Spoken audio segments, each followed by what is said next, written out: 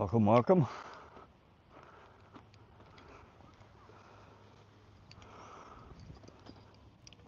Let's get this guy in the water here.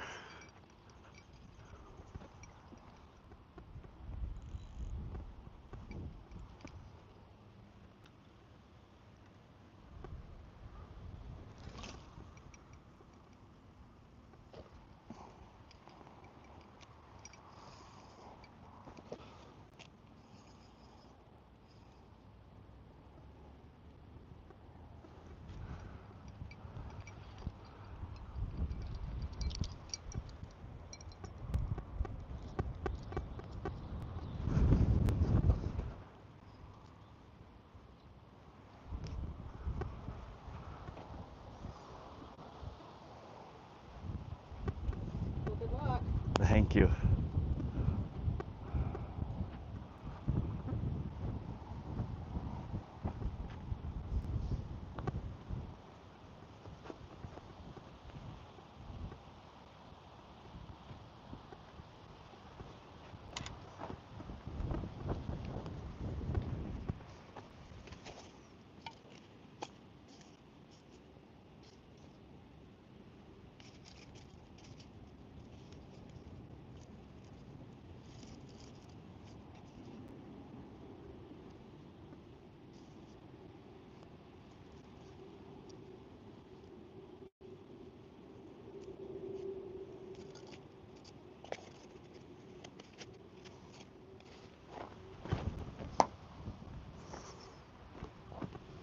Welcome, welcome, guys. We are just getting set up here. We have a carp pole in the water with bread balls on it, and we're just getting a bobber rig set up here with worms. How's everybody's Friday treating them?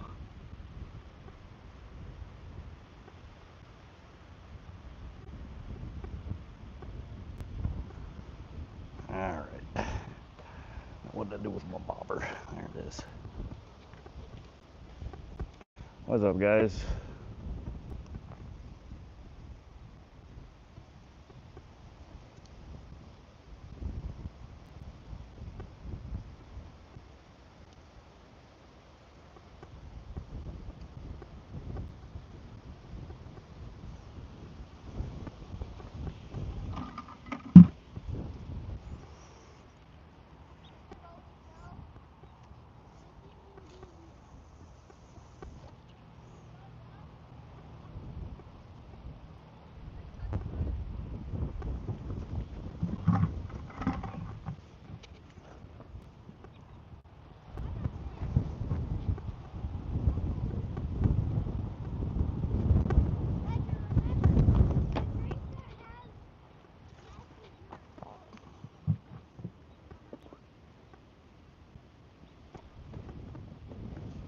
I appreciate the thumbs up. How's everybody doing today?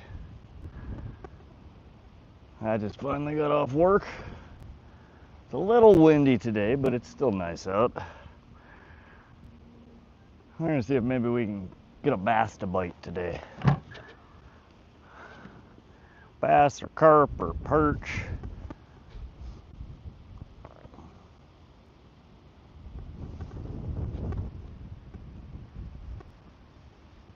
We've got one rig in the water set up for carp. It's got bread balls on it. Then I have a second rig, just a basic bobber rig with split shot and a worm on it. And I did remember my top water stuff today, so when we see bass start biting on the top water, we can throw out some top water stuff.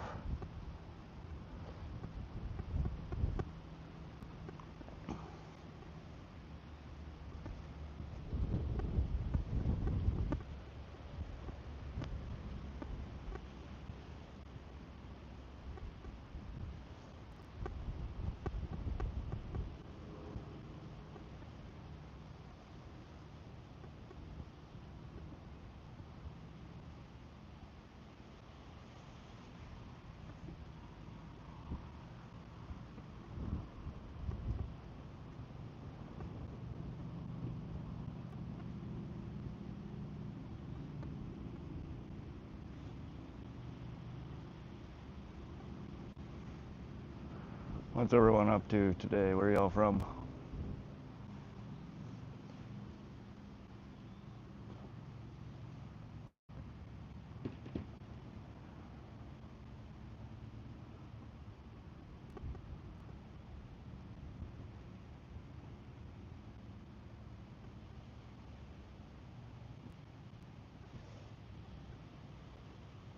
That boy Mason VR. Welcome to the stream, Mason. Fishing with Dre Hill. Welcome to the stream. We just got set up. The poles have been in the water for less than 5 minutes. Yeah, I asked where y'all are from. So no catches yet, but we've just been in the water for a couple of minutes here. We have one rig set up with bread balls. We're targeting carp on that one. And I just have a bobber rig that I'm playing with here on the second pole with just a chunk of a worm. Oh, there's a bite. There we go. There's our first fish. If we can get him in.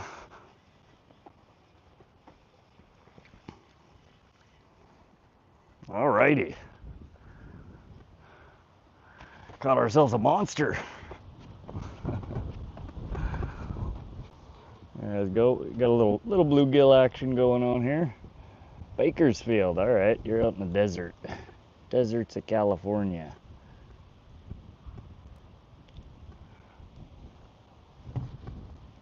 All right, decent sized one. Oh, I saved it. There we go. Nice little bluegill. That's about as big as they get in here. Maybe 5 inches or so.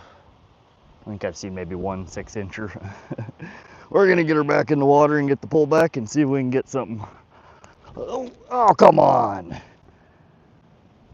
Oh, buddy. Get back in there. There he goes.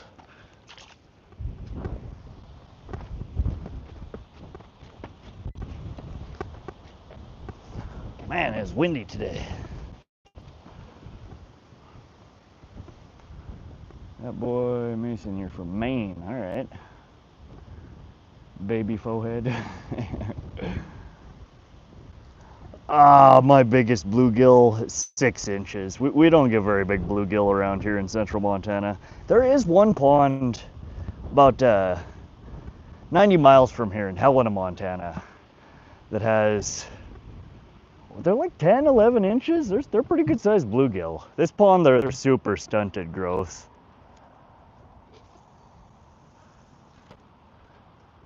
That's just littered with them. 2 pounds, man.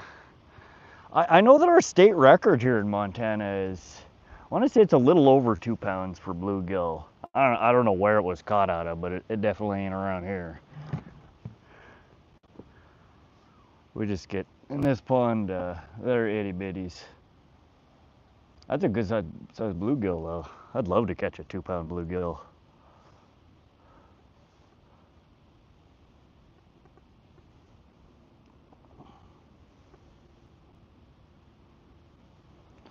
Now they have a lot of bluegill, a lot of pumpkinseed in here, but the biggest I've seen pulled out is 5, 6 inches. They're not very big.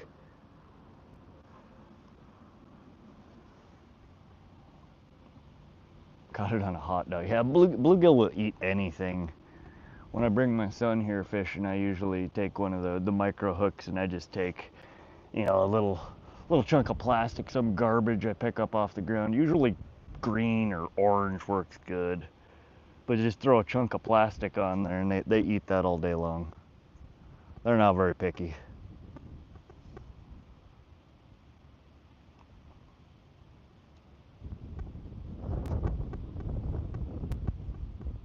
Hot dogs normally I'll use when I do sucker fishing or catfishing. Hot dogs work real well. Got a couple of carp off of them as well. Excuse me. Oh, you were catfishing. Okay, that makes more sense. I don't know. Bluegill they're not very smart. They eat anything and everything. smoking bluegill last night off a chicken from Chipotle. They like the old Chipotle, huh?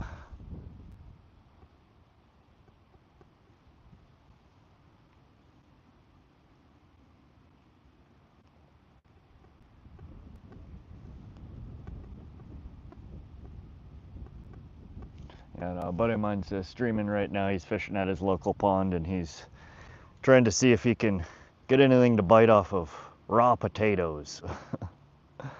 He's running a challenge. I don't know if that was the wind or if we got something nibbling on our line here. Probably just the wind. Oh, oh, we missed it. Is he gonna come back? No. All right.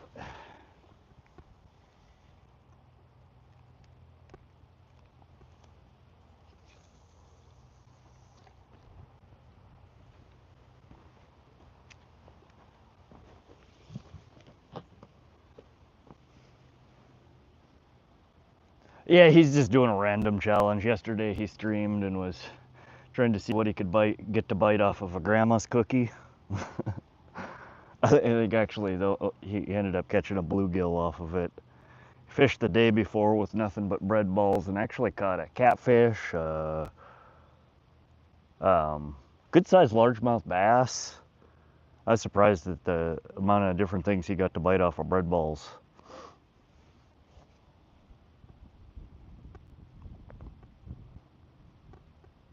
The part-time hunters, welcome to the stream. Yeah, it is fun. It's fun to do challenges like that sometimes, especially when you're fishing a water body like this pond. I fish it usually at least a couple of times a week. It's nice to break up the monotony and try something different. You guys doing a pond survey? Or just dinking around? What's that? Pond survey or just dinking around? We're collecting fish for the state fair. For the display tank over there. Oh, okay. Yeah. Anything in particular? Bluegill, bass? We went to the Missouri River this morning and got a whole bunch of walleye, carp, shorthead red horse, bunch of suckers. There's a huge display tank at it's called the Nature's Den at the fair. Which building is it in? It's like, if you go in the gate, it's like far right, next to like all the kids' rides and stuff. Okay. But So yeah, we're just putting fish in the tanks for kids to look at, basically. Right on. Oh, there's some action on the carp pole here. That didn't look like a carp though. That might have been a turtle. Ooh.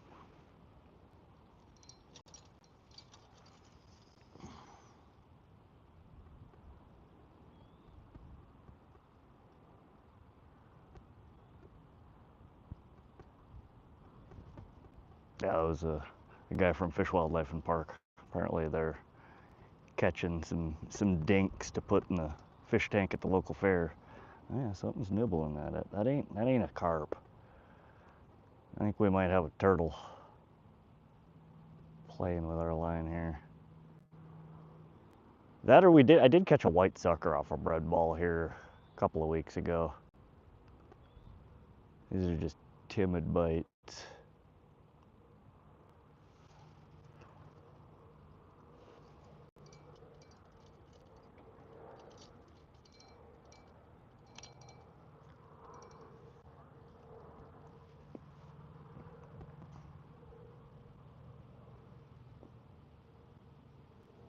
Alright, I'm gonna sit down. Way too hot to be out in the sun.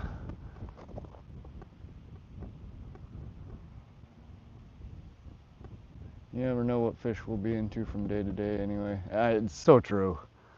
They're an odd creature. I caught, it's probably about a month ago now, I caught a freaking northern pike off of a bread ball.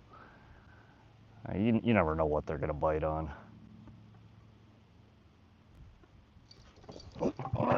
That's the bite.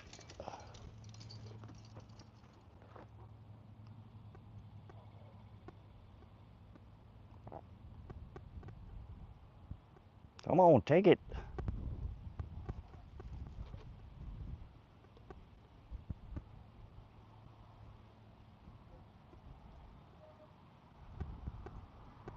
Oh, quit taunting me.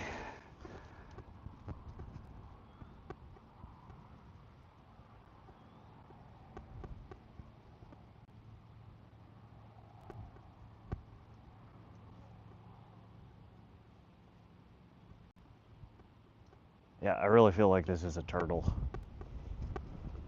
which is not what I want to catch today. No turtles, please.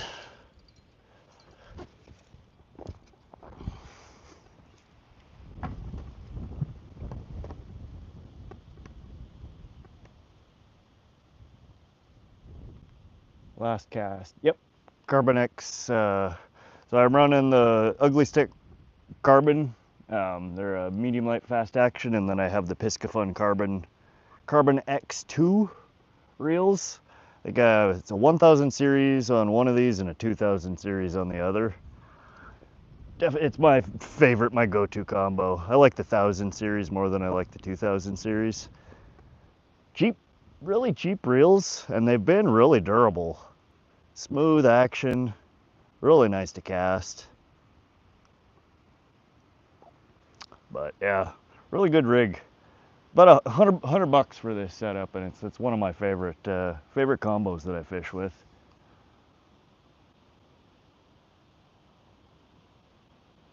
Mason VR, you gonna leave? All right, well, thanks for swinging through, buddy. Appreciate you stopping in. Mark Williams, welcome to the stream. Yeah, we've caught one little bluegill so far, and there's a bite right there. And something's been messing with my bread balls on the carp pole here. I don't think it's a carp, though.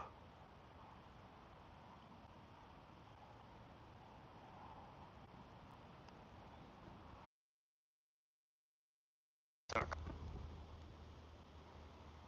think we got a turtle or maybe a sucker. There we go. I think we got a turtle or maybe a sucker. All right, sorry about that, guys. We had there we go. Having some technical difficulties here. Stream crapped out.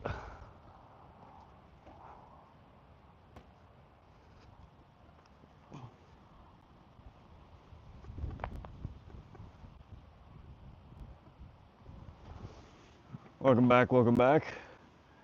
Sorry, the stream was tweaking there. It went into a loop. I think we should be back now, though.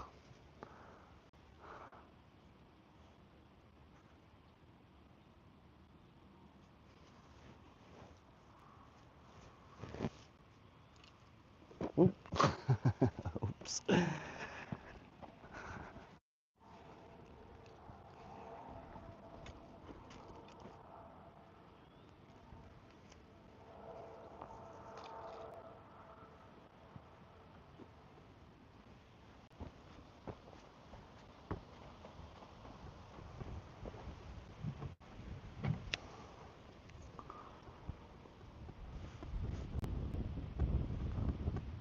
Welcome to those joining. Appreciate you stopping by and hanging out in the stream here. We have one carp pole in the water and fishing with a bobber and a worm on the other pole here. We have one catch so far, one little bluegill. All right.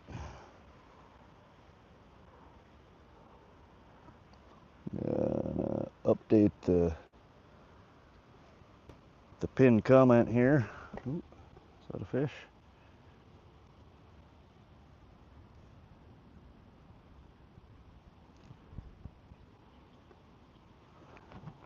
There we go. I think we got fish number 2 here. Maybe.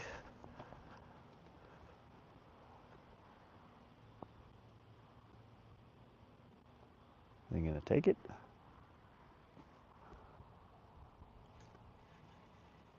There we go. Looks like another little bluegill.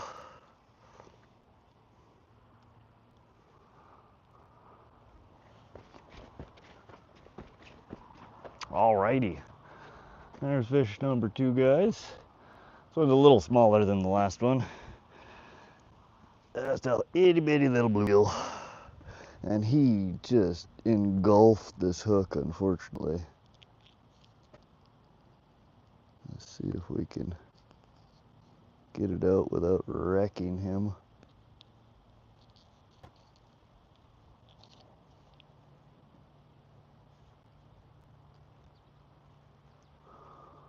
Oh, why do they do this?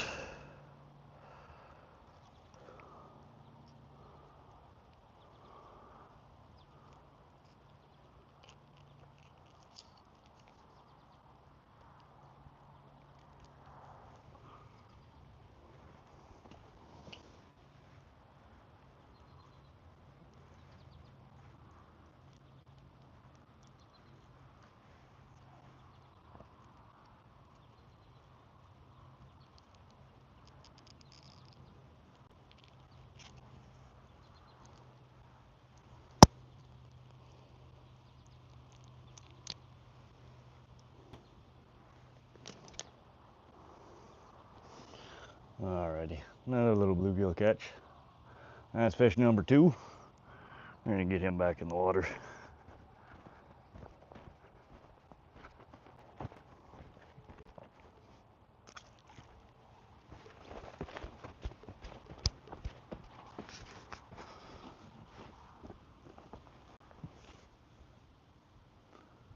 Kick Bass TV, welcome to the stream. How's everybody doing today?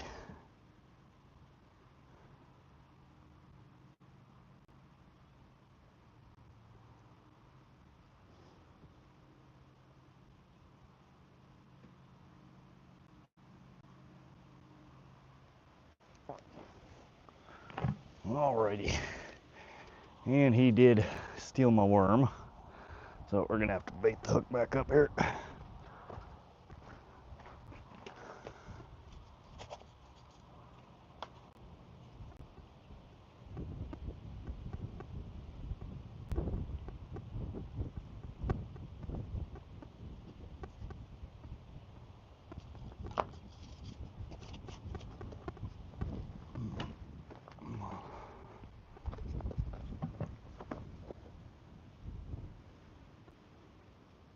Anybody else out fishing today or planning on doing any fishing or camping this weekend?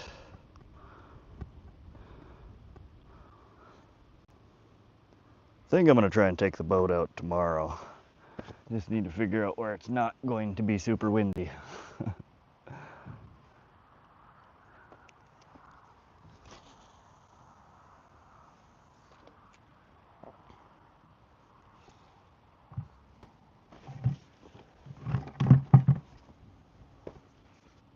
Appreciate the thumbs up, y'all.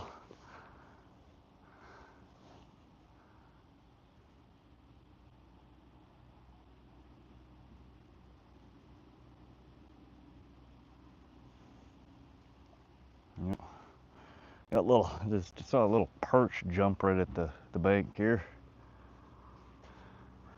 We did manage to catch one little perch yesterday. Oh dang, I forgot my smokes. I will be back in just a moment, guys. I gotta run over to my truck and grab my smokes.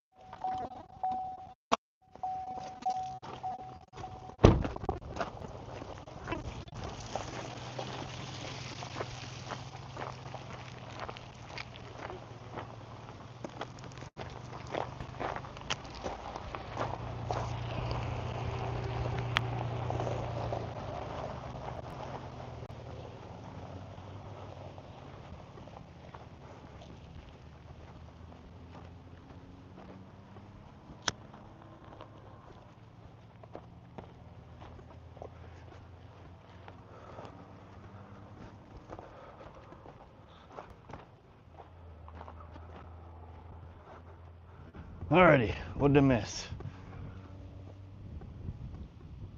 Faith and Tackle, welcome to the stream. Oh, I'm doing wonderful, thank you. Hope you're doing great as well. Did I miss any bites?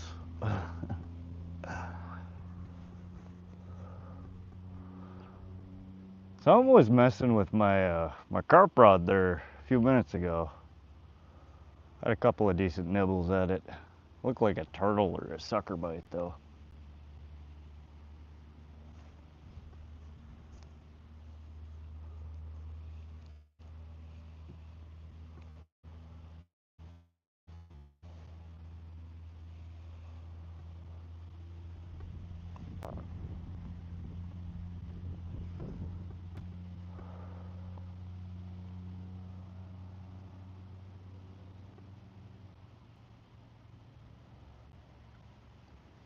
Got a little bass jumping over here.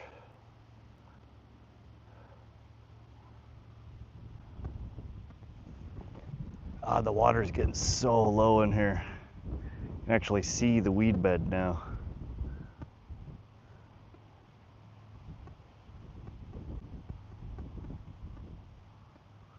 I'm gonna have to toss over into that. See if we can pull one of them little bass out.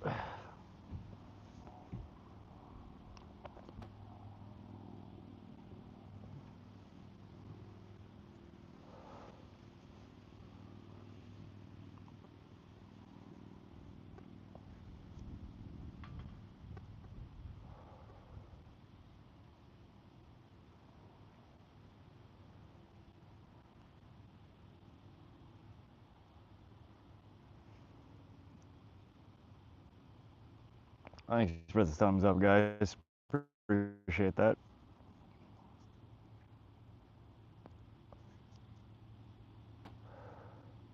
Anybody going fishing or camping this weekend? Been dying to go out camping. Need to put in for some time off work so I can. I think I might want to go to Flathead Lake. Possibly. I want to try and get a lake trout.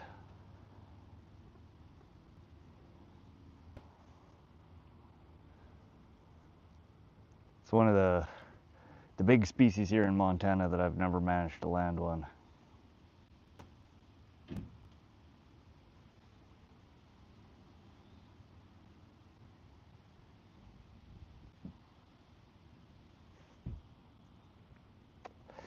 And I think Flathead has some pretty good sized ones, 20 plus pounders.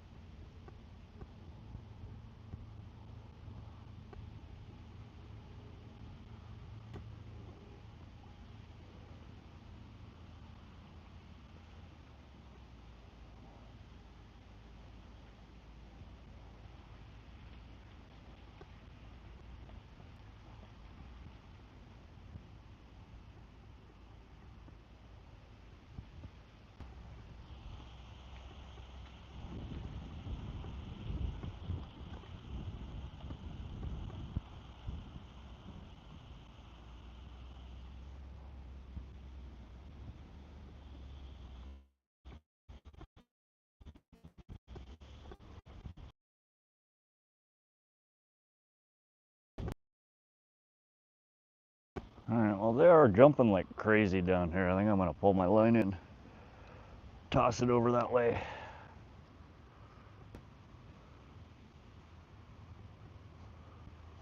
Well, they are jumping like crazy down here. I think I'm gonna pull my line in.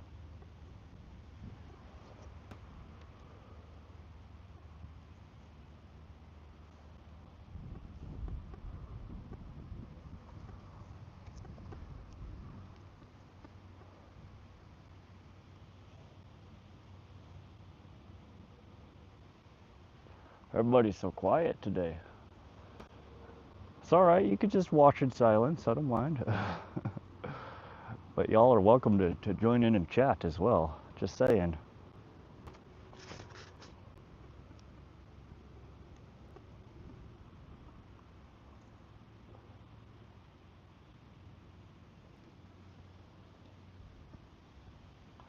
Yeah, it looks like the Fish, Wildlife, and Park guys dipped. That's pretty cool. So we have the local state fairs going on in Great Falls right now. And apparently they have a fishing exhibit set up with a giant fishing tank, and they've been going around to a bunch of local water bodies today collecting small fish to put in the fish tank for an exhibit. Sounded like they had collected a whole bunch of different species so far.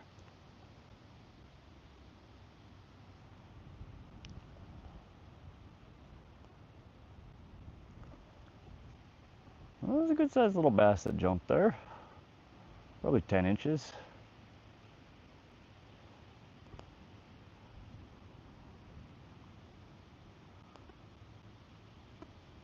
Faith and tackle. I'm listening as I'm driving. Oh, okay, Faith.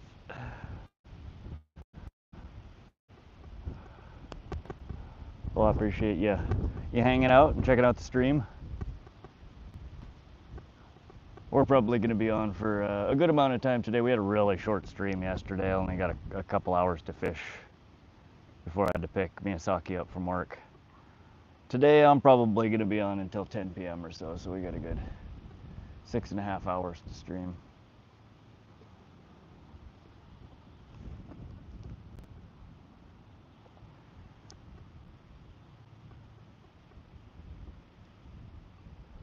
Hopefully we can catch more than just bluegill today. We had, I think, 11 or 12 bluegill last night that we caught in the 2.5, 3 hours that I streamed. We've got 2 so far in the first 30 minutes of the stream today. I'd really like to get I'm trying to have a stream where I can catch at least 5 of the species that come out of here.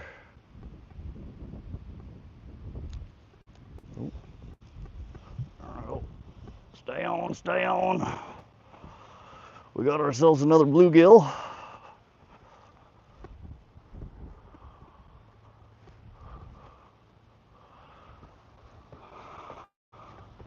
Decent sized little guy.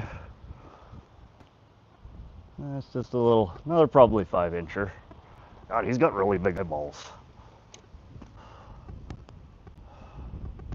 And it's just the one on that side. It looks extra large because it's so white.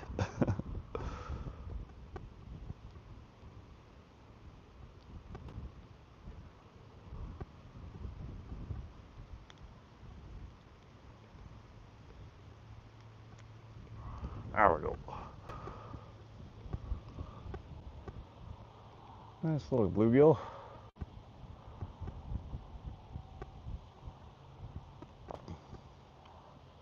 Well, that's fish number 3.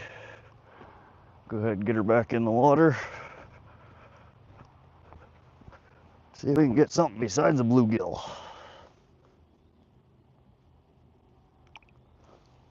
There it goes. Nice.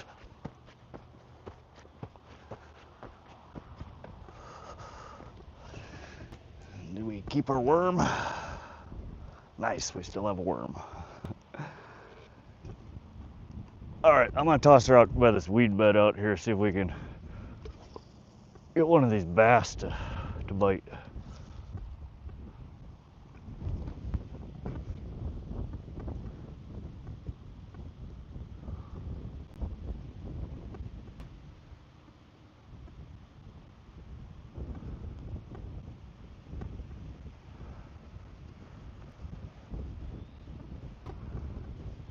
Man, that's what I should have brought that I forgot. Been meaning to bring my dragonfly lure. We have these big honking blue and green dragonfly that buzz around. Last year I had really decent luck on it with the bass. They seem to like it. Thanks for the thumbs up, y'all. That really helps YouTube directing people into the chat. That's all, y'all. I appreciate it. I'm gonna update the chat message here.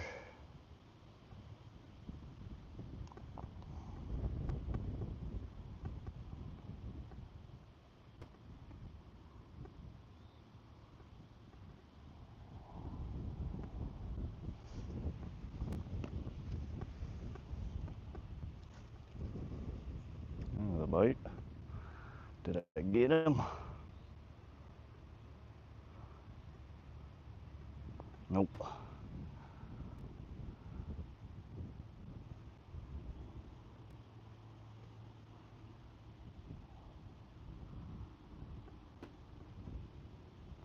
Hoping this wind dies down a little bit. It feels nice. It's just, I don't like it sways the camera around.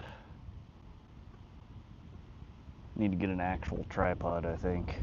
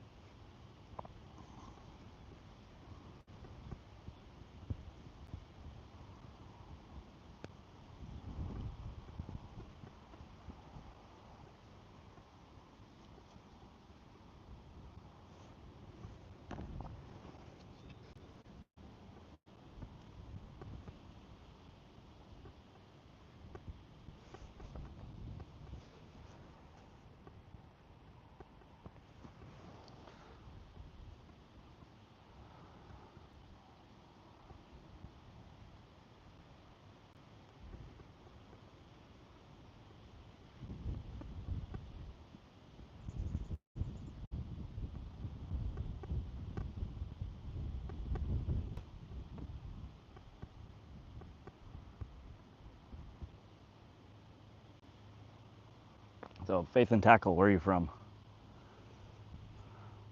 When you can safely respond, please don't crash your car.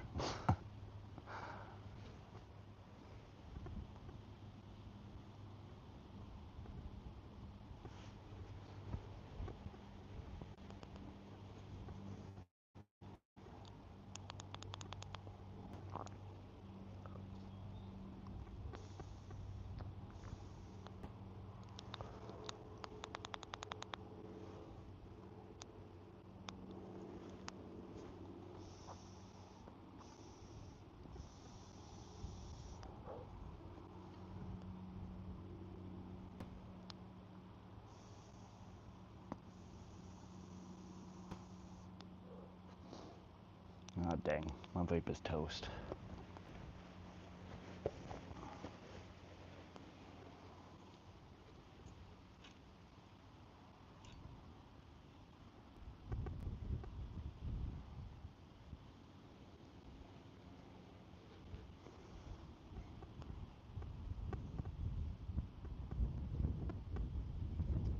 I suspect one of the fish here might have eaten the worm off the end of my hook. My bobber's not doing anything over there. Normally the bluegill pick at it constantly. Welcome to those joining. Hope you guys are all having a great Friday afternoon.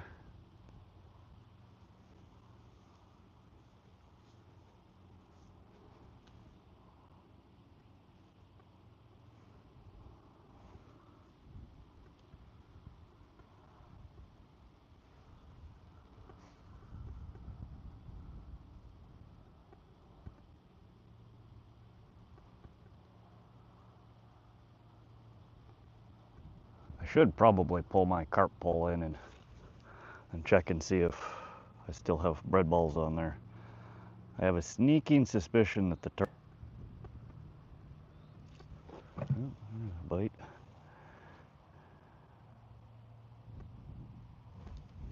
All right. Anything on there?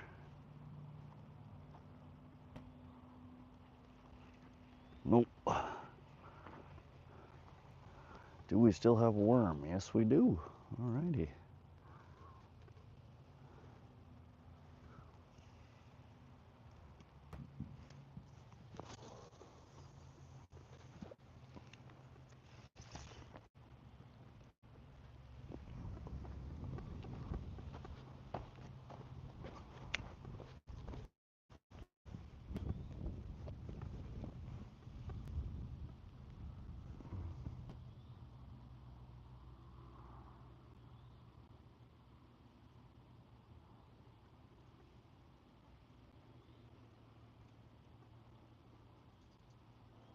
Well, we got some action on the carp pole here. So maybe there is actually some bread ball still left on it. Take it. Oh, let's get a carp.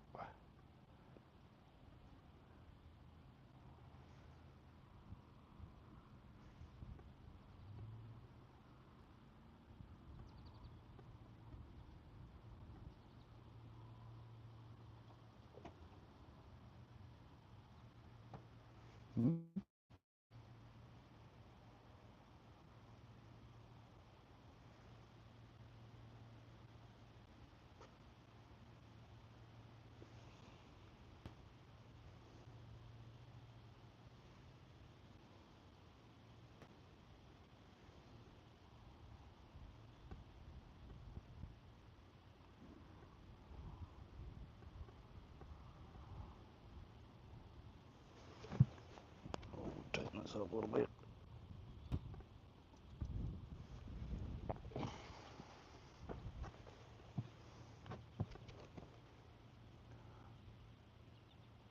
Jose Payan, welcome to the stream. How you doing today, my friend?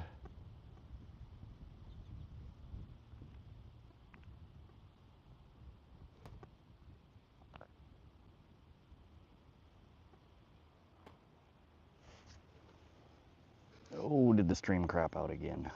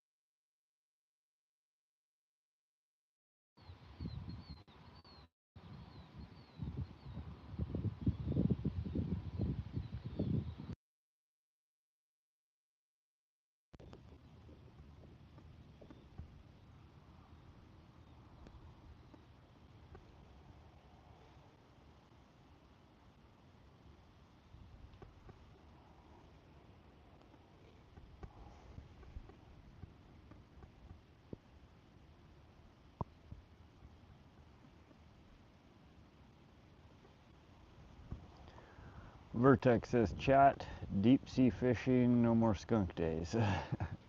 I am in the middle of central Montana.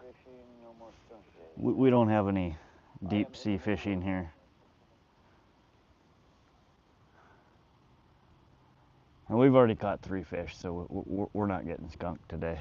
We got the skunk out already.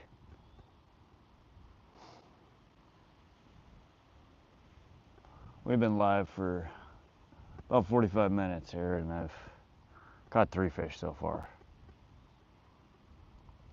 Granted, they are just itty bitties, but it's fish. But at any rate, Vertex, welcome to the stream. Kind of fish you catching out there in the deep sea?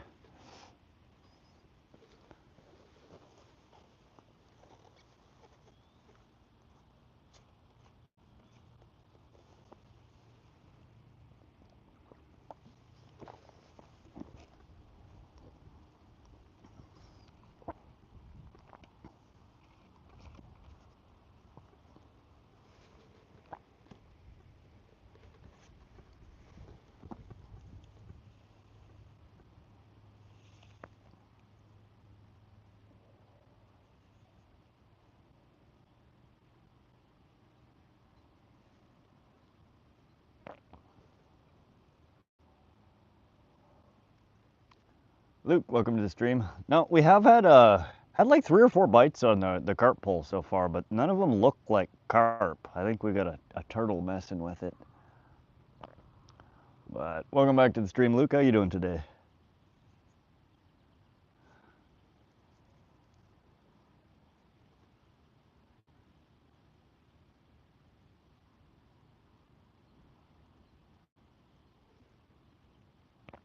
Good. Glad to hear that.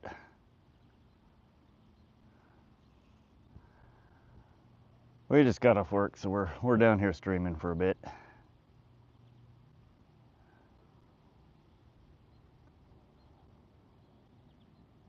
But I should bring the carp pole in and check the bread balls on it. They're fairly fragile, so if something starts pecking at them, they fall apart pretty quickly. But last time I said that, like 10 minutes ago, like immediately as I said that, I had another bite on it, so I just left it be. They're just taunting me. I fished all around the pond here. Unfortunately, my cell signal at this pond is not wonderful, and this spot where I'm at is one of 2 spots where I get good enough signal to stream. So I can't really stream. Like, I like to fish in the far corner over there that you see. I've had really good luck over in the corner there, but I only get 1 bar of cell service over there. So until I get a Starlink Mini or something like that, this is kind of the spot. Plus, I'm slightly in the shade here, and that's something there is not very much of anywhere on this pond. We have a pavilion, a little hut that's set up right here that casts a shadow. So I'm sitting in the shadow right now. Welcome to those joining the stream. Appreciate y'all hopping in and hanging out. We've got 3 fish so far. We've had 3 little bluegill. The carp pole's in the water there. We've had a bunch of nibbles at it. I'm not sure if it's turtles or the suckers messing with it, but they didn't look like carp bites. Is it windy? Not too bad right now. The wind's died down a little bit since I got here. Still have a bit of a breeze. Not bad though. It's comfortable. The wind definitely helps cut down on the heat.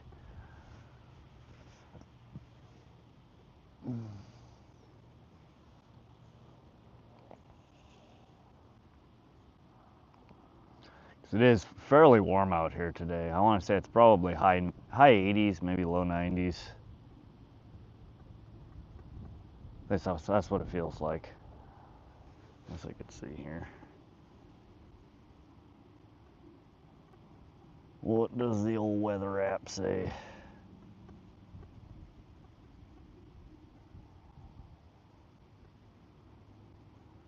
90 degrees. Yeah.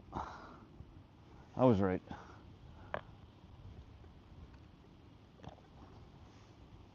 Doesn't feel too bad though with the breeze blowing here. Plus I'm sitting in the shade. Tremaine Wright, welcome to the stream. Can you see my tackle box? I have when I'm fishing like this, if I'm not in my boat, I carry a tackle bag. Oh, and it is getting way too overfilled.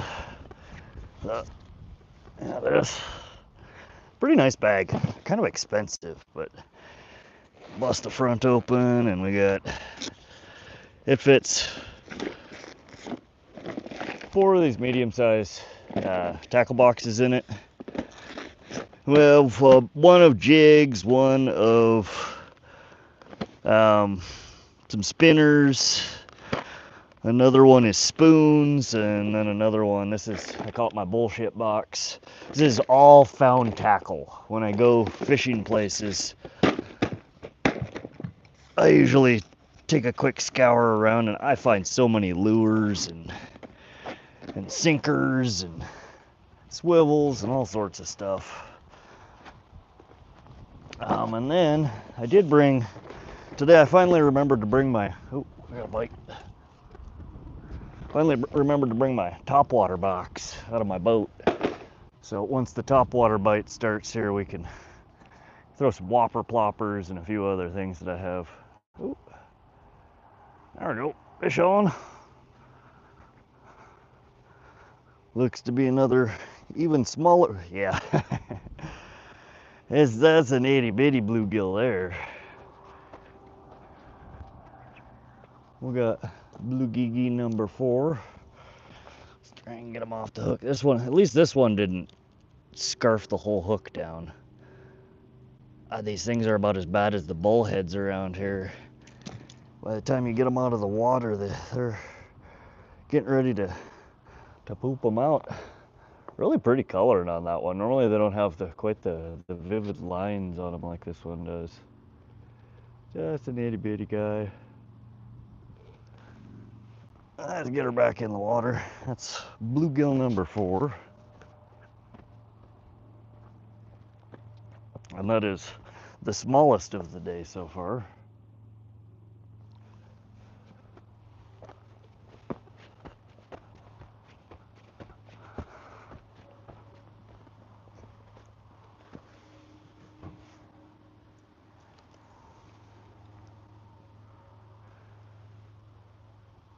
One of y'all want to do me a favor and type in 4 bluegill caught, and I'll pin the comment like I've been doing with mine.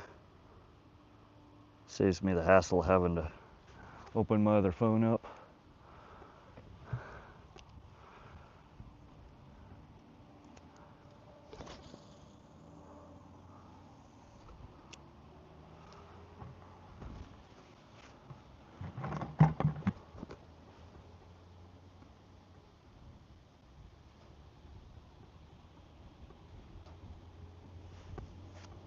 Or not.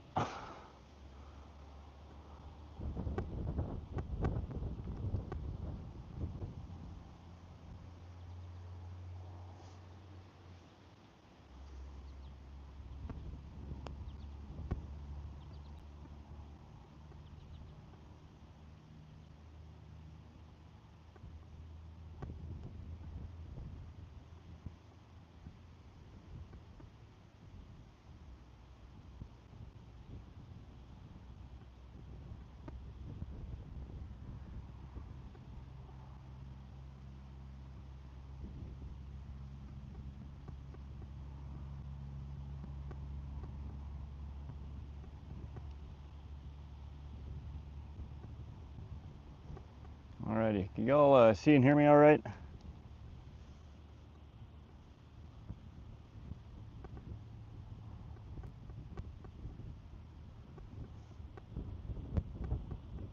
Alrighty, can y'all see and hear me all right?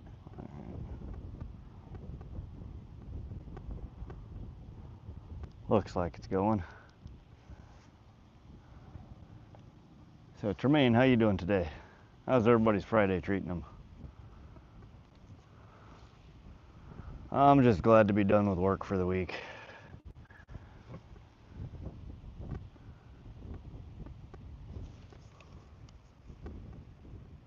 All right, get them.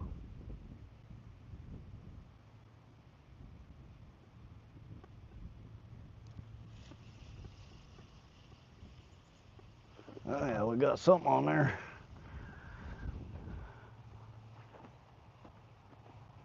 I think. Is he still there? Whatever it is, it's tiny. Did we finally pull a bass out? Or another bluegill? Oh, guys. Guys, this is a monster. You will not believe the size of this thing. This is got to be the biggest bass I've ever caught in my whole life. Look at that. All right, this has got to go on fish brain.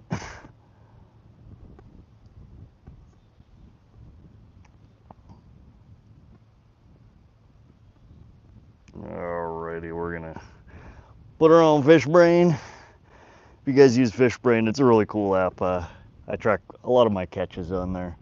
You can look me up. It's at Vox, V-O-X. God, why is it so?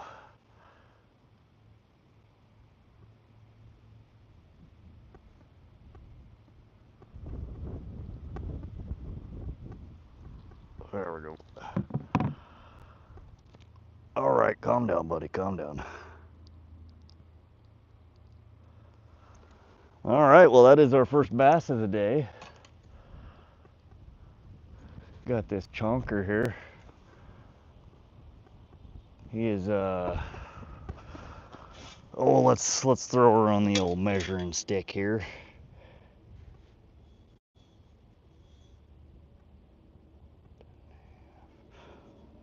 He's 4.5 inches. He's a beast. I'm gonna throw this monster back in to grow up a little bigger. Next time I catch you, I expect you're gonna be 5 pounds, not 5 inches. All right, buddy? There he goes.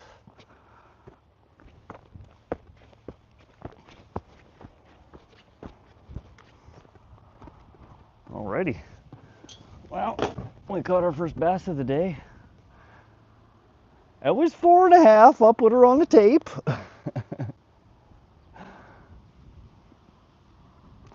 I wouldn't lie to y'all.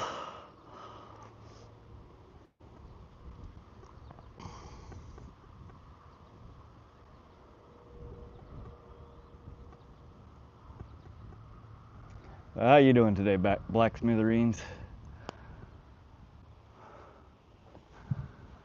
All right, well, that was back out. That's the weed bed out there. I'm gonna toss it back out. There's some decent sized ones out there. Hopefully we can get something a little bit bigger.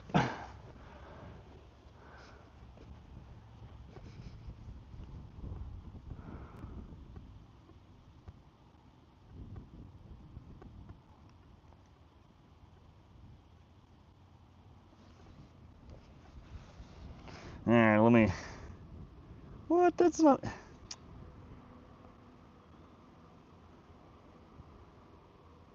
All right, I'm posting this on Fishbrain, see if I can get some people into the live here.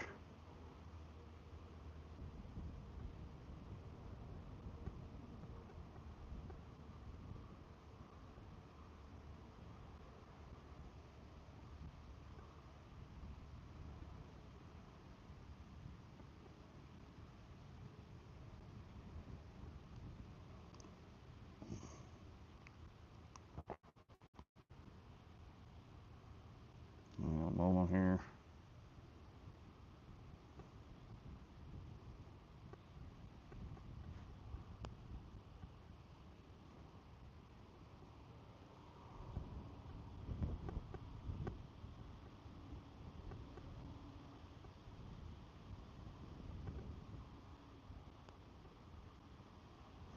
Alrighty.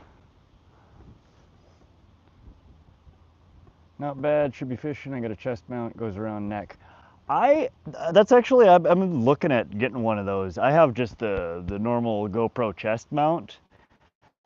And so often when I'm filming videos, you see like 90% of the cameras is my hand moving in and out, which drives me nuts. I hate that.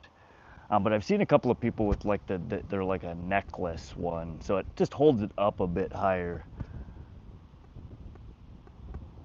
I'm meaning to pick one up to try it out. Yeah, nah, fishing. Welcome, welcome. How you doing today, buddy? Good looking day for it. How you been? I've been doing great. We haven't got to do a whole lot of fishing this week, unfortunately. Weather's been kind of all over the place. I had a decent evening last night, so I streamed for a few hours, and today I just got off work, and it's really nice out today. So, enjoying it.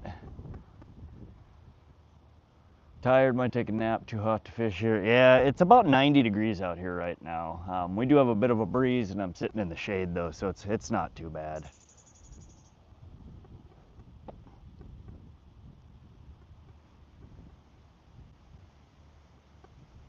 Yeah,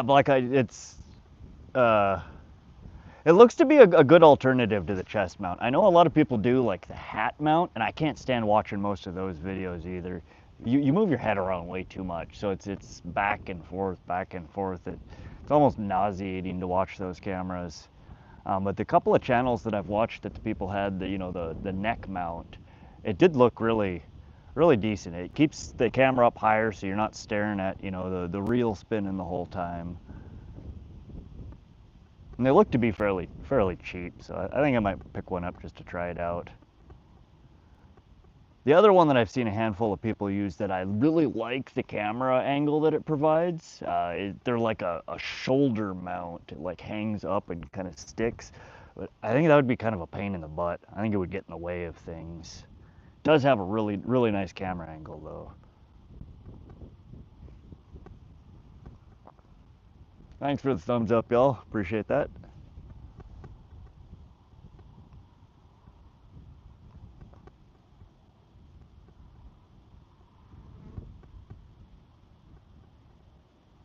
Now, when I'm out on the boat or I'm moving around more, I like to use the GoPro. But unfortunately here, there's just a couple of very specific spots that I can set the camera up and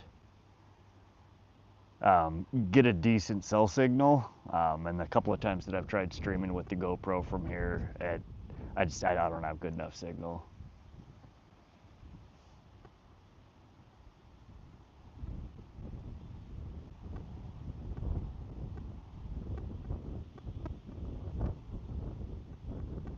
That by default, the GoPro films in 16 by 9 aspect ratio, so the horizontal video.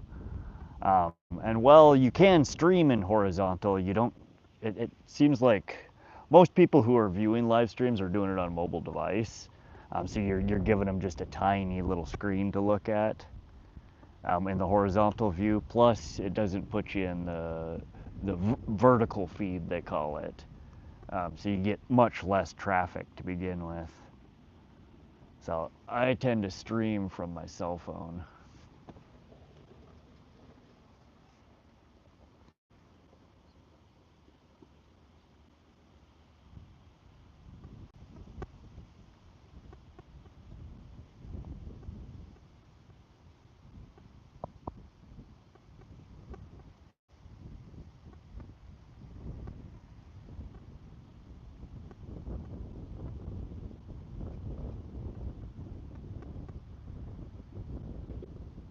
I do know that there's a way that you can configure the GoPro to record in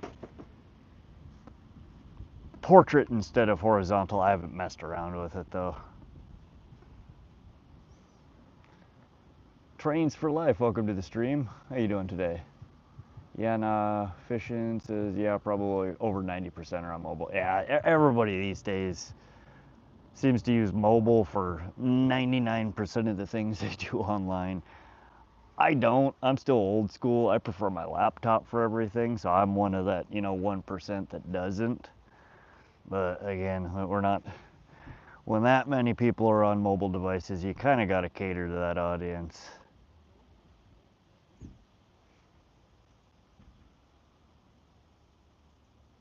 Trains for Life said I subbed. Appreciate that. Thank you for the sub. Always appreciate the support. We're a pretty new channel here, so every new sub I get means a lot to me. We're on the slow crawl to 1,000. We'll get there. I'm in no rush. Wow, that guy fished for all of about 15 minutes and he's dipping. People are so impatient.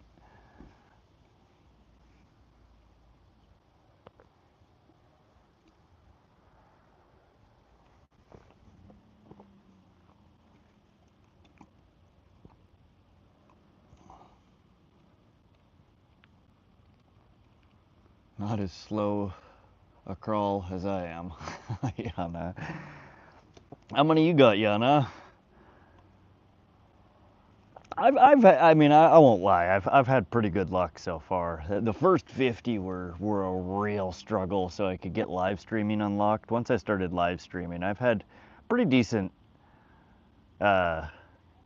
conversion. I'm closing in on 500 right now, I think.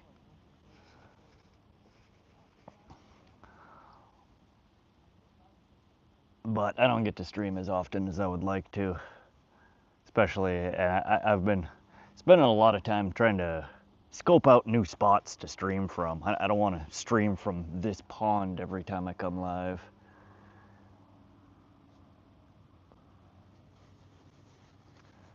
Unless you have really good video content, and I mean, I've been learning a lot.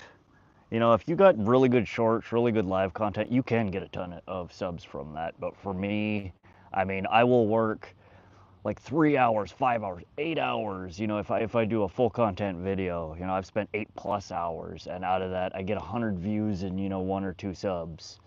If I take that same 8 hours and just came out and turned the camera on and fish, you know, I might get 20, I might get 50, I might get 75 subs in that same amount of time. It definitely seems to attract a lot more viewers or subs, you know, viewers that convert into subs. Not quite sure why that is. I don't know, maybe it just means my videos suck.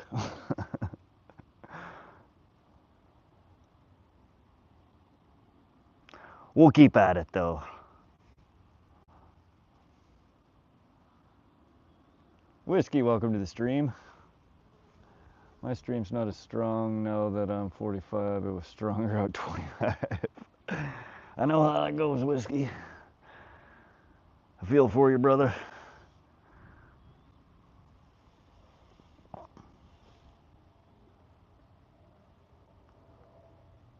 But to be honest, I think I have more fun live streaming than I do making the videos anyway.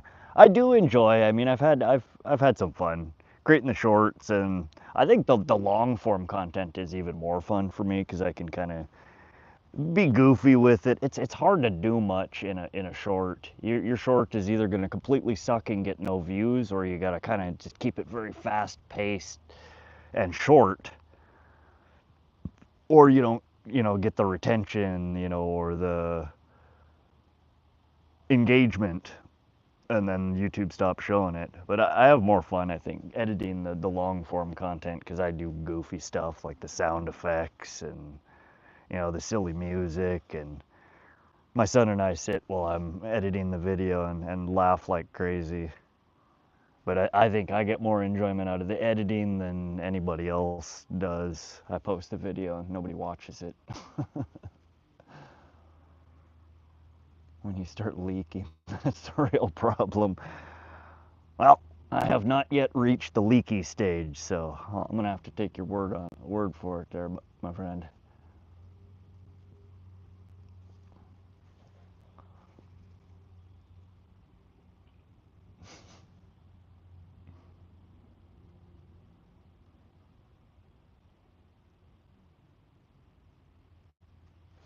Now, I suppose I should update my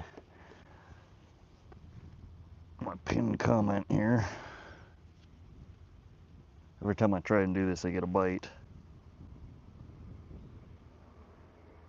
The editing's tricky. It really, there's a pretty steep learning curve to it.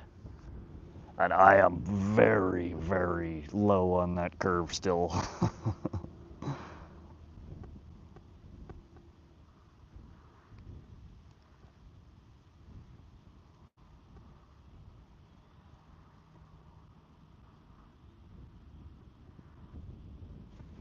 Oh, damn.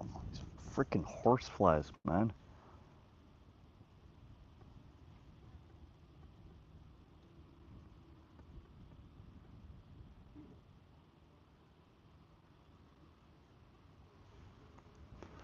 So one of these days I'm gonna take like an online course or something to learn to do better video editing. Because I really think a good edit really makes or breaks a video, and I'm not very good at it yet.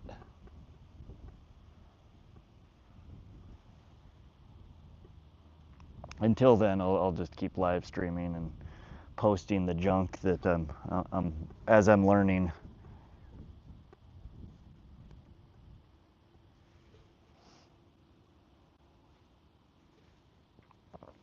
Thanks, guys. Appreciate those thumbs up.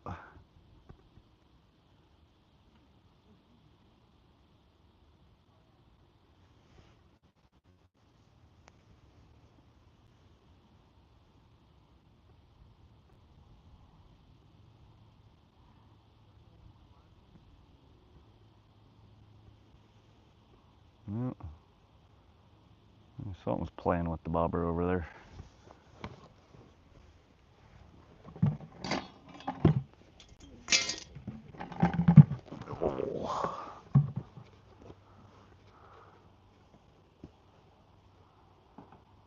God, I keep saying I need to either get a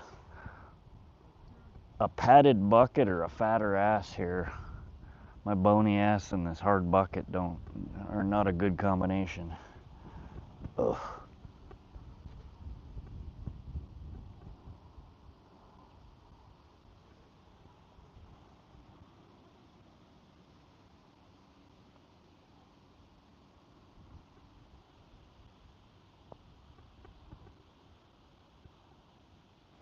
Yeah, no, every time I see your name, I think of there's a channel that I used to watch all the time on YouTube called Aussie Man Reviews, I think is his name.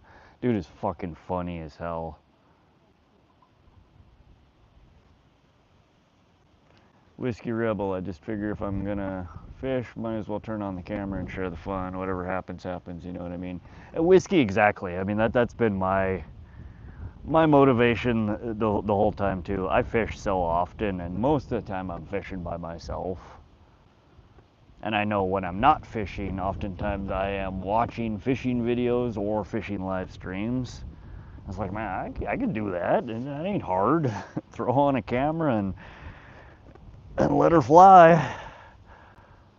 It's been fun. I've met so many friendly people. And it's always cool seeing what other people are catching around the world and learning new techniques and sharing my techniques with people. Yeah, it's been a blast.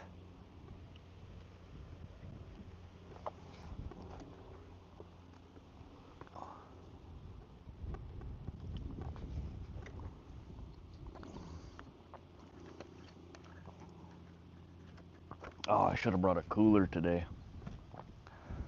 It's Mountain Dew. I don't know if y'all have ever had warm Mountain Dew, but it's not very pleasant.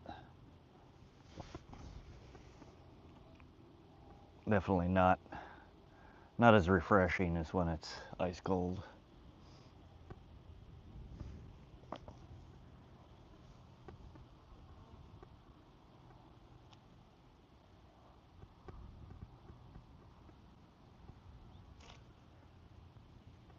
Did I get him?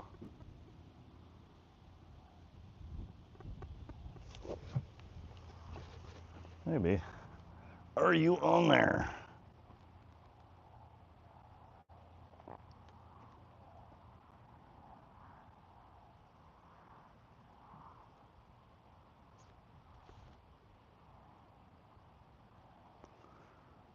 playing with it. There we go. There we go. Oh, we got off. Come on now, fishy.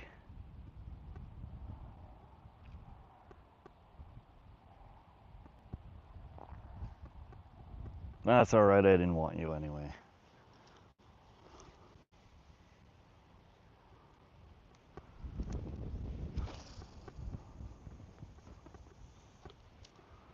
Alrighty, that spot looks like a winner. Oh.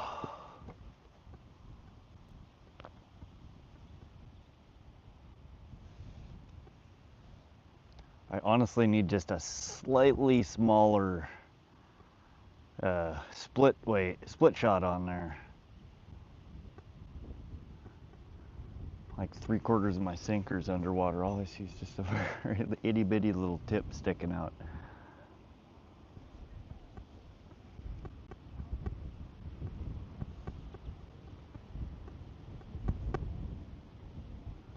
Oh, here comes the wind. Welcome, welcome to those joining. We're having a pretty good day so far. I think we've caught 5 fish so far. 4 bluegill, 1 little largemouth bass. We've got carp pole in the water here. I've had a handful of nibbles at it. In fact, I really should pull that in and rebait it. I'm sure my bait's probably toast on there.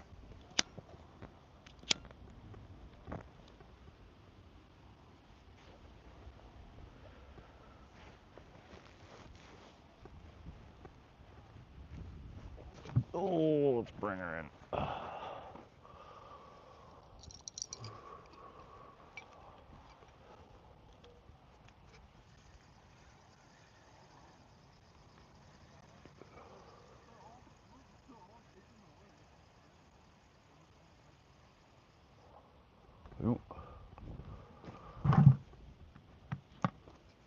Every time I try and do something, I get a bite on the bobber.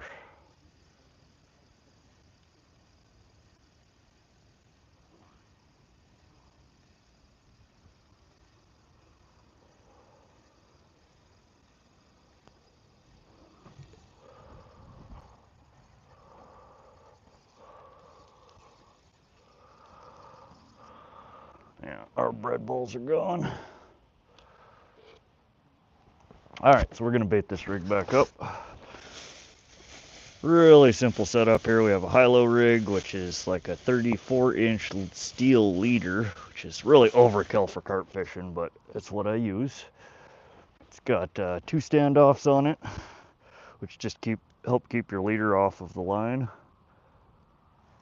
And we're fishing with about a 1/0 or a 2/0 hook. I have hot dog buns today, and I just tear off a chunk, open up the hot dog, and just kind of squish it around your hook. Try not to stab yourself in the hand. You really don't even need to expose the hook. This gets so soft in the water that once the carp come and bite on it and go to run away, they set the hook on themselves 9 times out of 10. Just make sure it's good and mashed on there so it's not fluffy anymore. And again, the high-low rig has 2 hooks, hence the high and the low.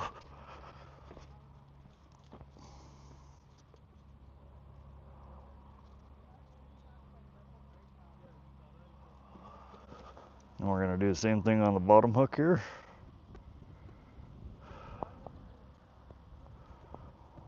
Squish around. Squishy, squishy, squishy. And you can use any kind of bed. The squishier the better. The more doughy it is. I found that like dinner rolls are one of the easiest to use because they tend to be really moist, really squishy. But that's it. That is your high-low carp rig. And we have about a half ounce weight on the bottom here, and that is purely to allow me to lob this guy out there. You could use a lighter weight on there, but I'm trying to get it pretty far out there, and the heavier weight allows me to do that. And that was a terrible cast, but we'll let her soak. I was trying to get it about 15 foot further than that, but it's all good. And then I like to use a bell because I'm oftentimes fishing with the second pole, and being able to hear the bite helps.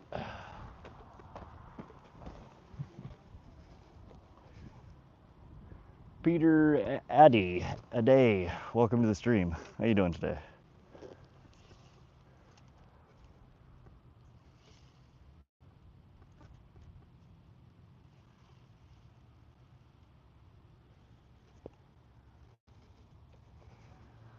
Appreciate the thumbs up there, Peter.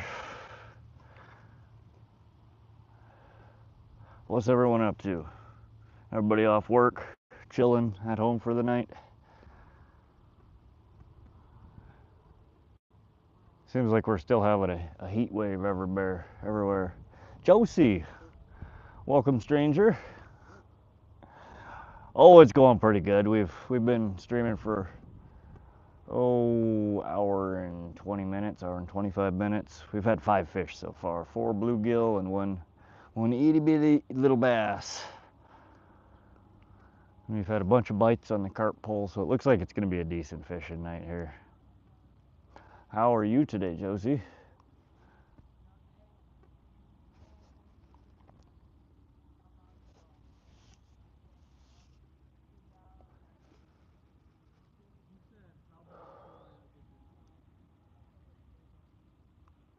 Oh, you're 10 a.m. Saturday. That's right. I always forget y'all in Australia and New Zealand are like literally in the future.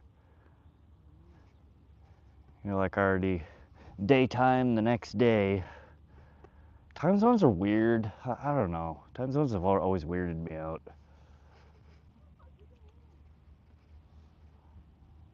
It gets confusing. It shouldn't be Saturday somewhere on the planet and Friday other places. Like, that just doesn't make any sense to me.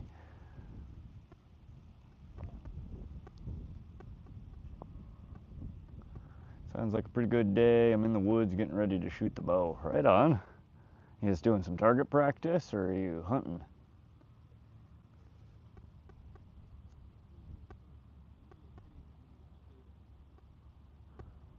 I shot a little bit when I was younger. I went through bow hunter safety and got, my bow hunter safety card so I could actually hunt with a bow, but then I decided that I have no reason to be trying to hunt with a bow. I can barely kill stuff with a rifle. So,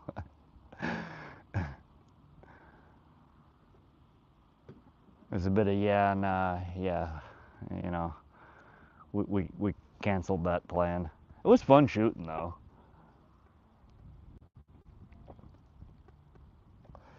I never got very good at it.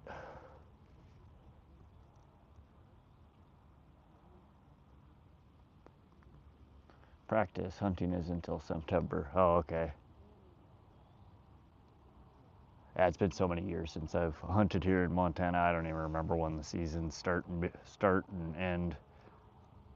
There's so many different seasons for hunting, though. Your bow season for this starts, a week before the bow season for that. And then they have early rifle season, then regular bow season opens, and it's so complicated.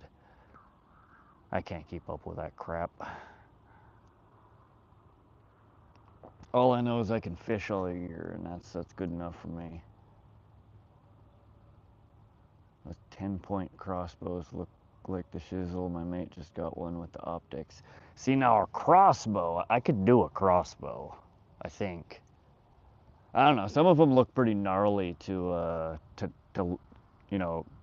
knock up or whatever you call it, to pull it back.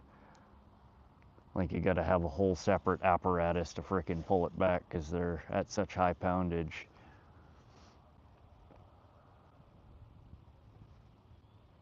But I could probably at least hit stuff with a crossbow. My problem is I've had numerous shoulder injuries over the years. I've dislocated. I've lost count. I've dislocated it so many times at this point. It's at least a dozen. So for me to pull it back and hold it, like it kills my shoulder.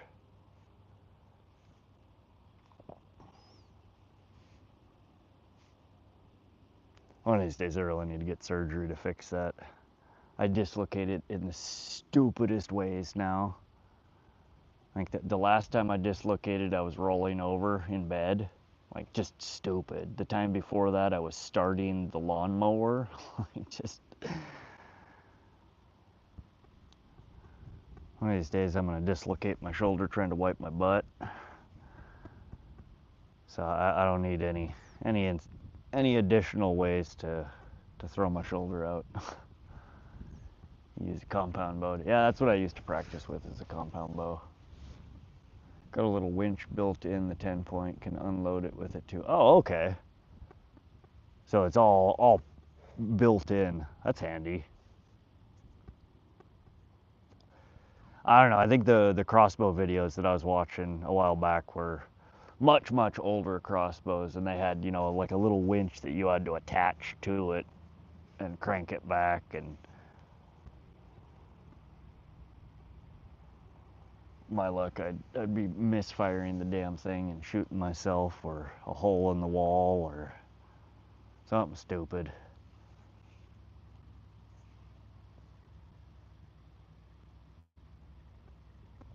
Yeah, that was one thing. I think the crossbows tend to be way higher poundage than a compound bow. I mean, I want to say it was like 160, 180 pounds. Like they're a lot, which is why you have to use the winch to pull them back. Not many of us can He-Man out and yank something back like that.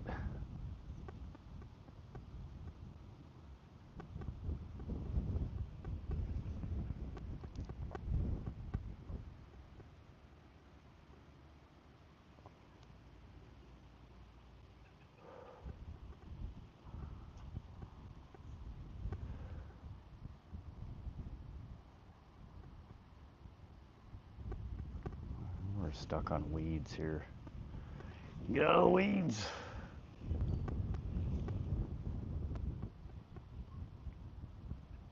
All right, Bobber. Are you coming back up? Apparently not. I think we're just stuck in the weeds. Optic has a built-in rangefinder, almost cheating. Auto adjusts for you. Yeah, that sounds pretty sweet. Fishing with Tito, welcome to the stream. How you doing, buddy?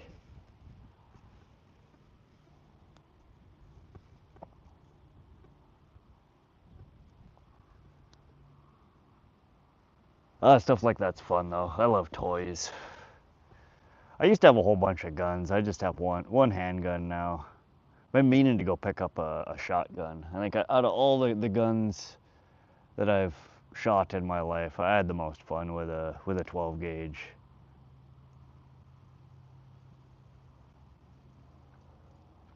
Oh, there was a nibble on the carp pole there. Come on, come on, come on. Let's do this. Come on, fishy, fishy, fishy.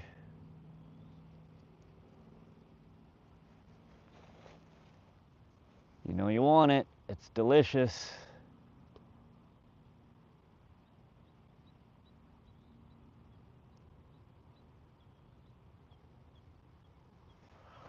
Let's give her a little tappy tap here, see if we can draw some attention. There we go. If y'all ever get nibbles like that and they seem like they fade, I've noticed from the underwater videos that just a slight movement of your bait will often bring all the fish right back to it. And just as soon as I moved that, the nibble came back. That doesn't look like a carp. We either have a turtle again, or maybe the perch found the bread.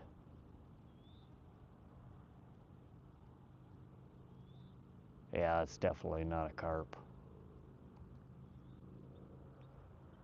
Something's picking at it though.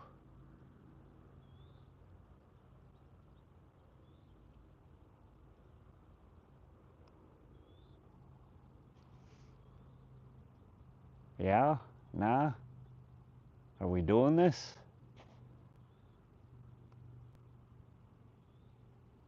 I swear to God, if I get up and sit back in my chair and you come back, I'm not gonna be happy.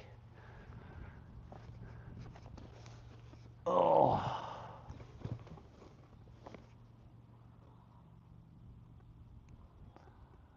Alan Malone, welcome to the stream. Welcome back, buddy. Fish Forever Life. Welcome to the stream, Fish Forever.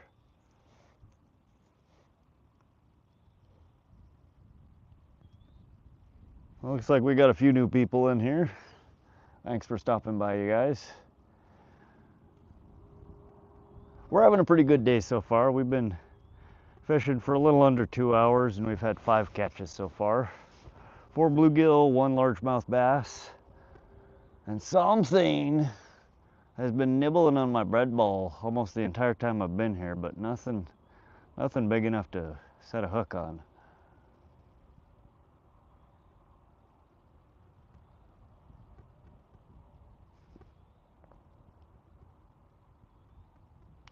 All sorts of top water here. What the heck is that?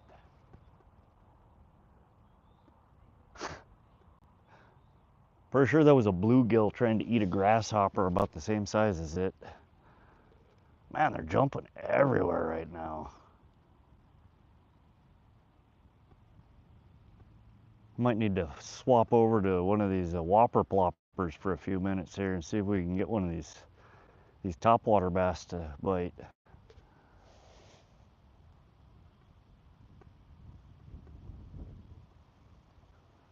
Man, your fish talk ended up a marathon, Eddie. It was a test. We will curtail it. Sounds like I missed a decent stream. Thanks for the thumbs up, y'all. Appreciate that. Let me hit that sub. Oh, thank you. I appreciate the support. We're a slow-growing channel here. Been at it for a couple of months. Doing pretty good. We're almost up to 500 subs. And then we move on to the march towards 1,000. Having a blast, though. That's fun to get out here and stream and show you guys some of the places that I get to fish. I am about that close from biting the bullet and getting a Starlink Mini, I think, though. I really want to take you guys out on the boat and show you some pike trolling. That's my favorite fishing I've been doing the last few years. And I have not been able to stream any of it because all the places that I troll or, go pike fishing are up in the boonies. We don't get a good cell signal.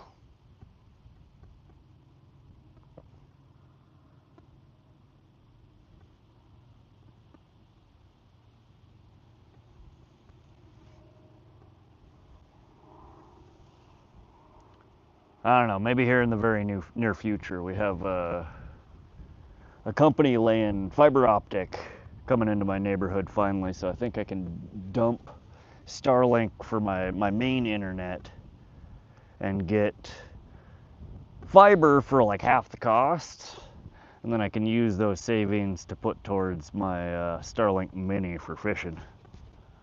That's the plan. They have it doesn't run directly off a 12 volt, but they have some pretty easy to use converters that you can get, some adapters.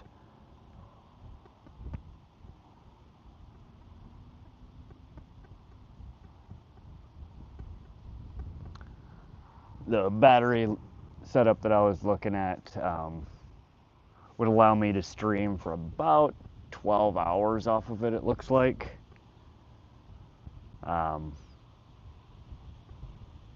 It's a little bit bulky, but I think I can get it to fit in a backpack, so I can just grab it and drop it on the boat without having to tap into my without having to hook everything up, hardwired into the batteries. That way I can keep it portable and use it for streams as well. Because even without the boat, just a lot of the places that I like to bank fish, like this spot, I only get 2 bars of service here, and it's really intermittent. My signal craps out. I got to restart my stream a bunch of times. It's just painful. But yeah, the new Starlink Minis, the power consumption on them is way less than your typical Starlink dish. I think my regular Starlink dish, I think I have the V2 of it. It consumes anywhere from 40 watts upwards to 75 watts, depending on what time of the year it is. And I think the Starlink Mini takes about 20 to 25, so it's, you know, half of what the regular dish is. Nope. That wind, or we got fish?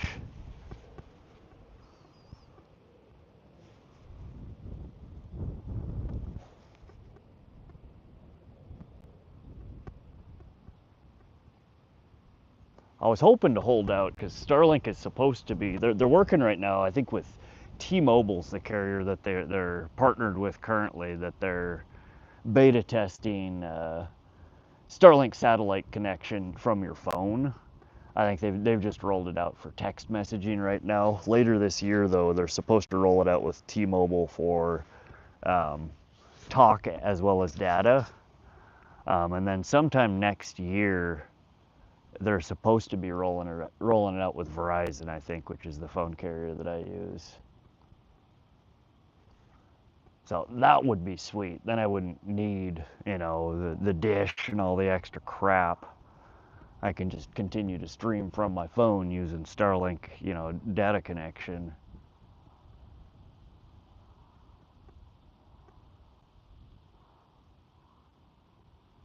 I don't know. We might try and hold off till next year for that. We'll see. Every time I go out and I try to stream, I get irritated, and it pushes me closer and closer to biting the bullet on Starlink.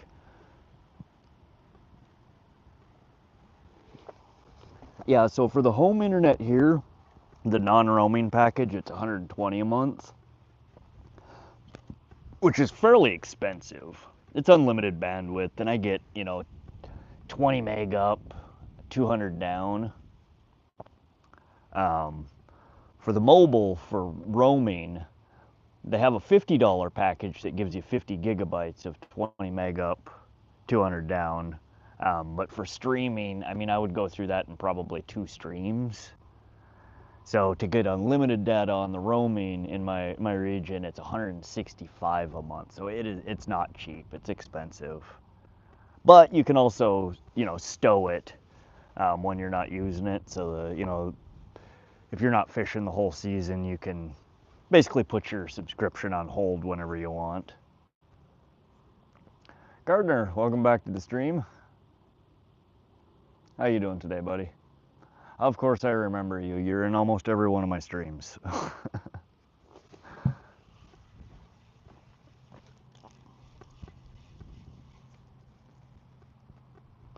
Well, that would be why I'm not getting any bites. My worm is gone. Well, let's bait her back up here.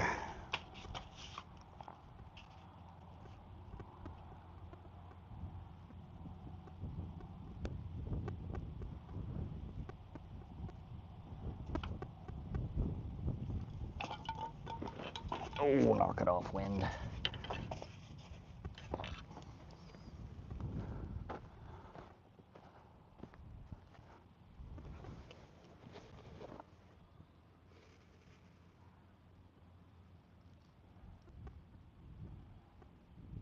$250 a month for mobile Starlink. Man, do they really, your region that much more expensive?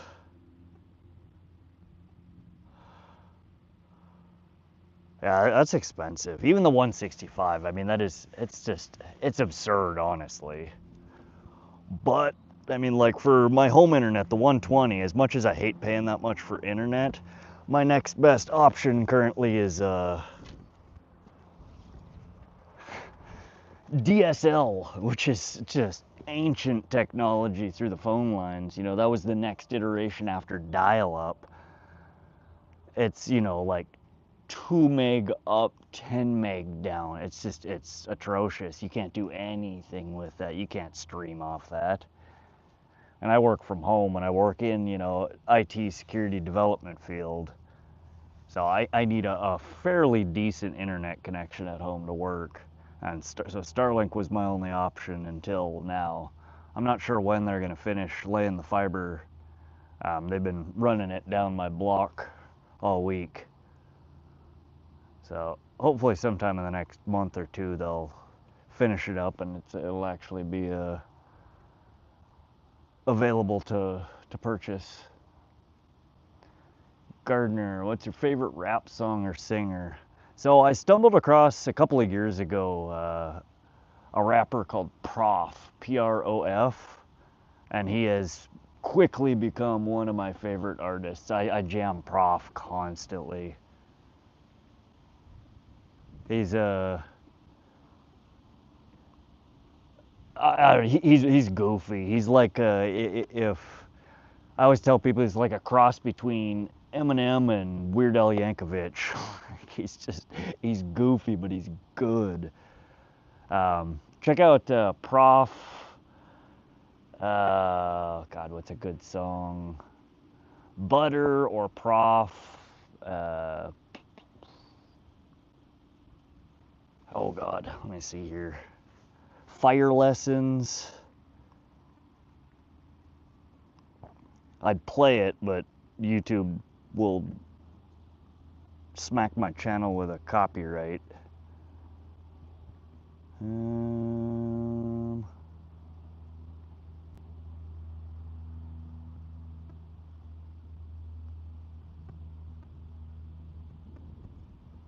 Dang it.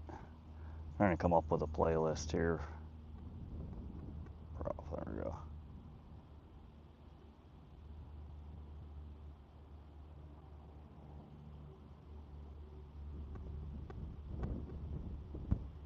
Yeah, Prof Fire Lessons, High Price Shoes is a good one. Trying to think of what the first song was of his that I heard.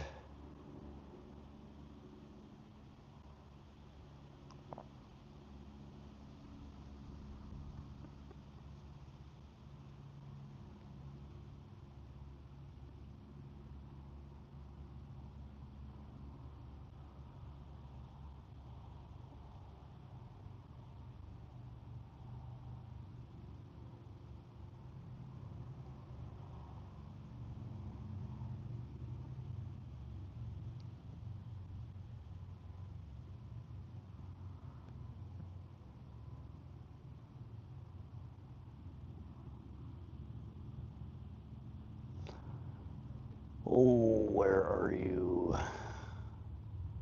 Tarzan. that was it. That was the first thing. I think I saw a short with that, a live performance. Look up Prof Tarzan.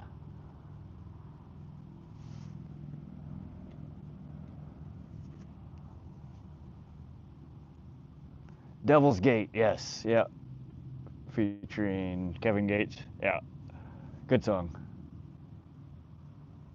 Yeah, I've heard of Eminem. Everybody's heard of Eminem. Emac, welcome to the stream. Sorry I missed you come in there. First time watcher. How's the fishing? Pretty decent so far. We've had five catches in about the last 2 hours. And have had pretty constant bites and nibbles. Fishing's good today. Yeah, no, you're right. They should. Just like, I mean, you can use pretty much any audio for shorts as long as you're adding it through, you know, the YouTube Shorts audio, and they give the artists a kickback on all of that. And I think for the lives, you should be able to do the same. If you're playing copyrighted music, as long as you're, you know, crediting it in some way.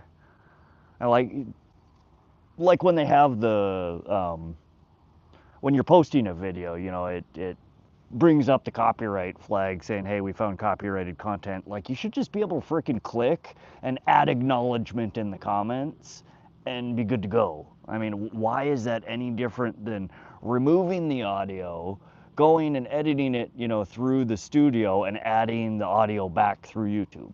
Okay, well, why does it matter? Why does it matter how it's added? As long as the acknowledgement is there, it should be fine. Welcome back, Mason. How you doing? Did you hear anything from YT Ed about Duke Box night? I enjoyed that night. I'm not sure what you're talking about.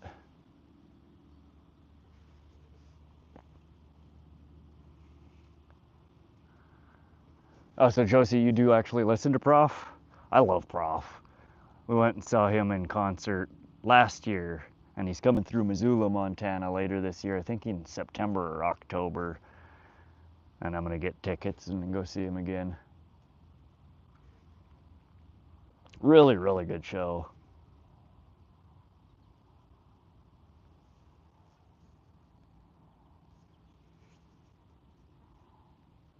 Nice. Most people that I mentioned Prof to have never heard of him. I mean, he's getting bigger. He's been at it for over a decade from what I understand. Are you on there? Where'd my bobber go? I don't feel a fishy, but I don't see a bobber. Fishy, fishy, fishy. But yeah, he's been at it for a decade, and really, just these last couple of years, it seems like he's breaking more through to mainstream. What sort of music they play? It's rap, but it's not like gangster rap. You know, I mean, it's not like hardcore. It's honestly a lot. It's funny. Like he's a goofy, skinny little white dude from Minneapolis. But he's got skills. He reminds me a lot, like his rapping styles, like Eminem, like NF.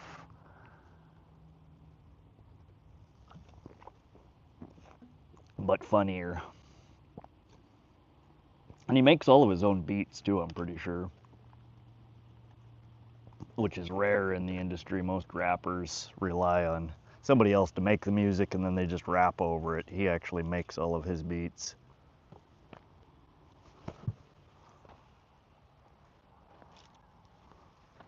Where is my bobber?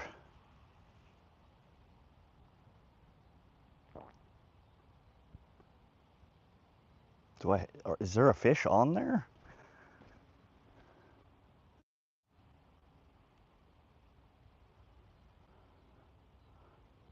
Seems like I might have something on there. I don't feel, he just must be tiny.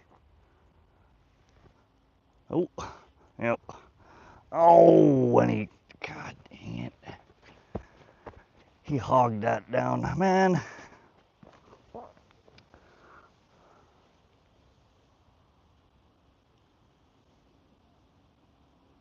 There we go. But I don't know if this one's gonna make it. He's halfway done with this meal already. I don't know how long he's been on there.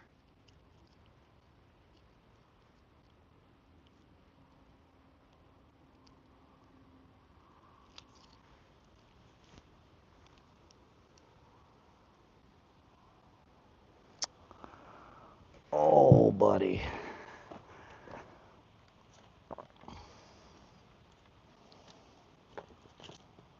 See, this is why I don't like catching bullheads usually. Dang things just swallow the hooks so deeply. And it's next to impossible to get it out without just annihilating them.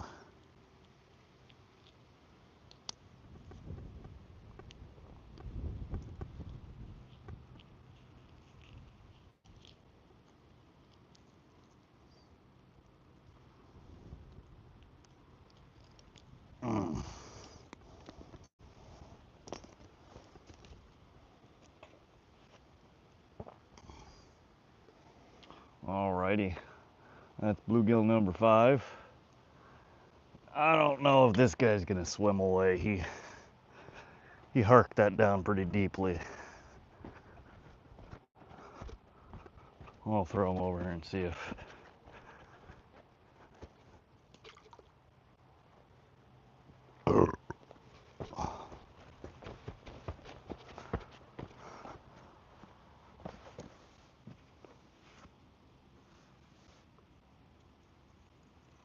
Yeah, no, I'm probably smoking enough for the rest of us. I try not to. I'm a terrible chain smoker though usually. And in fact, I have been thinking about grabbing one here for the last few minutes. Been trying to convince myself that it's time to quit. One of these days I wish I could get my brain to agree with me that it doesn't need the nicotine anymore. But it's tough.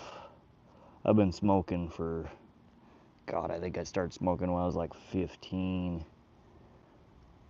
And it's been a lifelong addiction.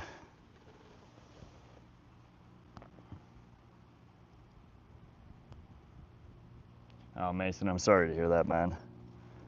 Sucks losing people, especially to cancer and ugh, no fun.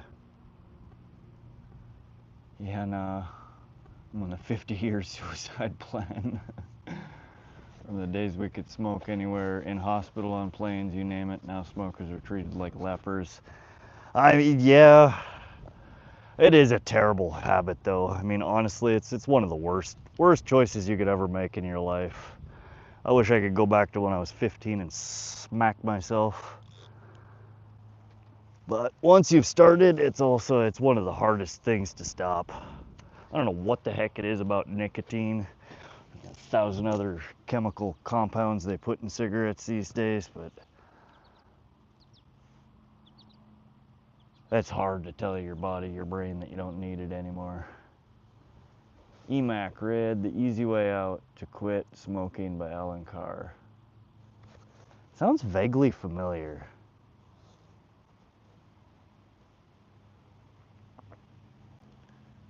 The Easy Way to Quit Smoking.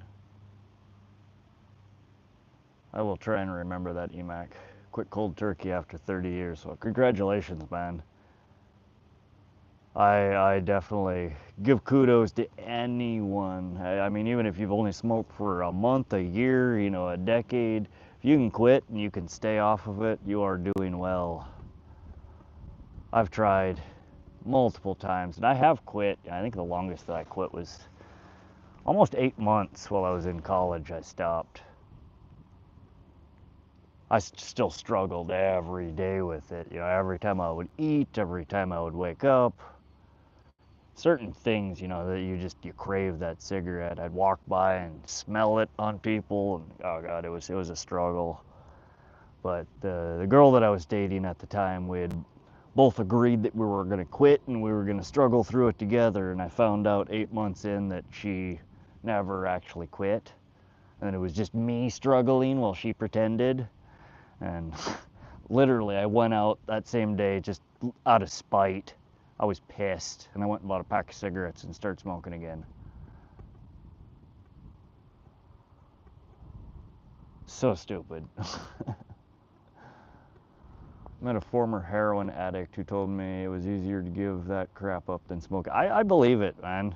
Especially if you've been, a chronic smoker for years. It changes, your brain chemistry, your body chemistry.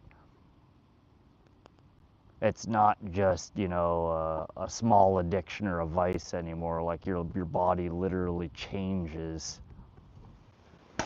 Like I get so anxious, so irritable when I don't have a cigarette.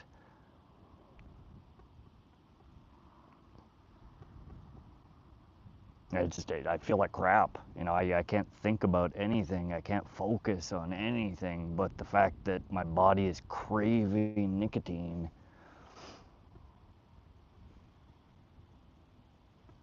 I don't know, bad habit. I tell everybody that's like, oh, I think I want to smoke. Like, don't do it, man. But I've known a few people that have been able to, quit cold turkey after smoking a long time. I don't know. I think it's one of those things. It impacts different people differently. Some people are more prone to addiction, and I definitely am. Speaking of which, it's about that time. Not sure what a pack costs there, but we get taxed hard in New Zealand. It's $50 for a packet. $50? Good Lord. Yeah, no, I smoke one of the most expensive brands of cigarettes here in the States, and these are up to almost 13 US dollars a pack now. Whereas most of the other ones are, $6, $8 a pack. So it's almost twice as expensive as the other cigarettes. But 50 bones? Good God, man. I know the Aussie dollar is not on par with the US dollar, but it's not that much less.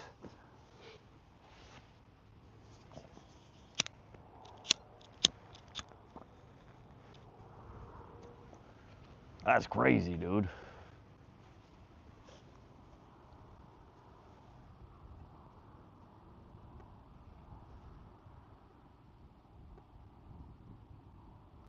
No, I think for them prices, I would either literally be, I mean, not smoking, because who the hell's going to spend that kind of money, or I think I'd probably be growing tobacco plants out in my garden or in my basement.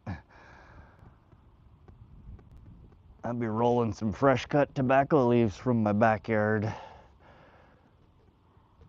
And he gets rinsed because of the health issues. Yeah. No, smoking causes so many different health problems. It drives me nuts. Anytime I go to the doctor for anything, they're like, "So I see here you're a smoker." I'm like, "Yeah." They're like, "Well, these problems you came in, you probably wouldn't have them if you didn't smoke." It's like, "Thank you, Captain Obvious. I'm not here for you to tell me to quit smoking. I'm here for you to tell me what the hell's wrong with me."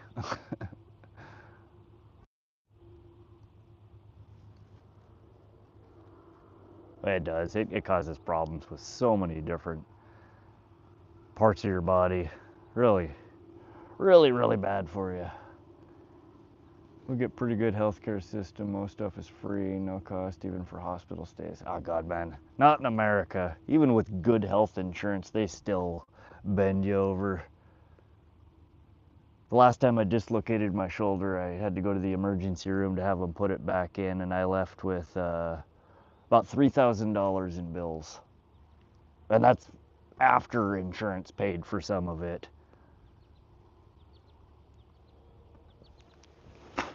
Healthcare here, the hospitals will bleed you dry in America.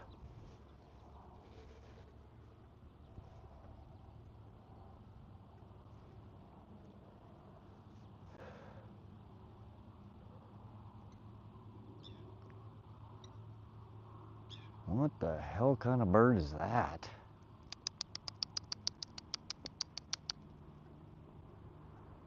I have never seen a bird like that before. Huh. Welcome to those joining the stream. Hope everybody's having a wonderful Friday afternoon, Friday evening, or those that are in the future, like here, having a good Saturday morning. I am having a wonderful day here today. We are off work and we are fishing. I have no complaints. We've caught, I need to update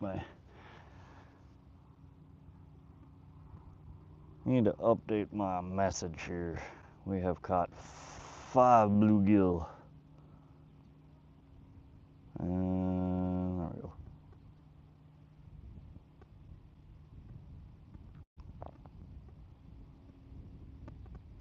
One bass, 5 bluegill.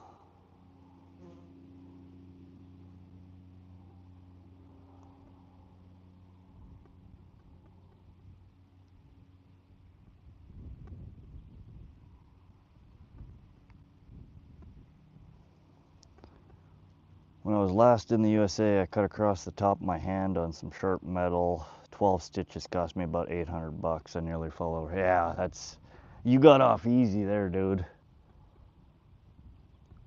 When I went to the hospital to get my shoulder relocated, the actual doctor was in the room for all of about 5 minutes, if that. And yeah, it was about $3 grand when I left. they won't touch you unless they can take x-rays and run all these tests. It's like, man, just put my shoulder back in the socket and let me leave. Nope, can't do it.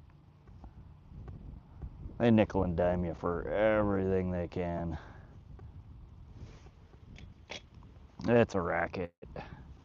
Especially when the healthcare industry is so subsidized by, you know, the American government, our tax dollars. We spend so much money on healthcare. And then when you get hurt, you still got to go pay through the teeth for it.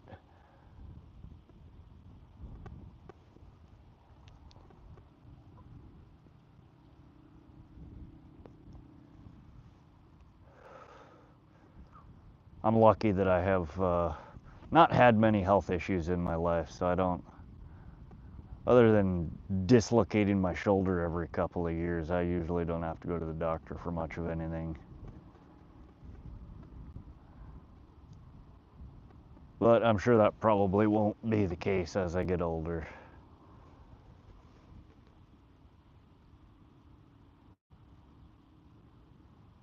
Then go get in the Lambo, head to the mansion, right?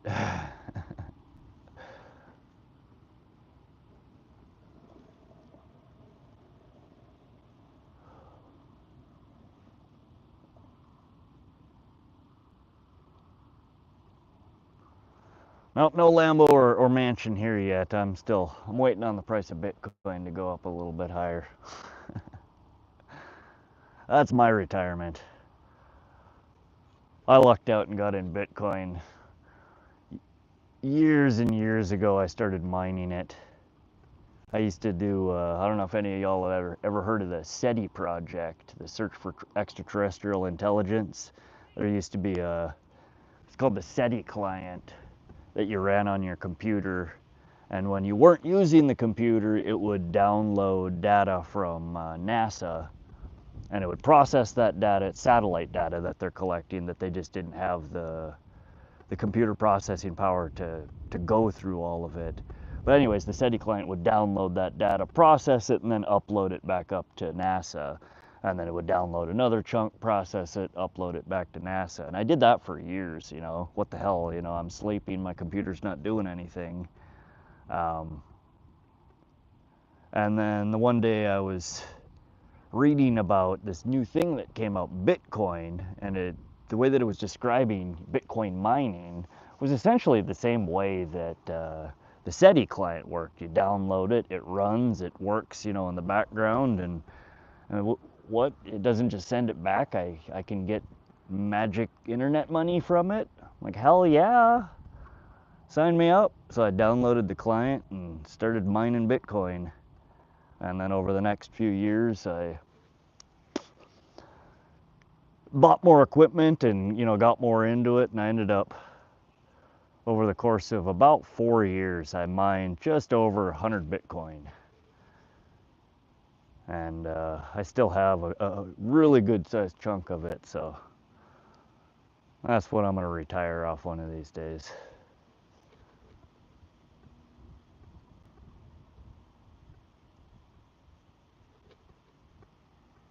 Vando, welcome to the stream. How you doing?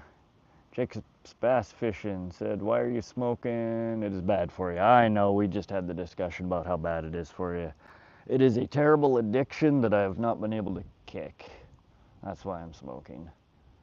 Yeah, no, says, yeah, sure have. Okay, so you understand what SETI is. So yeah, it's kind of the same, along the same lines of how, you know, Bitcoin mining works. But yeah, I lucked out. I got into it really early. I ended up, after mining, I think I had mined 10 Bitcoin. I was telling a couple of the guys that I work with, the CEO and the CTO of the company I work for, and they're like, oh man, that sounds really cool. Like, if we give you some money to scale up, you know, your mining, would you do it? You know, can you set it all up and manage it? And, you know, we'll use it as advertising for the business. So I got an initial investment from them for $50,000, and I bought top of the line ASICs, which are just specialized computers for Bitcoin mining, and set it up, and we ran the ASICs at the office for a couple of years, and Yeah, but a little over 100 Bitcoin over the course of the few years that I mined. And when all was said and done, we had a three-way split, and they all sold theirs out at pennies on the dollar, and I still have almost all of mine. So that'll be what I retire off of if it doesn't go into the toilet. Tremaine, you've already been in here and asked to see the tackle box, my friend. I'm the same guy that showed you my tackle box a little earlier.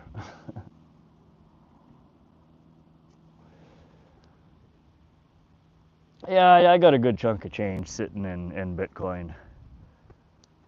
I mean, I could retire right now and not have to worry about working anymore if I really budgeted my money. But I still I'm not hating work enough to say F it and walk away. I'd like to work for another 3 to 5 years and collect a little bit more money.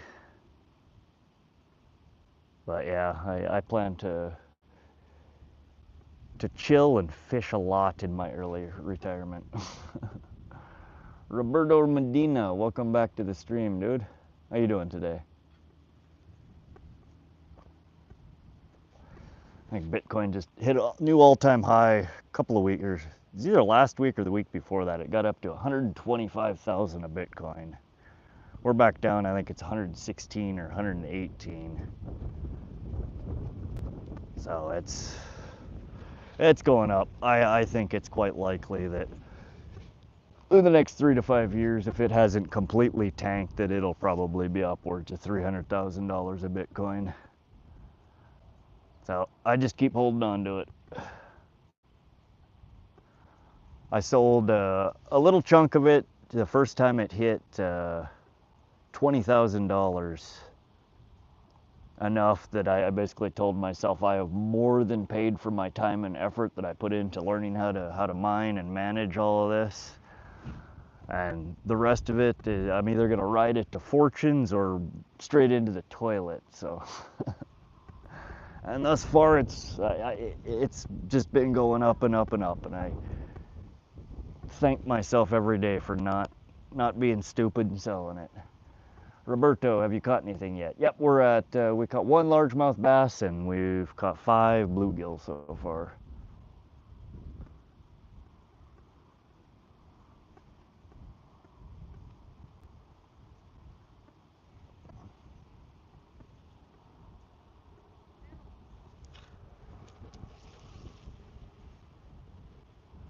Something's been nibbling on the dang carp pole for the last couple hours. Haven't managed to set the hook on anything yet though.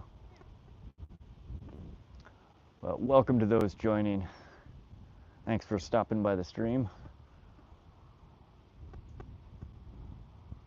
Oh, there we go. There was a nibble. Is he on there? Oh yeah. Another little bluegill. Hey, this one didn't swallow it all the way. I don't mind catching them when it's just a lip hook. I hate catching these dang things when they swallow it. He's about pretty average size for what comes out of here. About 5 inches. Ish.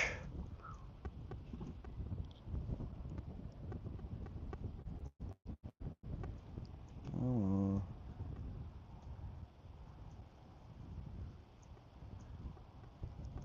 What that is. See if I can get him on the camera without him flopping in the dirt. I have about a 2% success ratio so far on that. There we go. Nice little bluegill.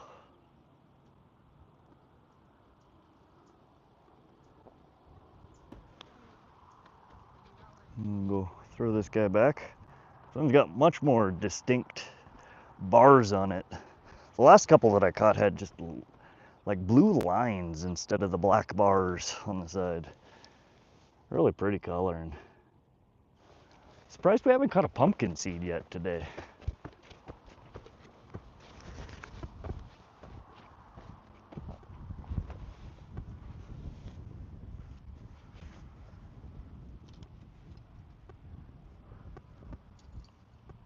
Oh, there goes the carp pole.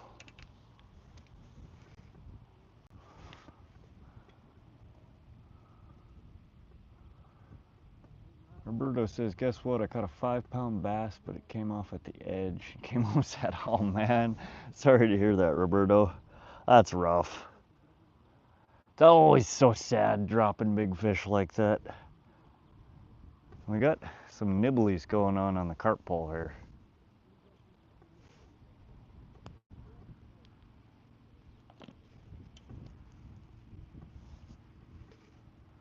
Was it a largemouth, a smallmouth?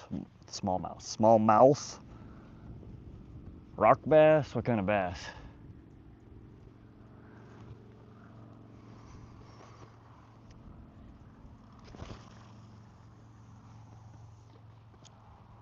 All right, that's the spot for a bass. We're gonna pull a bass out on this one. Can feel it.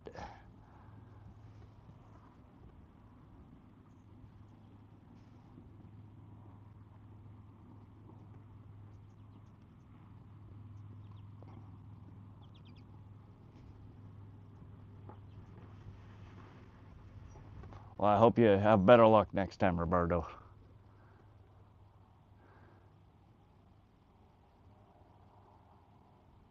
Those bigger bass are fun to fight. I've not caught very many big bass like that. Again, my biggest largemouth's like, 2.5 pounds. But they were pretty good fighters. Most of them that I catch out of here are, 6, 8 inches, maybe 10, 12 inches. Pretty small. There are some good sized ones in here though.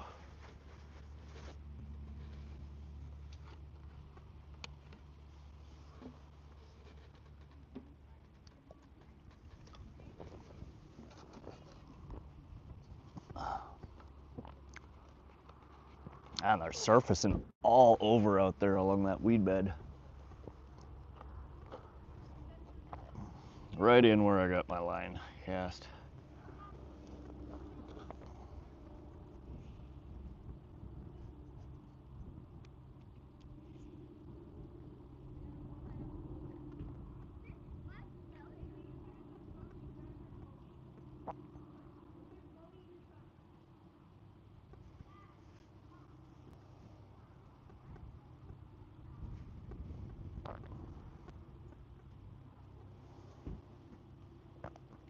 Flash fishing, that back right corner of Largent got decent sized bass, especially on topwater or big baits. Oh, Flash, you're from around here, right on. I don't get very many people in the stream that are actually from the area. Yeah, the front right corner, the corners of the pond in general tend to be really good for bass. Unfortunately, streaming here, I'm kind of stuck with the couple of spots that I get decent cell signal, which are not the corners. I get along this weed bed here, and it's usually full of bass, not very big ones. But the place that I've caught the biggest bass and seen the biggest bass pulled out of here is actually it'd be the northwest corner, over kind of the lagoon side over there. Howdy, how you doing, man? Good. Any luck? Yeah, a couple, one little bass, and we've had, I think, 5 or 6 bluegill. Right on. Something keeps messing with my carp pole here, but haven't landed one yet. Right on. Well, good luck, man. Thanks, dude.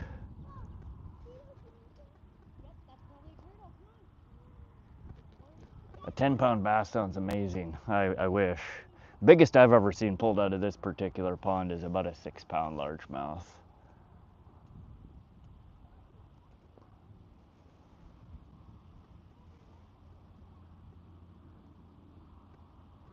I always catch the dinks though. I'm not much of a bass fisherman. I try every once in a while. I normally come here to carp and sucker fish. The carp fishing here has been crap this year though. I honestly think most of the carp died out over the winter. The few that I have caught this year are just itty bitty compared to what I was catching here last year.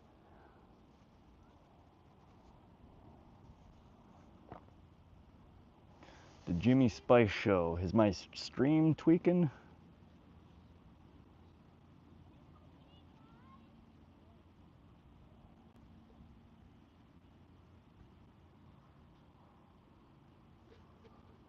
Oh, I'm gonna, hold on guys. Dina, I subbed. Appreciate that, man. Thank you for the support.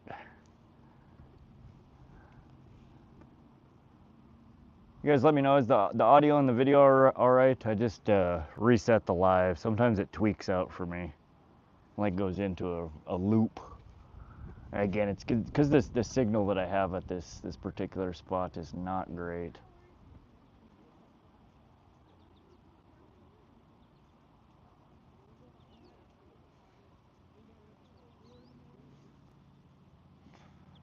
Welcome to the stream, the Jimmy Spice Show. How you doing today?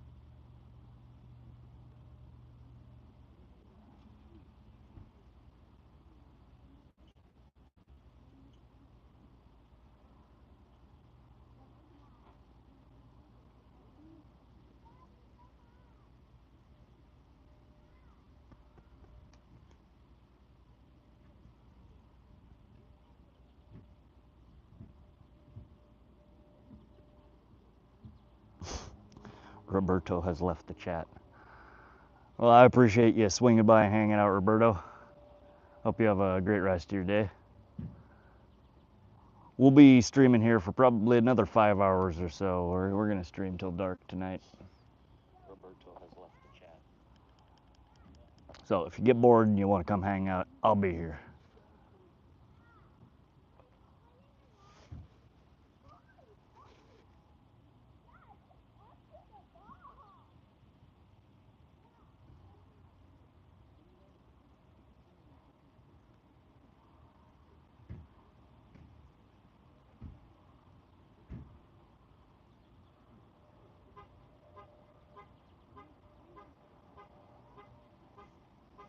And Flash, if you're still in here, I just subbed to your channel. It's always cool to meet other people from the area. It looks like you said you stream on Twitch. I haven't really done the whole Twitch thing, but that's cool. Kickbass TV says sub. Appreciate that, Kickbass. Do you stream as well, Kickbass? I assume you do with the channel name. If so, if you hop over to my channel and leave a comment on one of my shorts or videos or the community page, I'll hit you up after I finish the stream up and I'll follow you as well. I like to support other streamers.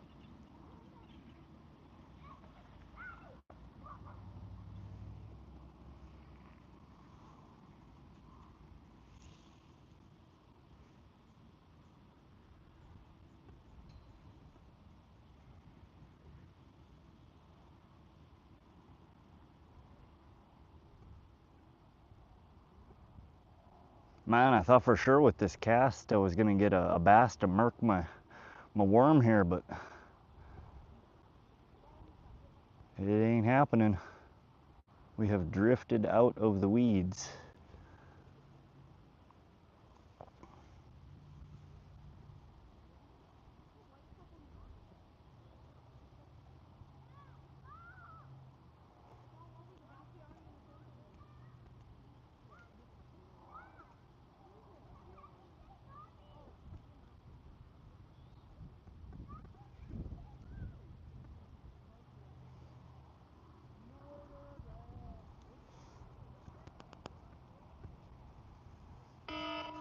Oh, shut up, I'm fishing. God, I gotta turn those off. I have so many alarms set.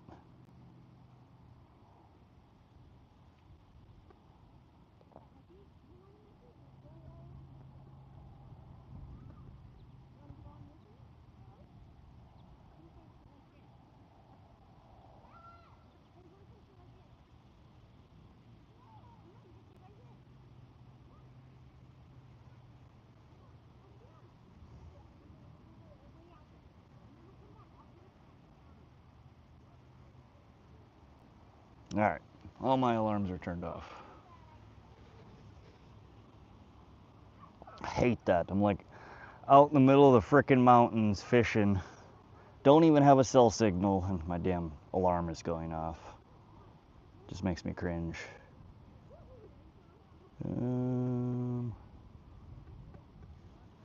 Oh, I guess I should probably plug my camera in before it dies. That is one thing I forgot to do today.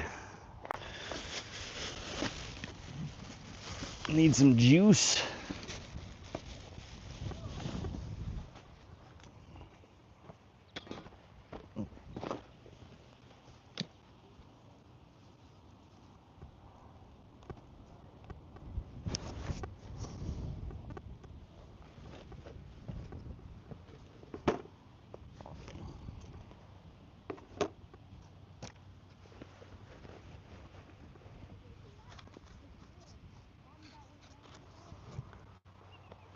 We need some action on the carp pole here.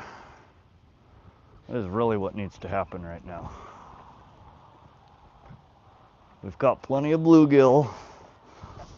I would be perfectly okay with just ending with one tiny bass.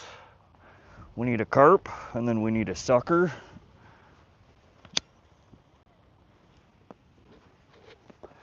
And we need a pumpkinseed and a perch. And then we'll be good.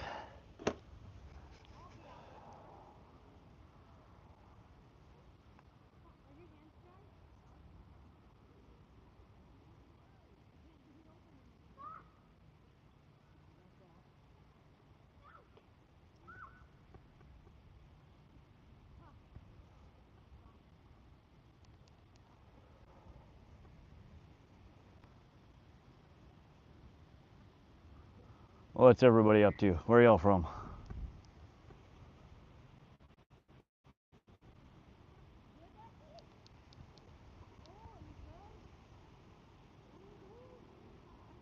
What's everybody up to? Where are y'all from?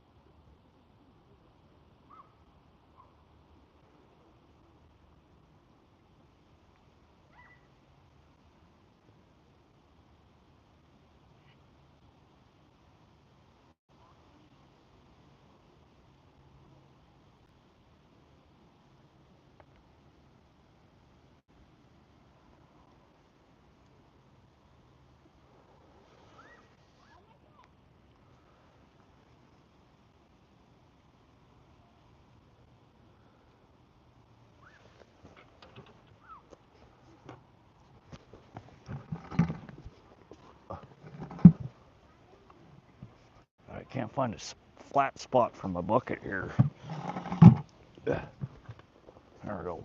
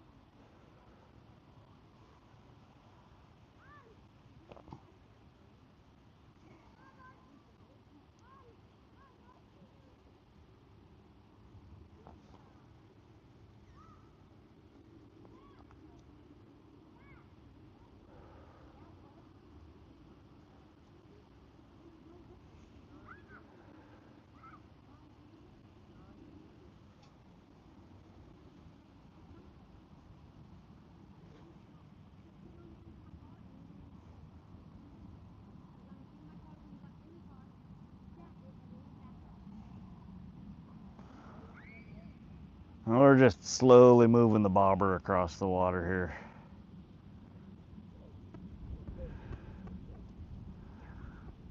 Trying to do a little jiggle here, trying to entice some fish to come in and check it out.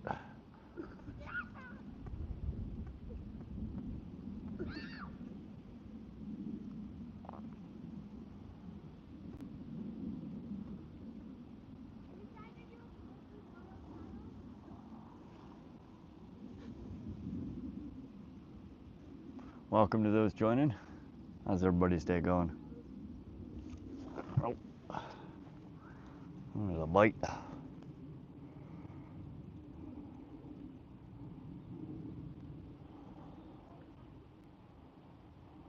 Okay. Did you get my worm?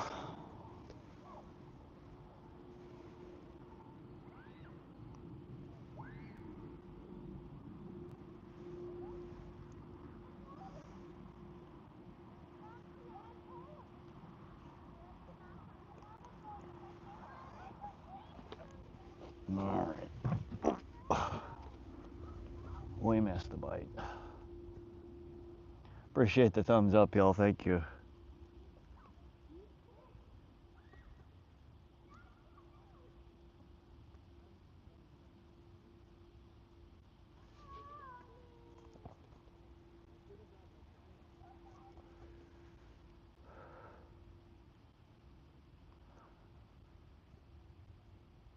Man, I really want to turn on some music. I wish YouTube didn't spaz about copyrighted content. I need my jams.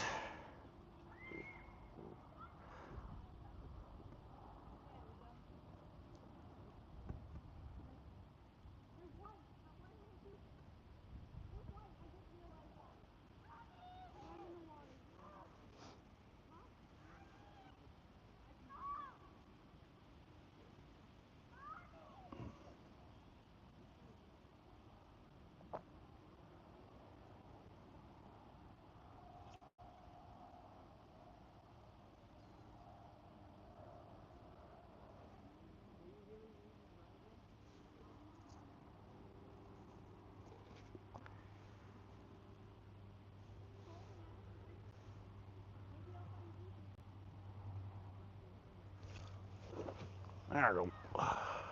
Fish on. Oh, we got a bluegill on the line with a little bass following him.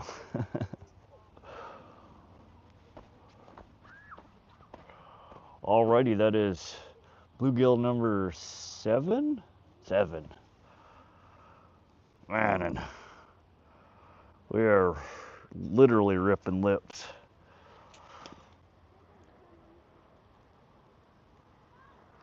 Alrighty. This one, almost no color on this one. No black bars, no nothing.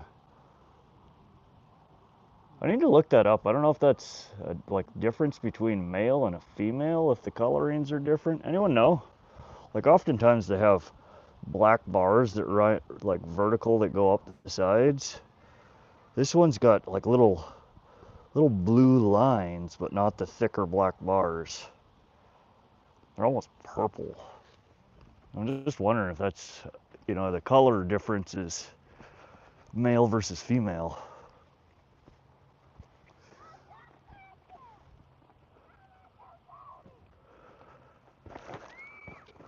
Alrighty, Mr. Bluegill. Dang. He was not waiting around.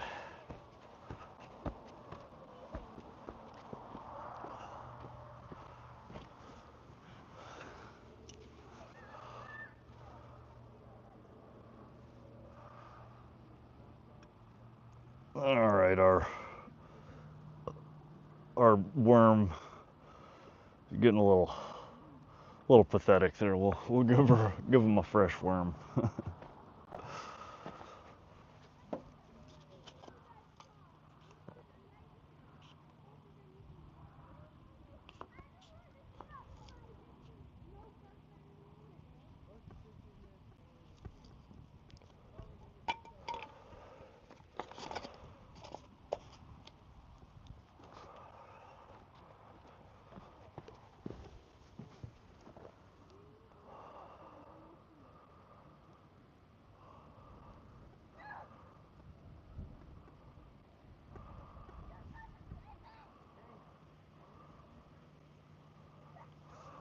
Alrighty, so we're just on like a size 4 hook here, and we just use a little nub of a worm.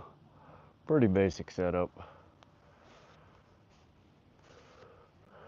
with our sinker and split shot.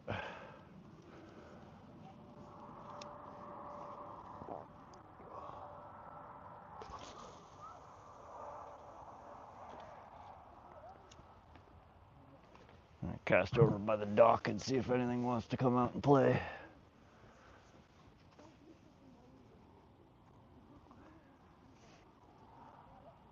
We haven't fished it all over there yet today.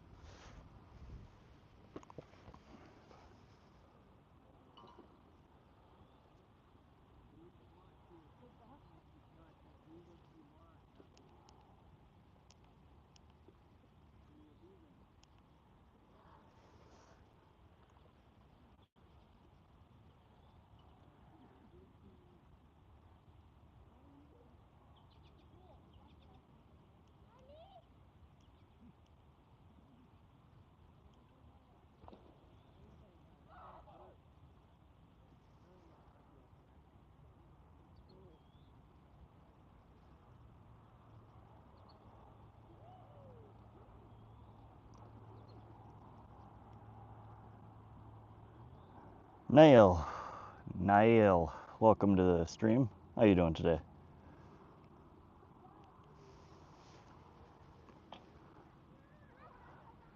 Thanks for stopping by the stream.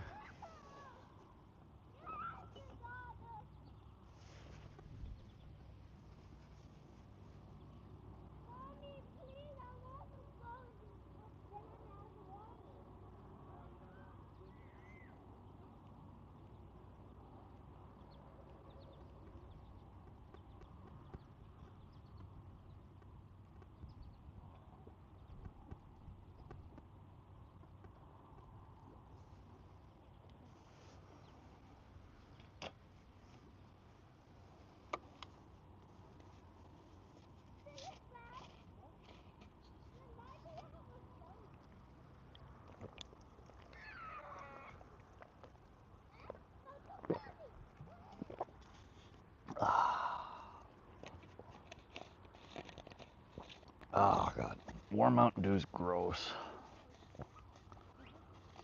0 of 10, do not recommend.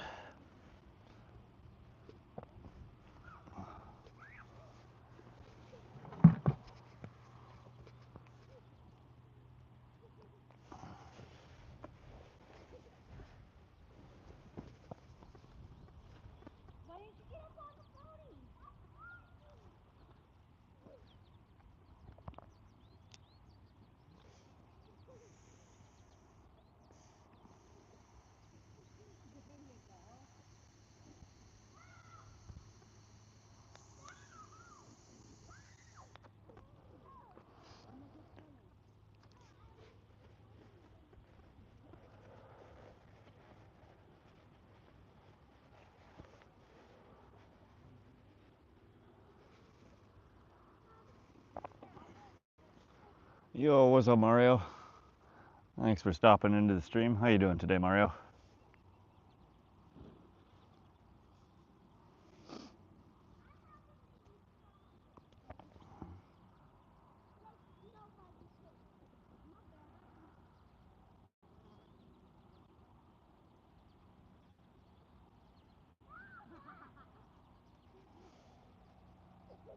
Glad to hear that, Mario. We're having a pretty good day over here, too. The weather is absolutely gorgeous. We've had good bite today so far. I think we've had 8 fish. Jose Peon, welcome to the stream. Welcome back. I think you were in here a little bit ago. Your name looks really familiar. SoCal, welcome, brother. How did your potato fishing go? Did you get anything to bite on a potato?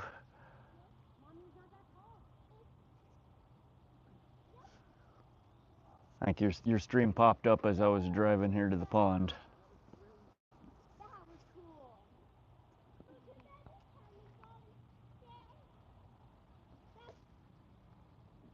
Five bluegill on potato. Why is that not surprising? Freaking bluegill. Yeah, we've caught, I think, 7 bluegill so far, and one itty bitty little bass.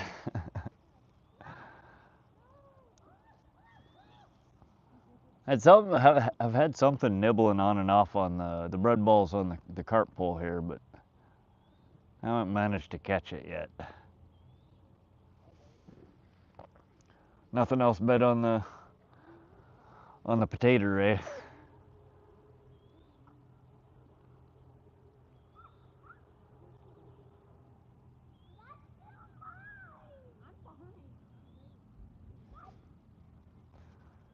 Got a really nice cat and a lunker of a bass today on bread. Heck yeah, man. Man, your bass are weird in that pond. I've never heard of a bass biting off a bread ball. You're just freelining those, right? You're not putting a sinker, nothing on there. You're just putting straight bread and floating it through the water, right?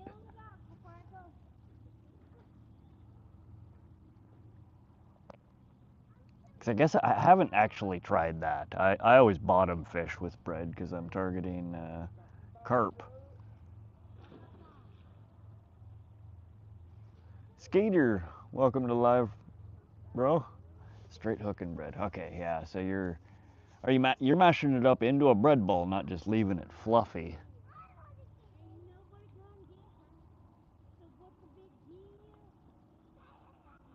Well, I'll have to try that here.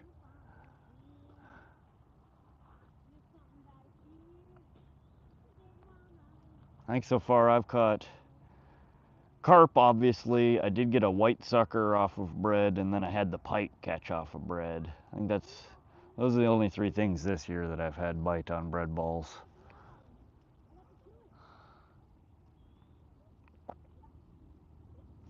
And I have, the whole time that I fished for catfish at the river, I was fishing with a carp pole in the water. I didn't get any channel cats to bite off of it.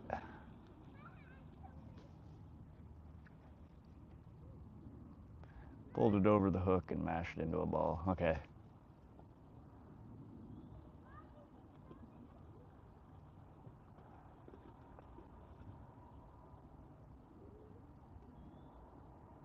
Yeah, the little pond behind your house has turned out to be a pretty decent little fishing pond for you, it sounds like. Definitely have more interesting stuff to catch out of there than my pond.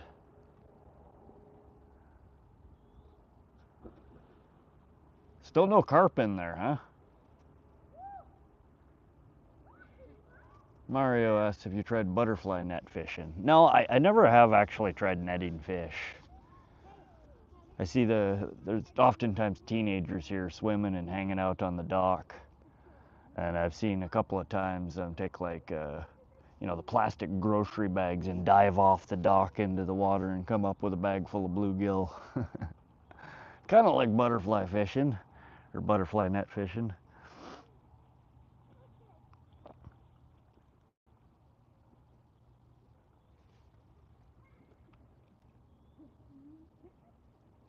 No carp, but the bass and cat are nice size. Heck yeah. Oh, I wish we had. I have to drive, you know, an hour to get to anywhere where there's decent catfish. There are bullheads in here. Very rarely catch them. But again, they're you know 6 inches. They're about the size of the bluegill. Nothing to write home about. To get decent sized cats, I got to drive over to like Fort Benton, Loma area, which is about an hour away. They do have some nice catfish over there. It's just I don't like driving that far if I don't have to.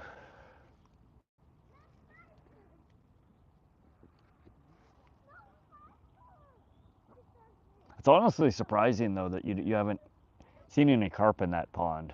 Carp are everywhere. I don't know how they get in all the water bodies, but it seems like every fresh water body I've ever fished out of has carp in it.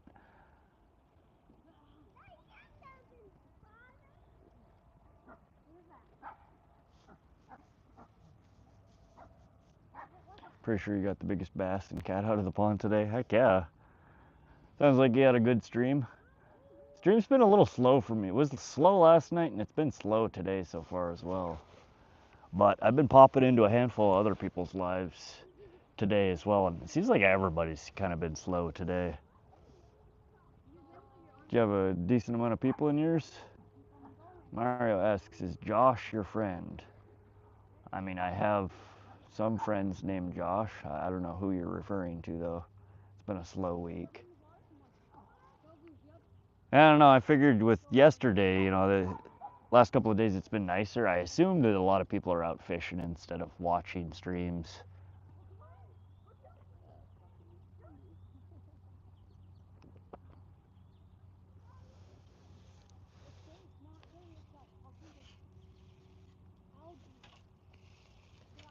Out of the weeds.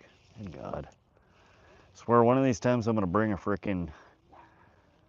a weed eater down here and buzz down all these tall weeds at the edge of the pond. They drive me crazy.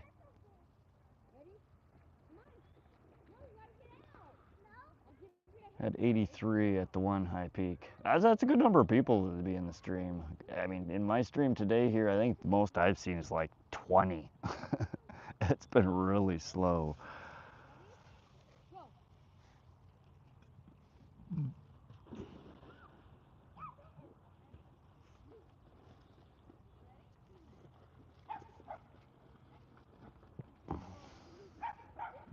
I don't know, maybe it'll pick up a little bit as the evening goes on.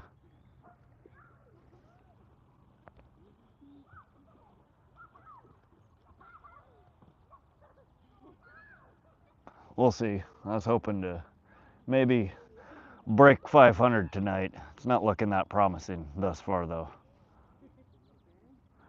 Mario says, have a good day. Thank you, Mario. I appreciate it. Thanks for swinging by and hanging out in the stream. Hope you have a good night as well. SoCal says, what gets me is how many people will watch but not like or comment. Ah, yeah.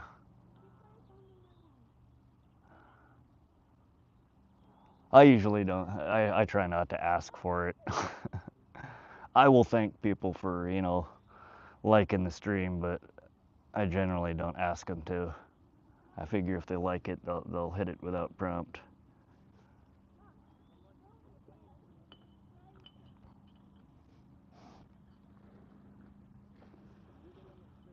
But yeah, I get long patches, especially when it's slow like this, where it's just me talking to myself, which is slightly awkward. Repeat myself a bunch of times.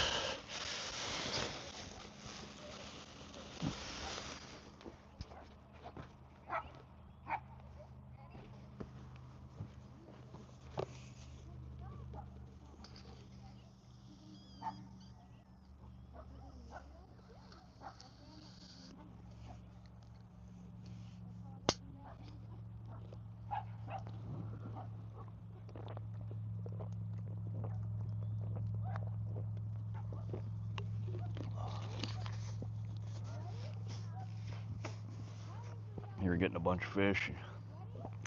Yeah, definitely. I think actually catching stuff tends to keep people more interested in the stream.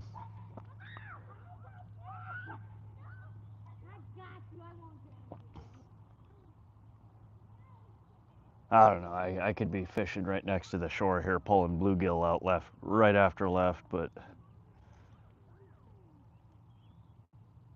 I'm trying to pull something else out. I'd like to get one of the bass to bite.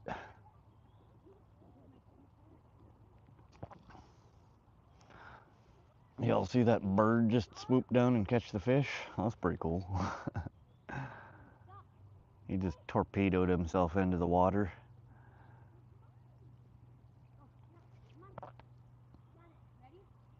Try the bread with no weight. Yeah, I might have to switch up to that here in a little bit.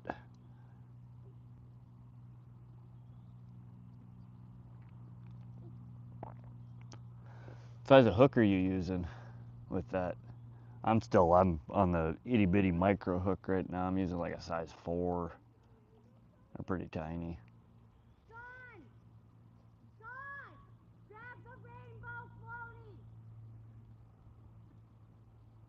Yeah, nah, I got all jelly and unliked left SoCal.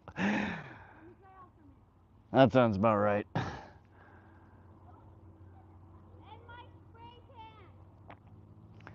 Yeah, nah, it just comes in to hate when people catch fish.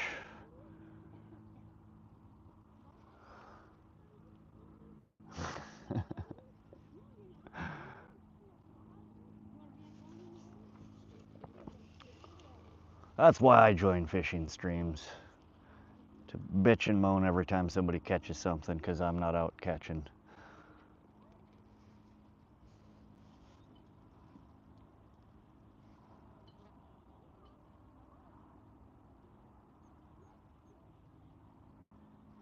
Where's my bobber? Oh, there it came up.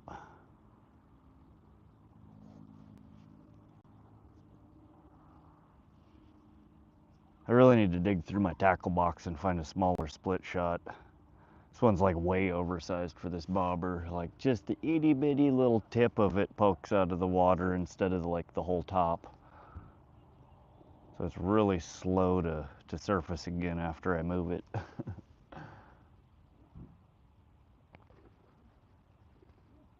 So Cal, did you get a weight or a measurement on it?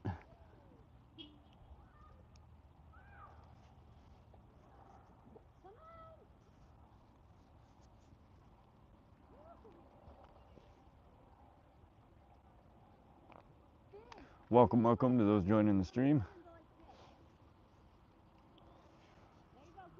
Oh, oh. What's up, man?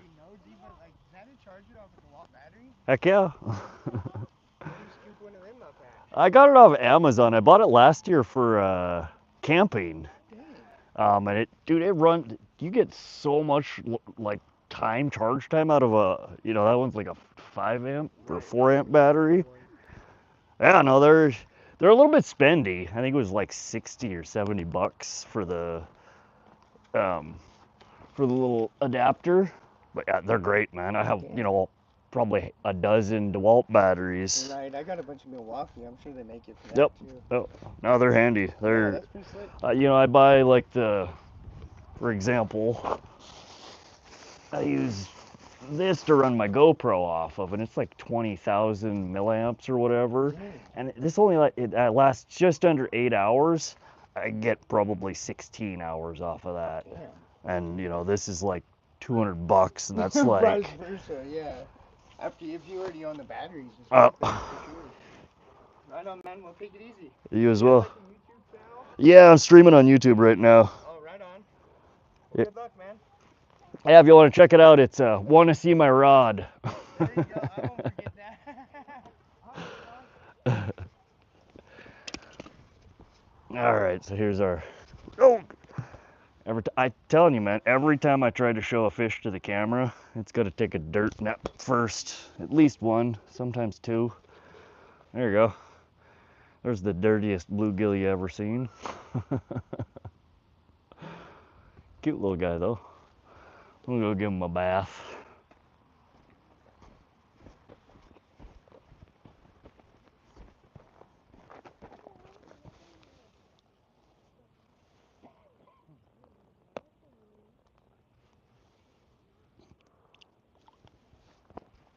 All right.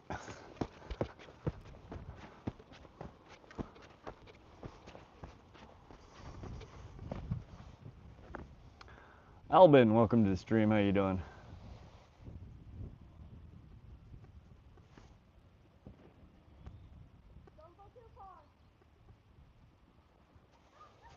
Potato and bread killed it.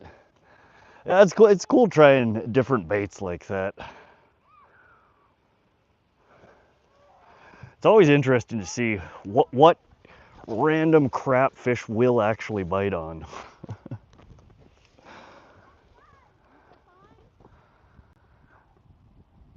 It's honestly surprising. For as picky as they are some days, like other days, they just doesn't matter what the heck you throw out there. They'll eat anything.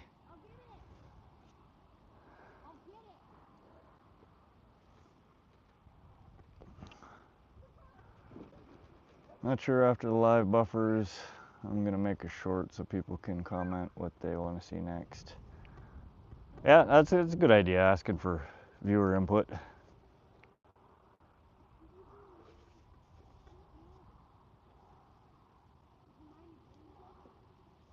Well, we got all the itty bitty bass jumping out there on the weed bed.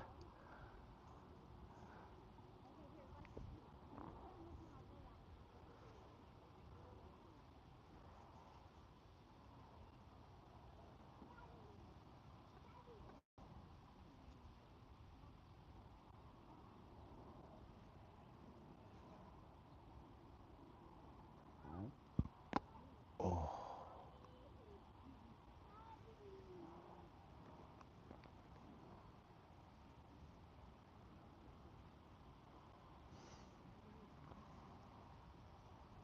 Yeah, so Kelly, you were mentioning that the last stream that you popped into. It's a good idea. I mean, stuff like that I think will draw viewers in.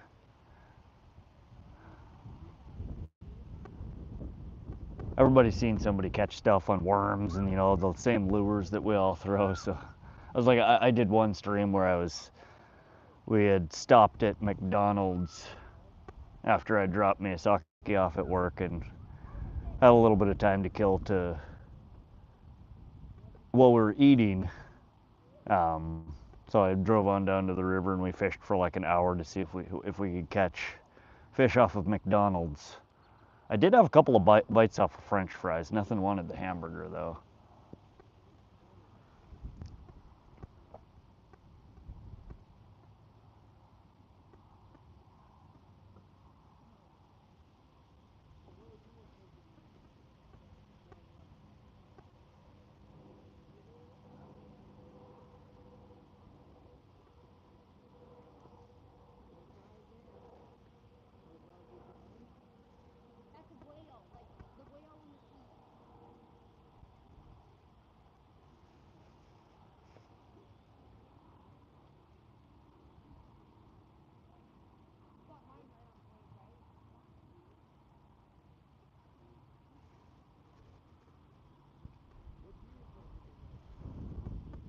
Nope, forgot to update.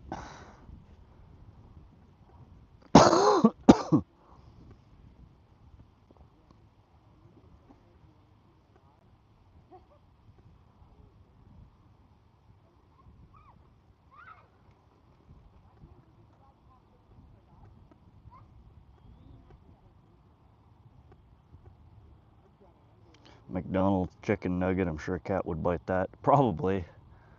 If I was fishing somewhere that actually had catfish.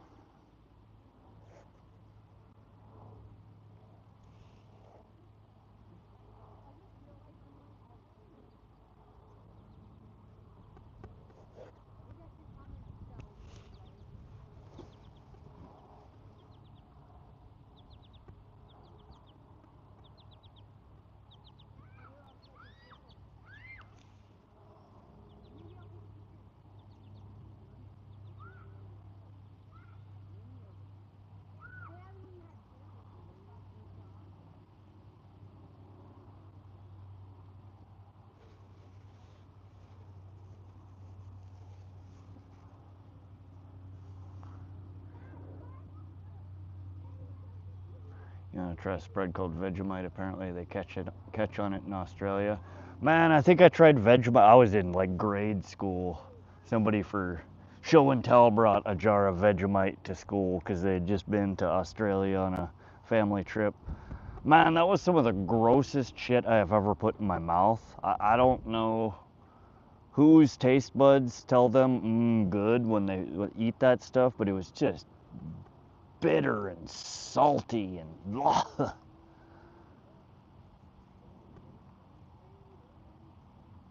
Gross. But yeah, I could see how that might be something that would just add that little bit of extra zing, and fish might like it.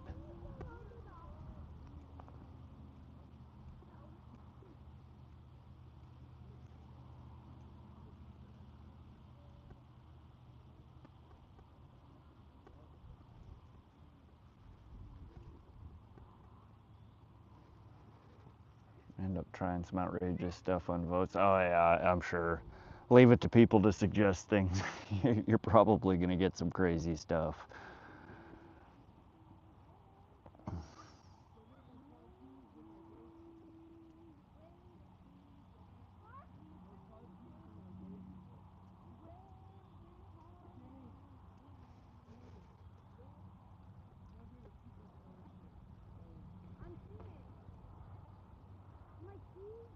It's better for stock and stews and the like.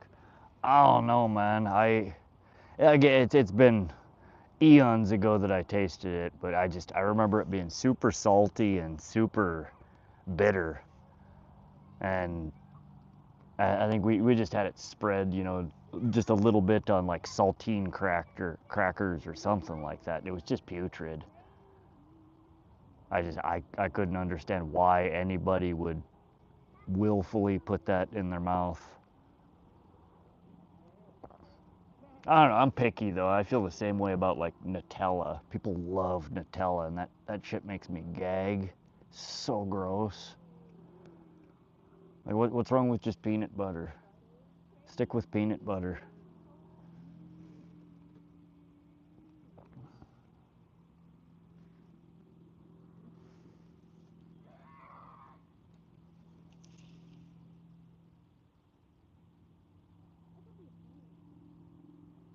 In fact, that's what somebody recommended to me the other day to try on the bread balls, to smear some peanut butter on the bread balls. Apparently fish really like peanut butter. And I've yet to try that out. I'd rather lick a dead moose's butthole than eat Vegemite again. I'm right there with you, SoCal. That stuff was nasty. This is one of those things, my taste buds were like, yeah, nah, not happening.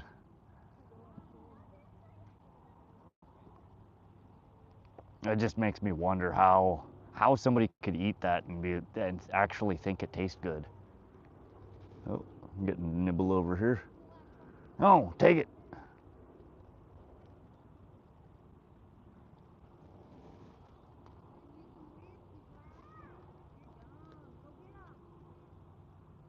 Tastes better with a bit of Vegemite moose's butthole.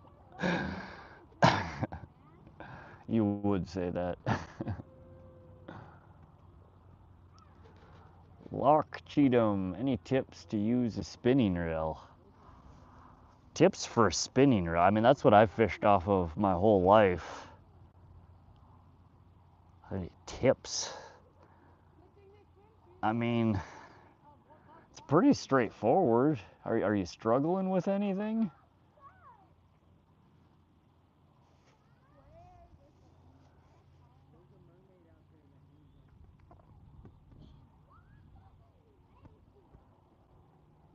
I don't know. I use a spinning reel for everything except for trolling.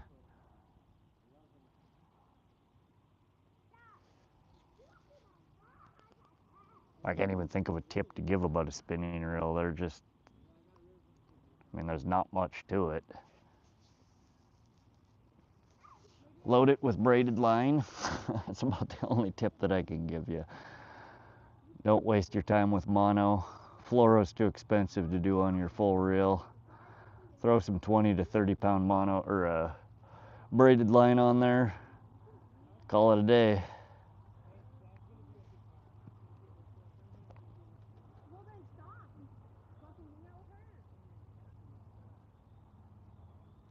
Yeah, that's what I'm saying, SoCal. It's just, I don't know. They're not like a bait cast. Bait casts are real. There's a learning curve to it. You gotta know what you're doing. Otherwise, you ends up with bird's nest constantly. A spinning reel.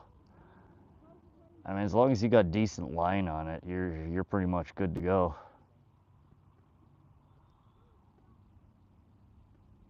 Keep your drag on the loose side until you actually need tighter drag.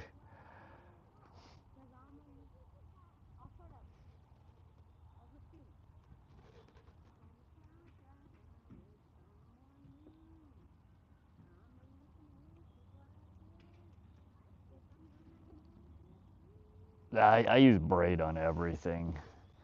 I'll tie on a fluoro leader to braid, depending on what I'm fishing for, but 99.9% of the time I'm running braid on everything.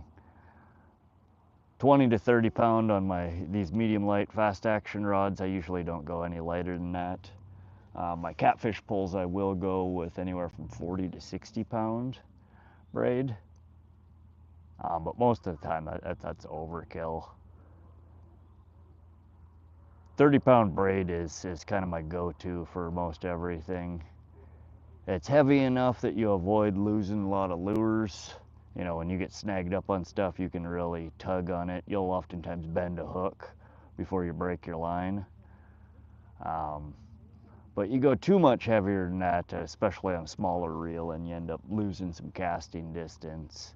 But braid is so much thinner than fluoro and mono that you can get away with using a 30 pound braid and still get really good cast distance on it, even on the lighter gear. Yeah, SoCal, you're right. A lot of people though they crank their drag up, and that's their starting point. I usually keep it to the point where if I yank my pullback, my drag's given before I'm ripping the lip on a fish. And I adjust up as necessary. I'd rather have a looser drag than a tighter drag.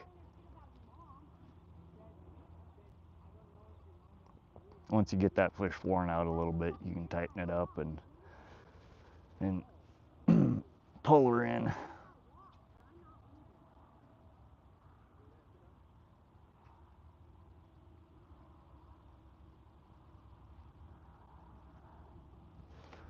Sorry, I missed your comment there, John Scott. We have one pole out there with the bell on it. We're running bread balls on that one, targeting carp. And then the second pole that I'm holding here, we just have a very basic bobber, split shot, and worm rig set up.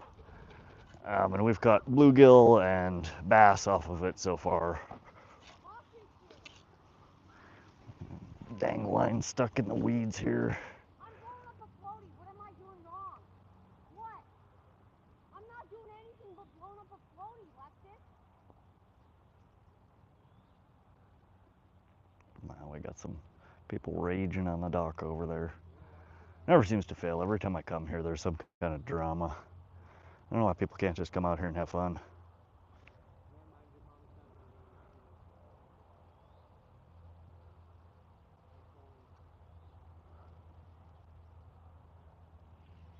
I'm not the one doing anything. You are. I'm blowing up a fucking floaty. Really? Hang out with me, Lex?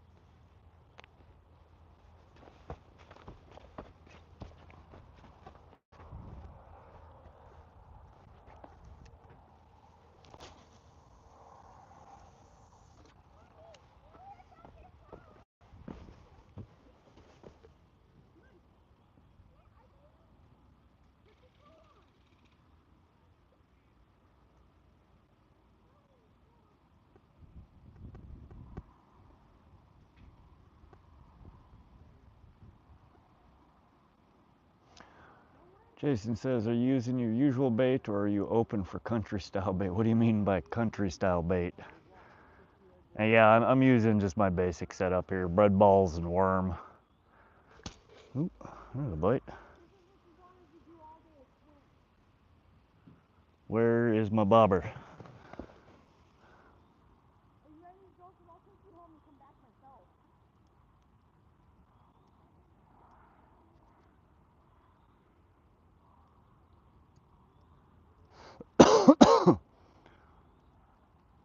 bobber has submarined and is not coming back. Oh, there it is. 3 years later. I don't know, I keep seeing these giant grasshoppers flapping around here. I've been contemplating grabbing one of them and throwing it on the hook. You're talking shit the whole time. That bait's mine. You already told me I could have it last night.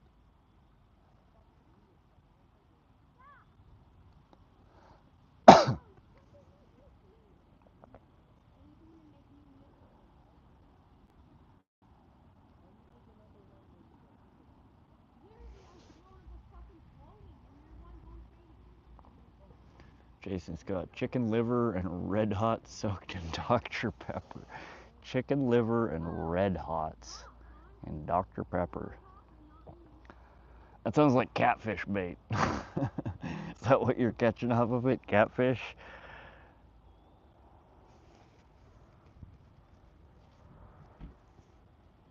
We just have the little bullheads, you know, they're 4 to 6 inches in here. They'd probably eat that. Might get a carp or a sucker to bite on that. Talking shit. Talking shit. And I'm the one fucking being dumb. Talking shit.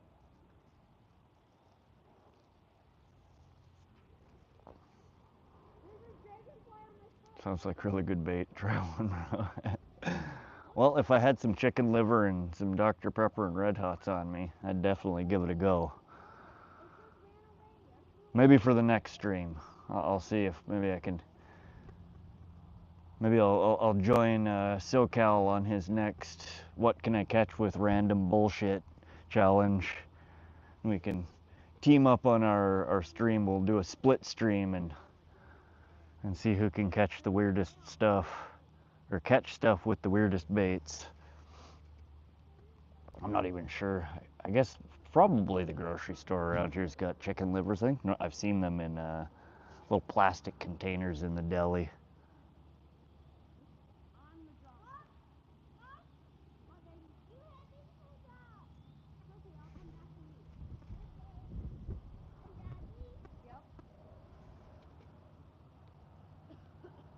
I don't know. I don't really have anything oddball on me to try.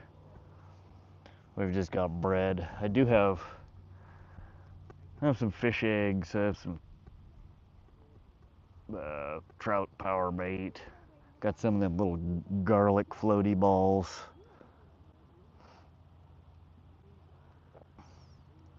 I don't know. Yeah, I do have, I think, the kiddo the last time we were at the bait store picked out some red hot something balls.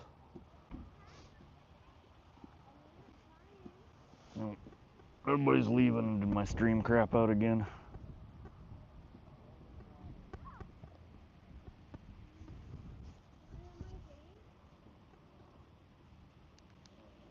Everybody's leaving. Did my stream crap out again? No, it's still going. They just don't like me. I see how it is.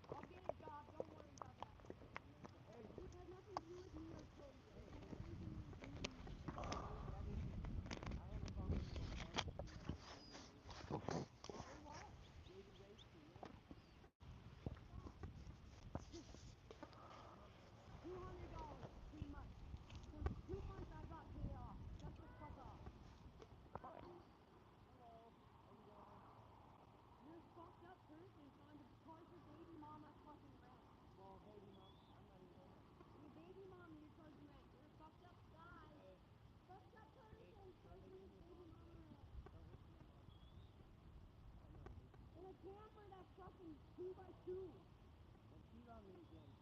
One cheat. Oh, you didn't?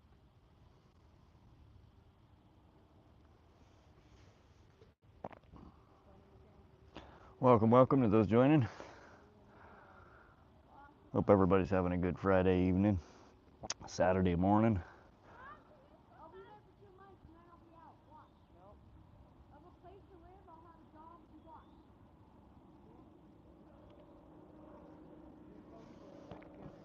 Cody won't even give my picture to Justin. Oh Lord, these people over there. I hope y'all can't hear the argument they're having. Oh, the drama.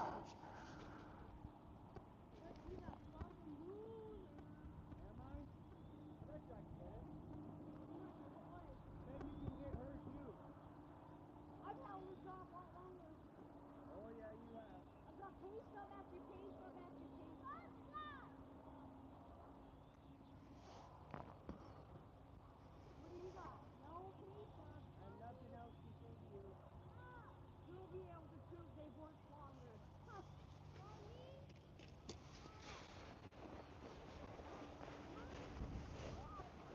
You can make it. Come on. You come on. I'll bleach that. Making your phone. No, you're not. Touch my car. Junior. You know, I'm gonna go use the phone and ask somebody to pick you up and I'll be right back. Let's just don't even fucking let him use my car. Use it. My car. Don't fucking do that. I don't want to be here no more. I can't tell her. I Because gotta you go. can't handle the truth? Sit down. No, I don't want to do this in front of our 6-year-old. That's why. Because you can't handle the truth. No, I don't want to do this in front of our 6-year-old. Carson V99, welcome to the stream. Oh, we're just chilling, fishing. We've had pretty decent luck so far. Nothing big, but the fish are definitely biting. How you doing today? I'm just hearing what you have to say, John. You understand? Let's just leave Danny my dear. It's right here. Seriously? Okay, we'll take your dad home and come back. No big deal. We'll take Daddy home and come back. He doesn't want to walk. We'll take him home. Let's just take a long walk. We'll take him home and we'll be back. We'll leave our stuff right here and I'll ask him to watch it. Remember me from Scenic City Fishing Stream, or was it Silly Salmon? Probably Silly Salmons. Scenic City doesn't sound familiar. I'm in Silly Salmons quite often.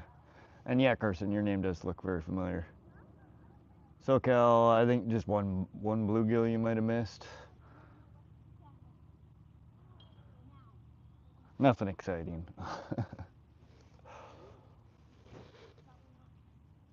I'm about to throw a whopper plopper on, see if we can maybe get a little bit bigger bass. Trying to pull a pumpkinseed or a perch out before I switched over, but they're not cooperating. I know that. I've admitted that. After her, you're like, nope, no. Let's go through it, huh? I got this couple over here at the dock. They've been screaming at each other for the better part of a half an hour. Can y'all hear that or no? Tommy Stam, welcome to the stream. How you doing today?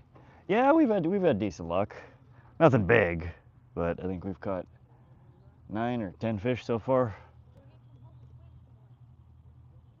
Just a bunch of bluegill and little baby bass.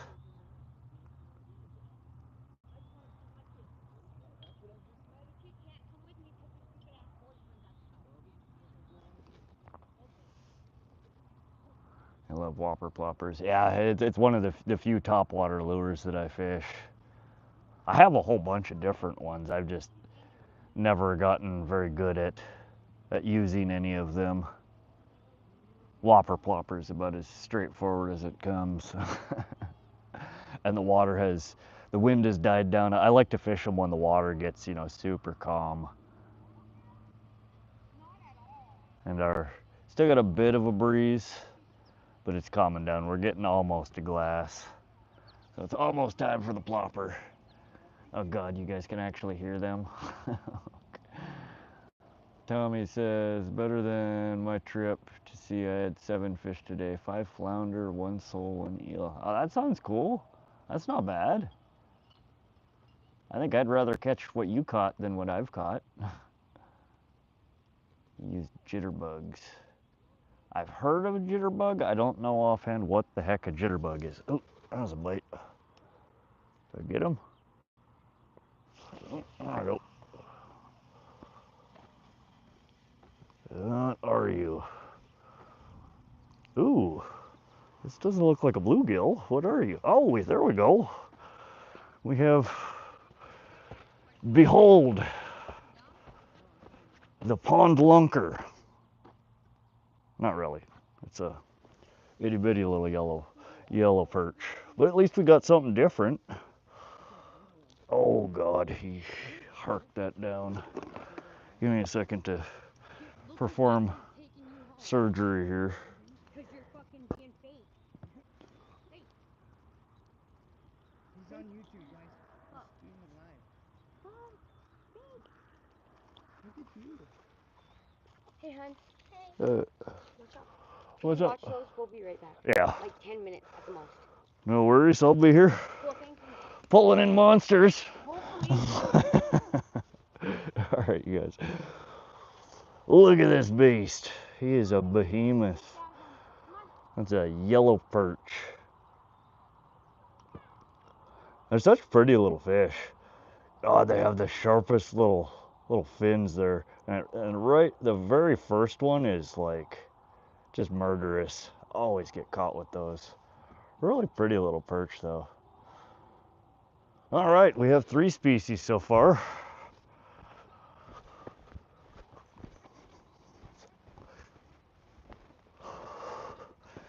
One of these days I'm gonna run the gauntlet and get all of them out of here. We need to catch, what's next? We need a pumpkinseed. I don't know, pumpkinseed, the other end of the lake, I tend to have better luck with pumpkinseed. I'm gonna try for the heck of it, throwing it super shallow over here. Maybe we can pull a pumpkinseed out.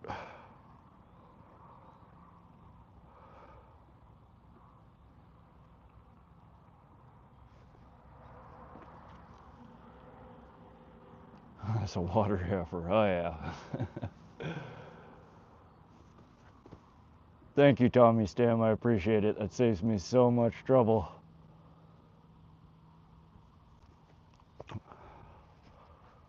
I usually have to open up the other phone and oop, there we go. And type it out, and that's a pain in the butt. Much easier to just go click pin.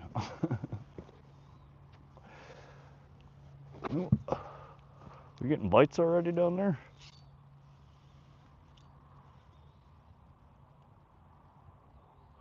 Where did my bobber go? There it popped up. Pretty sure that was a bite. I wasn't paying attention.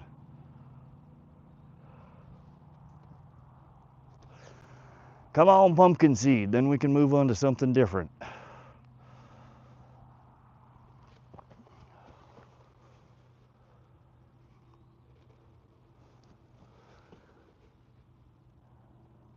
Tommy says been out for 7 hours. Carson, what is a jitterbug? Can you describe it? 2:16 in the morning there, Tommy. Yeah. I tend to always be awake at the wee hours of the morning. I'm so much more of a night owl than I am a morning person. The only time I'm up early is when I'm going fishing. And honestly, most of the days when I'm up early going fishing, it's because I didn't sleep the night before.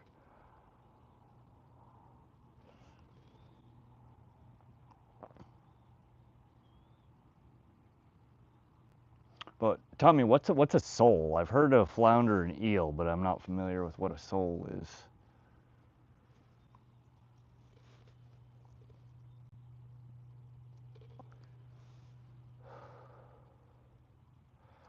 Are they just a junk fish, or do people, are they, you know, a game fish that people go after to eat? An eel sounds pretty cool. We don't really have any of those around here. I think the closest thing we have to an eel is they call them a ling or a burbot, and they kind of look like a giant tadpole. They have like a weird, the bigger one's like a weird round head and like a skinny tail. It's almost like a giant sperm. Carson says a topwater lure that makes a plopping sound. Okay, okay. I'm up early every day because my kid's at 6. They'll be next to my bed waking me up. Oh God, yeah. I got a 9-year-old and he always wakes up at the ass crack of dawn. He wakes up and sneaks. He goes out in the kitchen and makes himself gourmet meals and ice cream, and I wake up and it's just a disaster area. It takes a freight train to wake me up usually, so he gets away with a whole lot of crap waking up. You know, he gets up like 5 o'clock, 4 o'clock in the morning and gets into stuff. We all go out to catch them. They're amazing to eat. Okay, I'll have to look that up when I get off stream. I don't know that I've heard. I might have seen them, but the name just doesn't sound familiar. They're in the family of flounders. All right.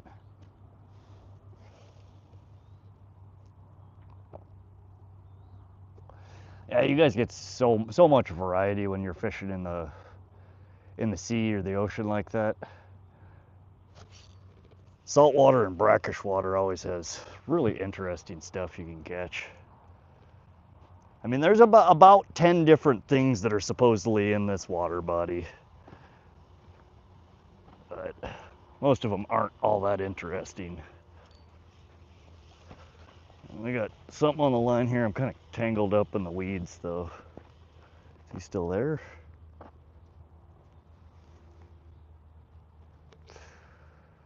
Oh, I hate these weeds.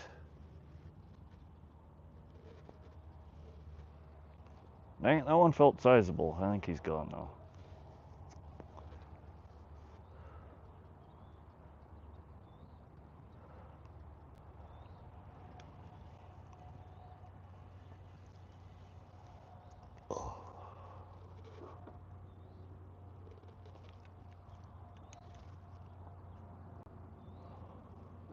Oh, give me a minute here. I'm cleaning some weeds off the line, and I'm trying to get this bobber in a specific spot where I think there might be some pumpkin seed.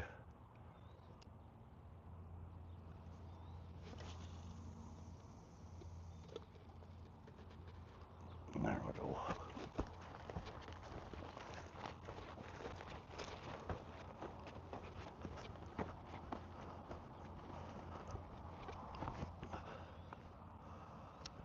So Tommy, I've been in your stream, I don't know, 3-4 times now, I think. How long are those poles you fish with, man? They just look massive. Those like 9 foot, 10 foot? Are they bigger than that?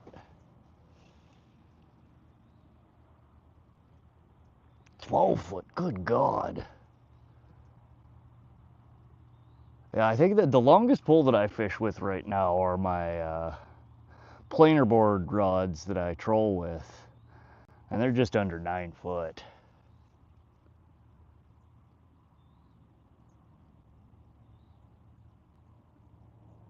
Yeah, I hop into your stream and it's like you're holding Excalibur. It's just this freaking massive bowl.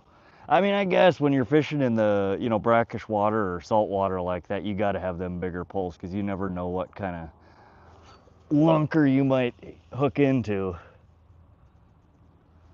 We don't really have fish around here like that.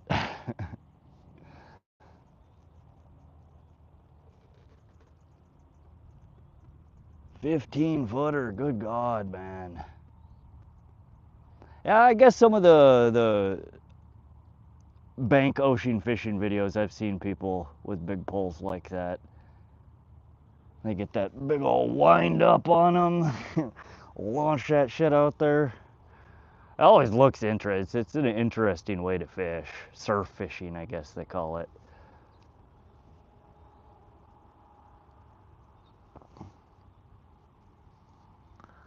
Now, there's nothing around here that I would ever need a pole that big for. Cast like 300 meters with them.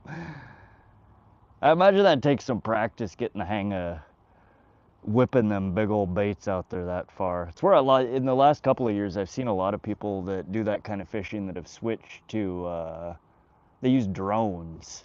They hook, the end of their bait in a pole on a aerial drone, and they fly it out there, and then, they have like a release button on it, and it drops it in the water.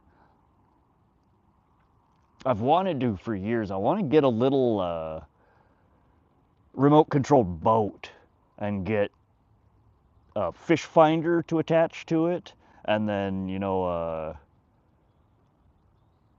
just a short leader off the end with a hook or a lure, so I can just drive it around the lake and look for fish. I keep forgetting when I run into Fish, Wildlife, and Park to ask them and see if it would actually be legal, if I can legally do that or not.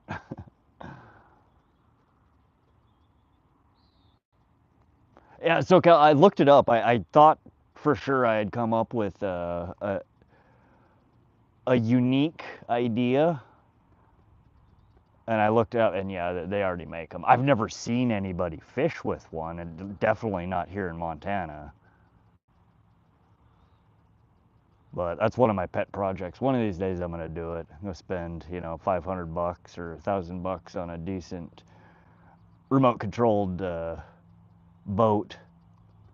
And I have one of those castable fish finders in my bag, and I think I could rig that up to it, and then just throw a trailer on the end with a hook. You use them there for carp fishing, huh? Use 13-foot poles with 4/0 conventional reels for shoreline here in Hawaii. Ah, those are, and again, it's all ocean fishing. Those are just such big poles. How much does one of them suckers weigh? Because, I mean, a big pole like that, I'd imagine you're using a fairly big reel on it as well. They get pretty heavy, huh? J3 Mix Vlog, welcome to the stream. Hi, watching from the Philippines. Well, welcome, watching from the Philippines. We are here in Montana, central Montana in the United States.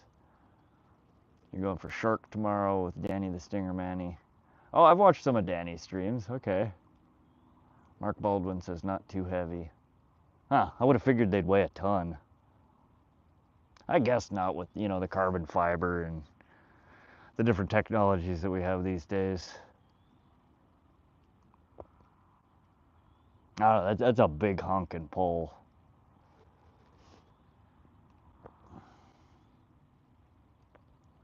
Is there a specific type of shark that you target, Tommy, or just shark in general? Still can cast about 40-50 yards. 1-2 kilo. Okay, so a kilo's what? 2.5 pounds? Is it 2.5 pounds or 3.5 pounds? That's a good 5-6 pounds. I mean, it's not super heavy, but that's a chunk of weight. I mean, my pole right here, I mean, it's not even a pound.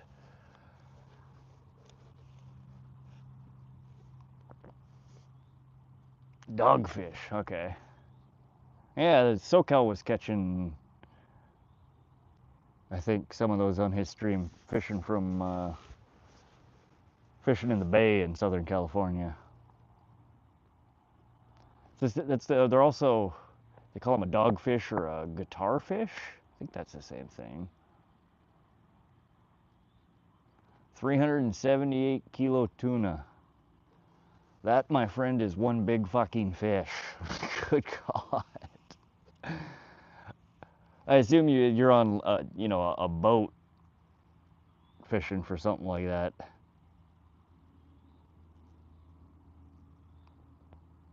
That's just huge, man.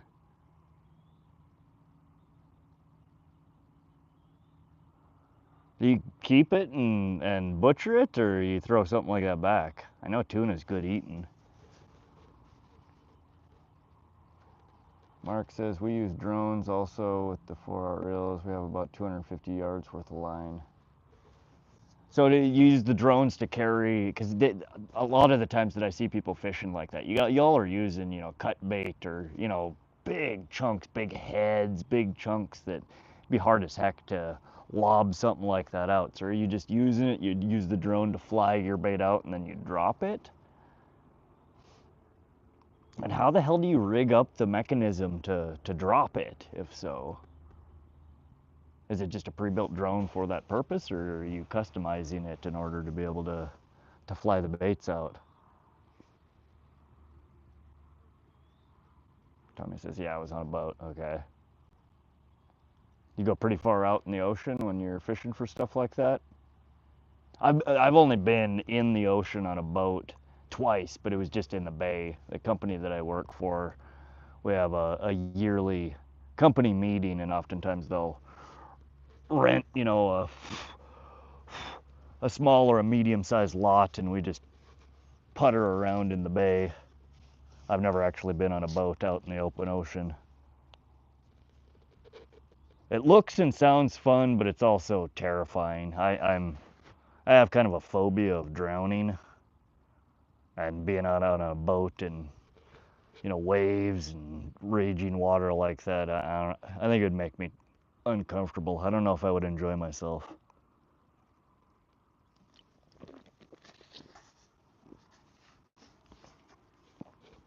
It's just an L hook holding the line. And drop the bait, turn the drone opposite. Oh, okay. So it's actually just hooked on there, and you're tipping it off. It's not like actually clamped. That makes sense.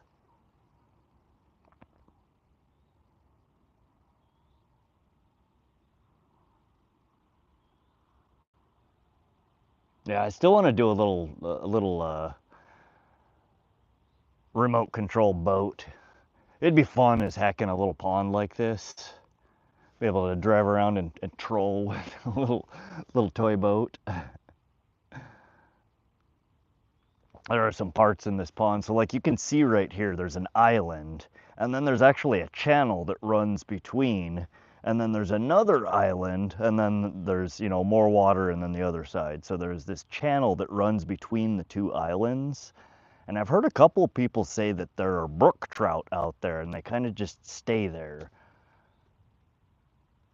So I'd love to be able to get a little drone and zip over there and see if I could catch something. Kantan, welcome to the stream. What state are you fishing in? We are in central Montana, Kantan. We're just outside of Vaughn, Montana.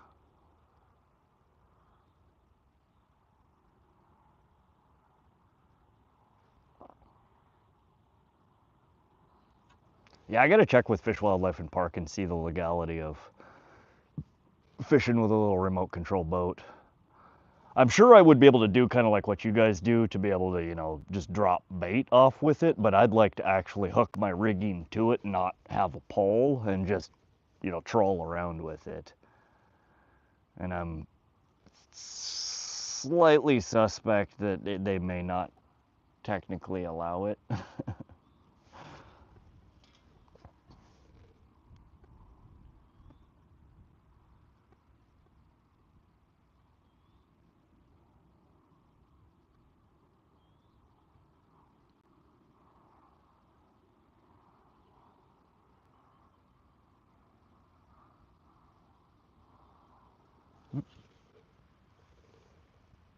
God, I need to quit setting the hook so hard.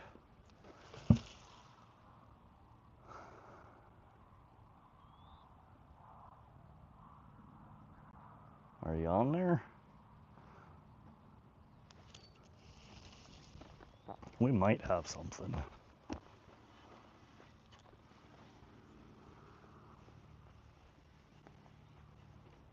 Fishy, fishy, fishy.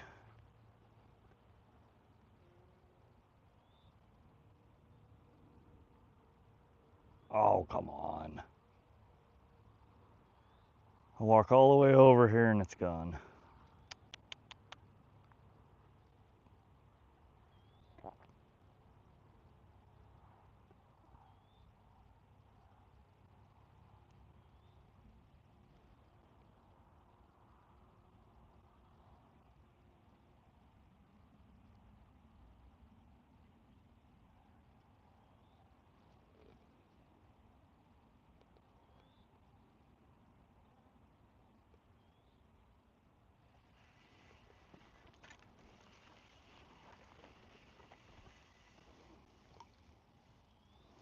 Well, he got my worm.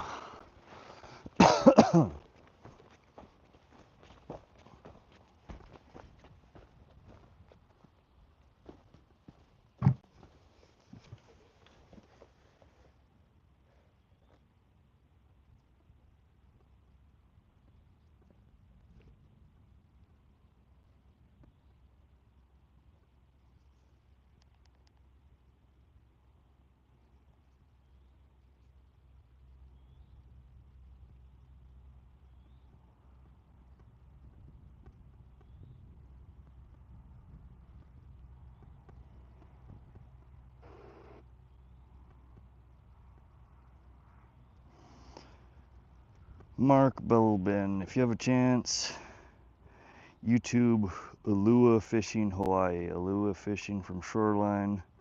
Some reaching over 100 pounds. If you want to try it or come to Maui, I'll be happy to be your fishing guide. That sounds awesome, man. I've actually always wanted to go to Hawaii. I don't know. I've always wanted to swim in the ocean, but every ocean I've been to here in the continental states is always frigid when I go to try and swim in it. And I've heard that the water in areas around Hawaii is more like a bathtub. Yeah, it's warm. But I appreciate that. Do me a favor, hop onto one of my shorts or videos on my channel and leave a comment with that information, so I can remember. I have a really bad memory. But I'll look it up. I'll check it out after I get off stream. Yeah, but yeah, maybe one of these days I could hop over to Hawaii. Sounds fun as heck.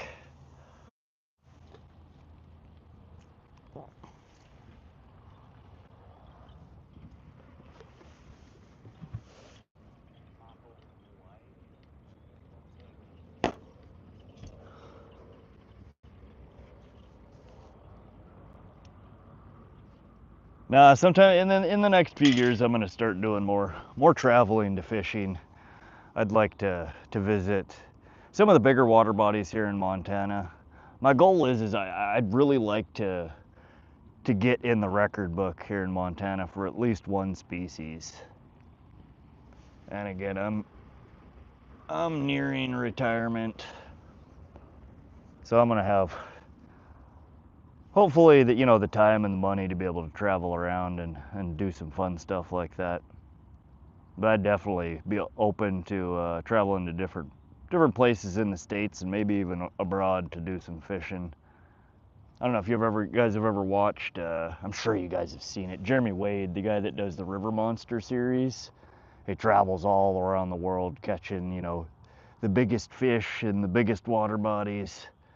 And that's always been something that I've really, really wanted to do. I mean, probably not my own TV show doing it, but I'd love to be able to travel around like that and target, just, I want to catch this big fish. Well, let's just go where those big fish are, instead of being limited to catching just what's in the local water bodies.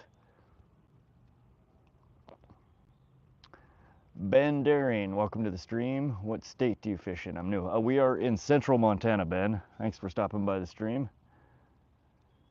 Mark says, I'm 44, I'm born and raised here in Maui, and I'm third generation fisherman here. Been fishing these waters my whole life. Ah, that's awesome. Yeah, so you sounds like you probably know the ropes around there. It's always nice fishing with people that know the water bodies that you're fishing in. Especially like you're describing, you know, generational. It's you learn from people who had been fishing in those water bodies their whole lives. And it's always interesting to see the tactics that people use that may not be, you know, common knowledge to other fishermen. But yeah, leave me a comment, Mark. Maybe someday. A Hawaii fishing trip sounds fun as heck.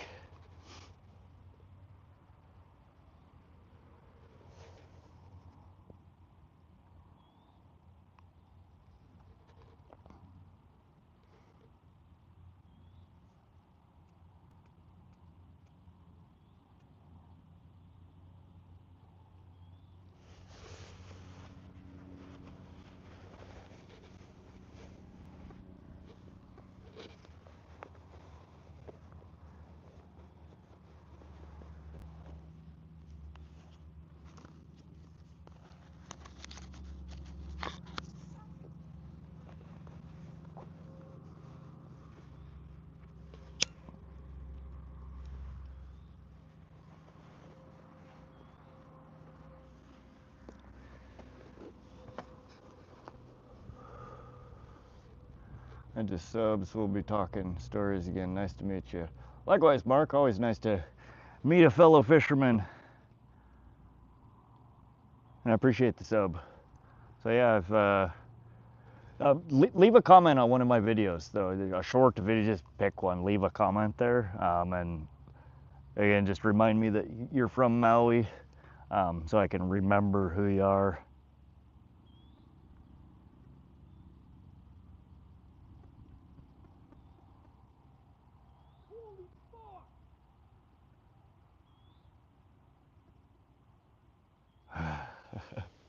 I don't know if y'all just heard that. There's a kid fishing in the corner over there.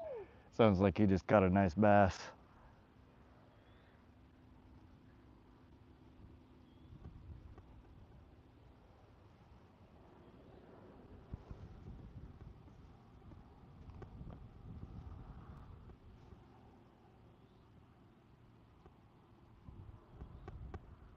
Yeah, that spot over there in the corner is a good spot.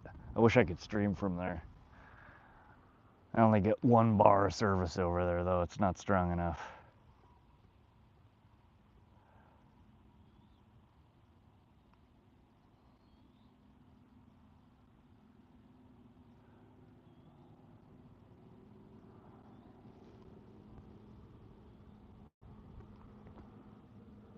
Appreciate the thumbs up, y'all. Thank you. Hope everybody's having a good afternoon, good evening, good morning, wherever it is y'all are from.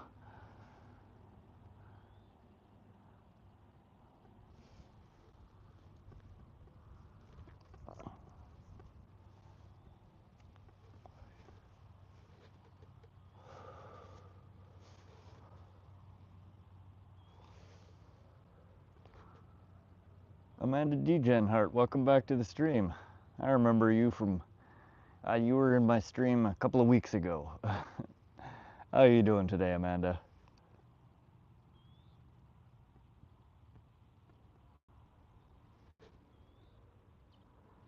Land of Steel Fishing, welcome to the stream. How you doing today, buddy? Y'all just missed the kid screaming in the corner over there. He just got a nice bass. Amanda, I'm doing great. We're out here fishing. There's nothing to complain about when I'm out fishing. Gardner, welcome back again. How you doing, Land of Steel? How you doing, Gardner? Amanda, where are you from?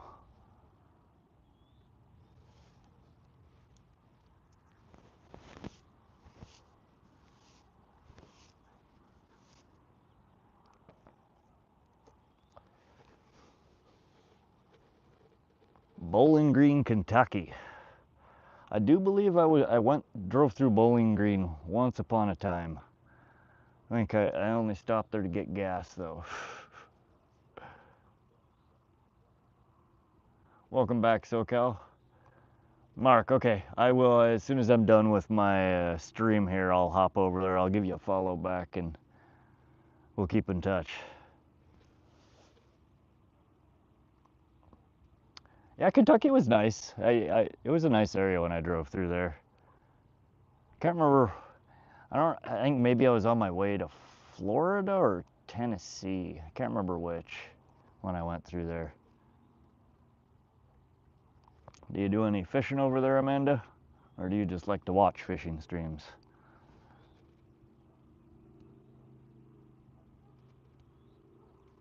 Gardner says, I forgot to tell you I went to the movies and went to the lake today with my friend. Oh, right on, Gardner. What movie did you go see? My girlfriend, Miyazaki, she works right by a movie theater, and so I drive by there every day dropping her off, and parking lot's been packed the last couple of weekends, so something decent must have come out. Keep forgetting to look and see what. A lot of fishing. Okay, right on. What do you like to fish for, Amanda?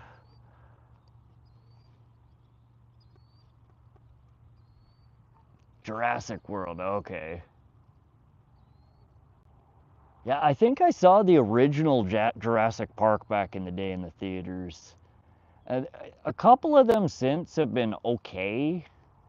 They all, I don't know. None of them were as good as their original. The new one's pretty good though, huh?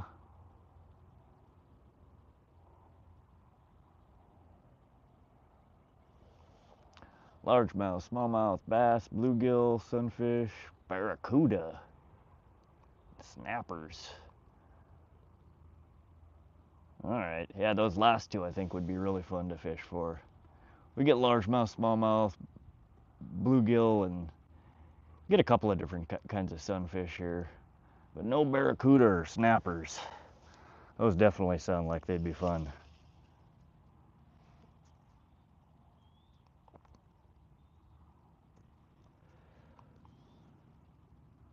This local pond, there's largemouth bass in here. There's bluegill, we have pumpkinseed, yellow perch, the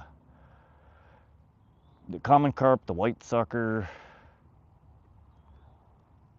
There's goldeye in here. There are supposed to be rainbow trout and brook trout. I've never seen either of those though. So not a whole lot of interesting stuff that comes out of here, but it's practically in my backyard, so when I don't have a whole lot of time to fish, this is where I go. Caught a rainbow trout, nice. Yeah, I caught the biggest rainbow trout I've ever caught a few weeks ago. It was, what was it, 23.5 inches and just under 5 pounds. Pretty good sized rainbow. They get way bigger than that here though. They're I think the state record's like 27 or 30 pounds. I can't imagine catching a rainbow that big. That'd be freaking amazing.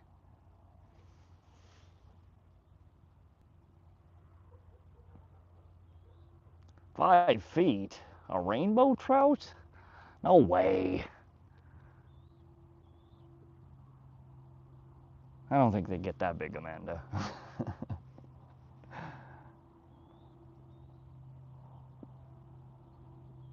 They definitely do get big, but... Okay, 36 inches. Yeah, maybe. I don't know how big a... I know that, again, the state record here in Montana is something around 30 pounds. Let me see how long it is.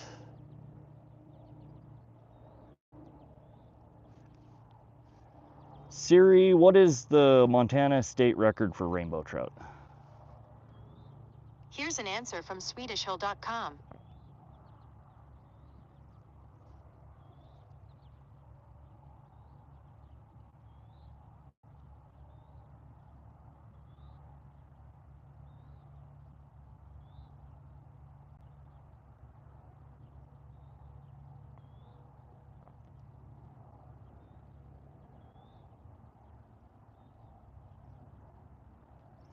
Yeah, 33 pounds. It doesn't say how long it was, though.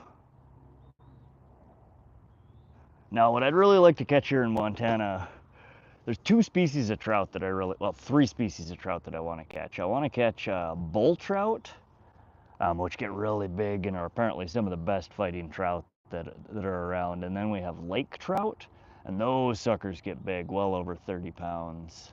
And then we also have golden trout, which are really, really pretty. But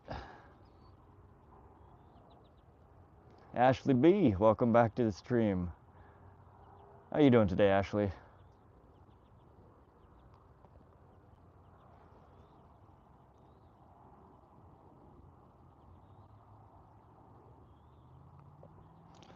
Amanda, that sounds like a giant rainbow trout. You have caught a true monster. Sounds like it was probably bigger than the one I caught. Mine was like 23 inches, just under 5 pounds. Nice fish, but they definitely get way bigger than that. I was happy with it though, because the biggest that I'd caught before that was probably, 3 pounds. It was almost twice as big as the biggest one that I'd caught. Ashley, we're just chilling at the pond fishing here. We got, oh dang, did I update? Yeah, I think we might have caught one more bluegill. That's all right. We'll update it when I catch something worthy. Trying to catch a pumpkinseed so I can move on to targeting something else.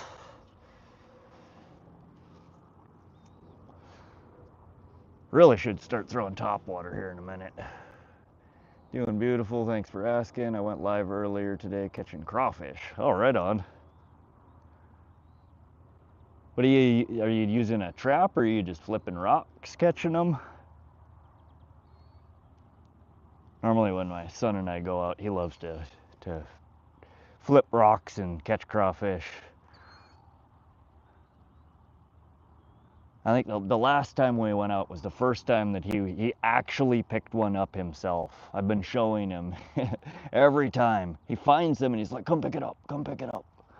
Like, you just gotta grab them right behind the pinchers and they won't get you. And he finally, this last time we were out, picked one up himself. I was really proud of him.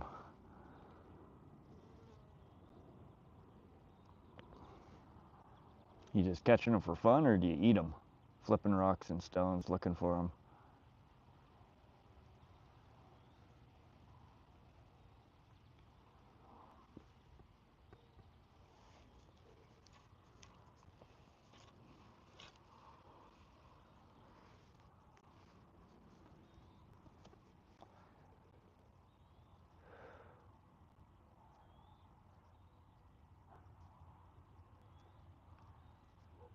Yeah, I try to catch them every once in a while to use for bait.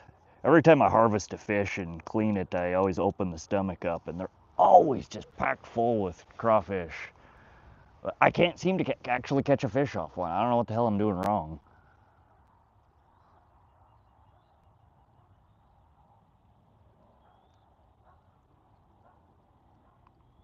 I've tried, fishing them on the bottom, and I'm pretty sure when I bottom fish them, they just find cover and they go hide. I've tried suspending them in the water column, and I think maybe because I leave the claws on them, they're able to fight fish off. I don't know. Maybe I need to just freaking peel off the tail and just use the tail or something. Amanda asked, what bait are you using? So we have the one pole with the bell there. We're set up with bread balls. Trying to catch a carp with it, but they're not cooperating today. And then the pole that I'm holding, I just have a bobber and a worm. Trying to catch a pumpkinseed so I can move on to trying to catch something else. I'm trying to see how many different species I can catch out of here in one sitting. We're up to 3 so far. Ashley says, I eat them, they're delicious like mini lobsters. Everybody always says that, and I've tried cooking them a handful of times, and they always just end up, they taste like mud. And the last couple of times I've told people that, they said that I need to flush them first. Apparently you're supposed to, leave them sitting in cool water for a period of time, which I did not do the previous times that I've tried cooking them. So maybe the next time I catch a few good-sized ones, I'll try flushing out the nasties from their system before I cook them up. Because I love lobster, I love seafood, but crawdads, crayfish that I've caught in the past, they were gross. I didn't enjoy them at all.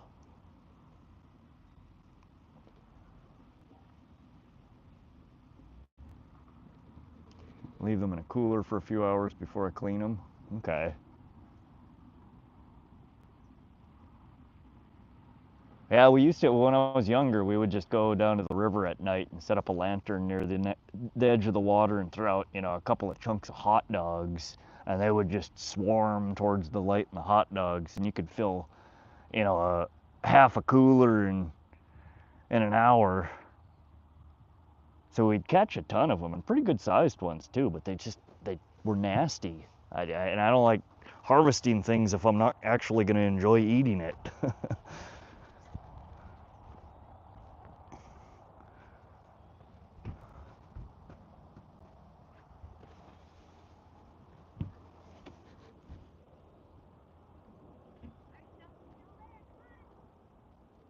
SoCal, I don't know, more than likely, shoot,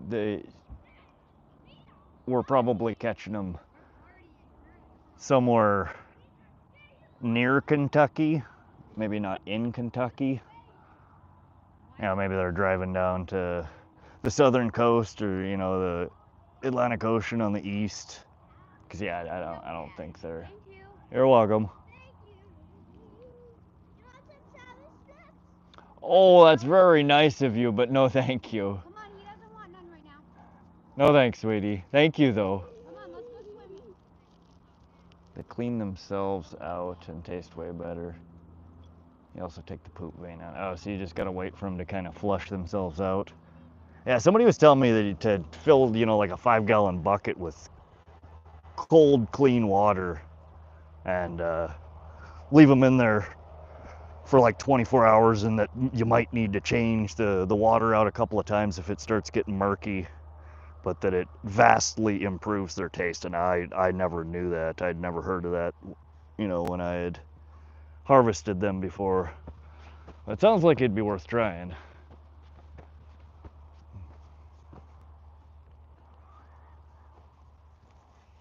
Alrighty, I think one more cast here, and we're gonna have to switch her up here a little bit. I don't know if I want to change my bread balls to worms to bottom fish. I'd like to pull a white sucker out too. Those usually are fairly easy to pull out of here.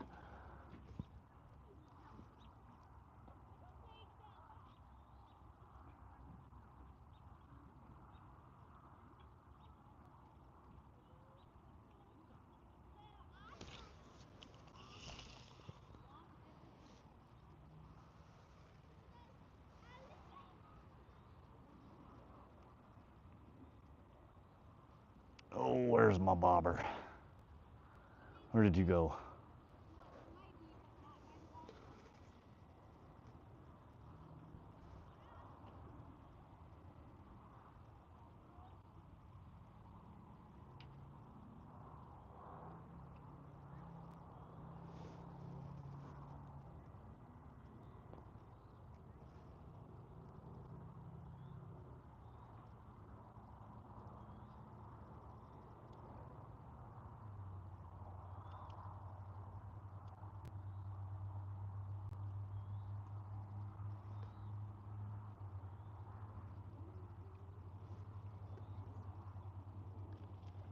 Oh, that was a good sized bass that just jumped over there. That was easily a 2-3 pounder. Might be time to bust out the plopper.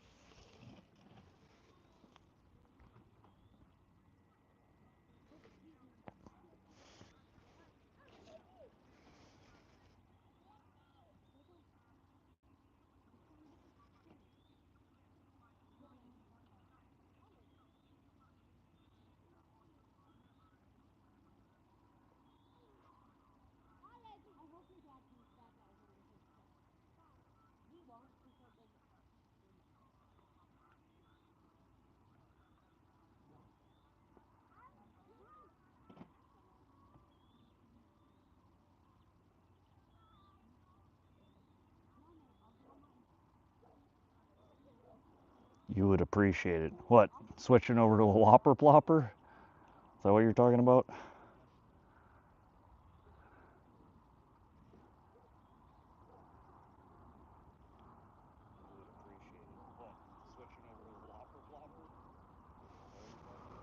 I could. I've had decent luck here with the plopper. I've just been kind of waiting for the pond to glass over, start seeing some decent topwater action. It was way too windy earlier.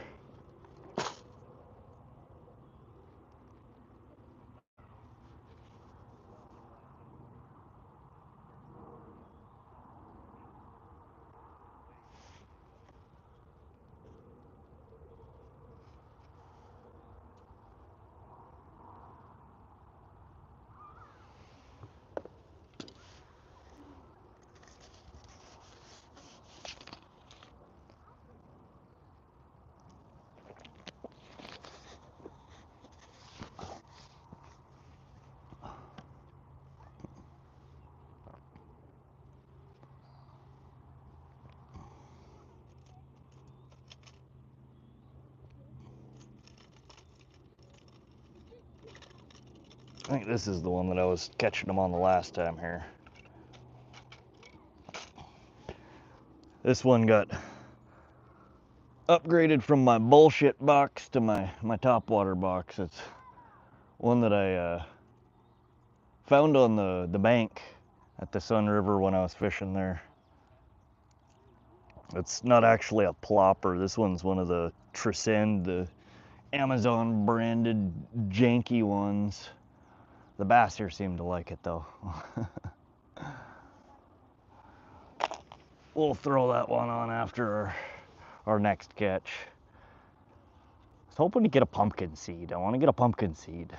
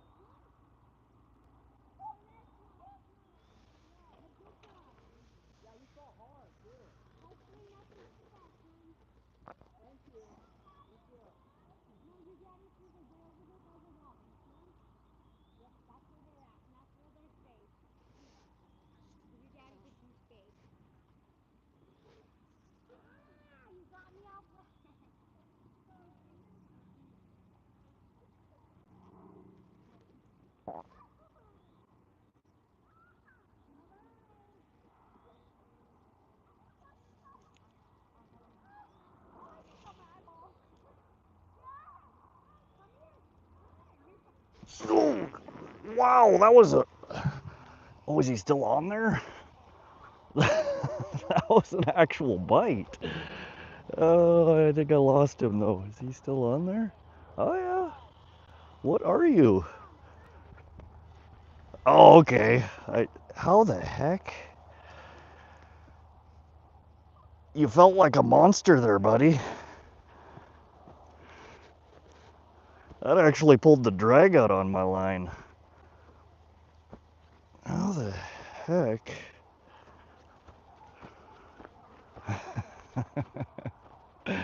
Man, that caught me off guard. He's oddly... He got it in the mouth, but he somehow managed to wrap it around his... What is it? The bottom fin there. That's a good size. That's chunky. He actually pulled the drag out on my line.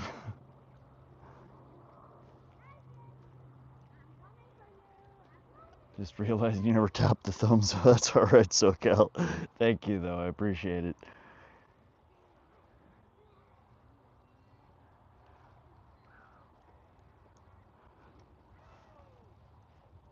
Man, I thought I had a decent fish on there for a second. That's the first time all day I've had my drag pulled out. Oh, come on. Man, he hooked him so good.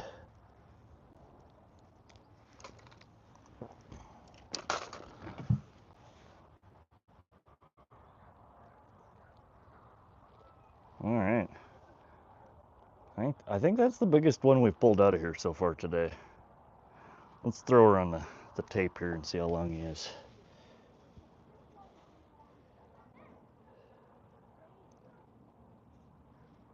Eh, 5 1/4 inches.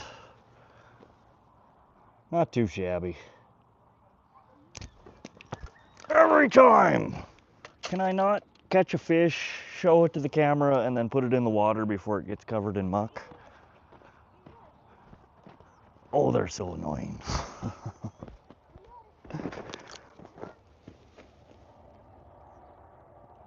All right, get out of here, you butthead.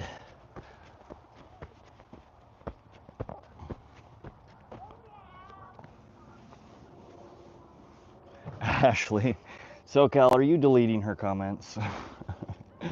No, Ashley, I don't think anybody's. At least if you're talking about in my channel, I don't think he's deleting your comments. All right, we're gonna switch over to top water for a few here.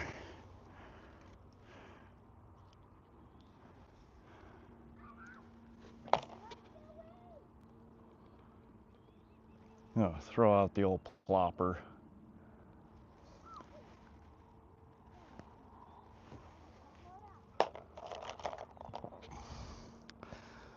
See if maybe we can convince something bigger than a 4-inch bass to come out and play.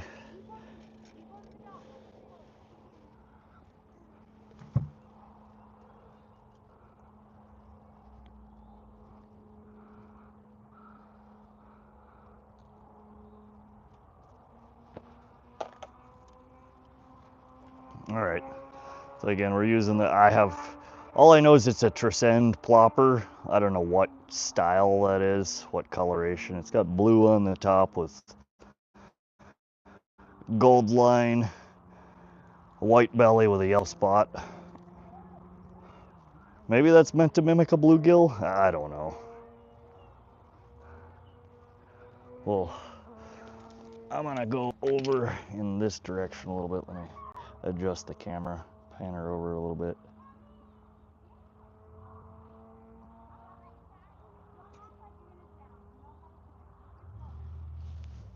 All right. You have a secret lure that works awesome if you want some info on it. If you tell me a donkey rig, I swear to God. All right, I'm gonna wander down this way for a few casts. I will be back to chat with y'all in a few.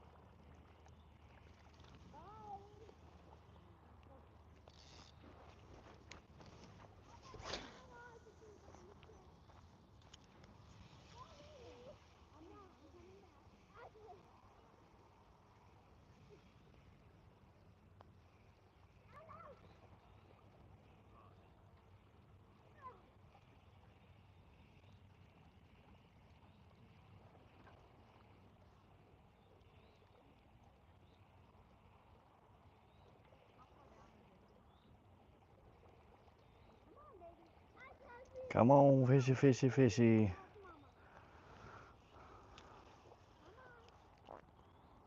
You can do it. I have faith in you.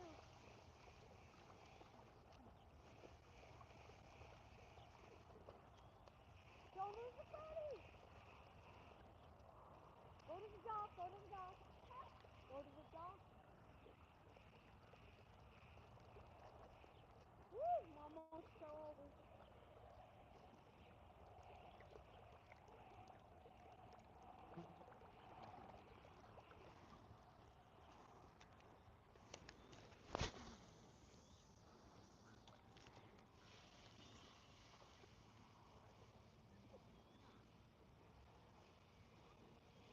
Ready?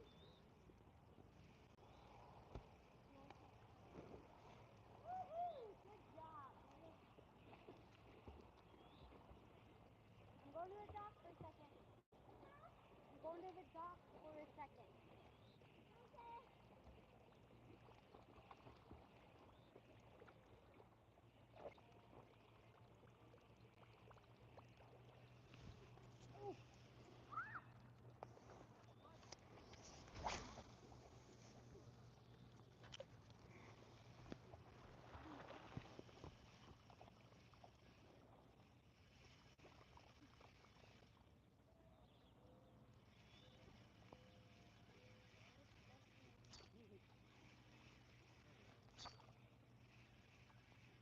Wow, it's almost the same. Oh, dang it. Pulled her through the weeds.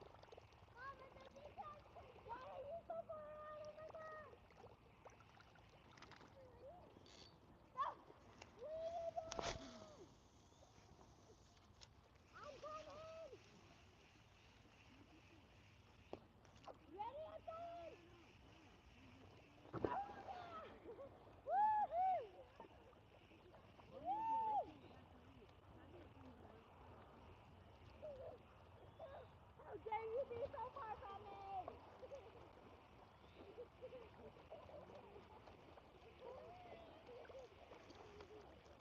Mom can go in.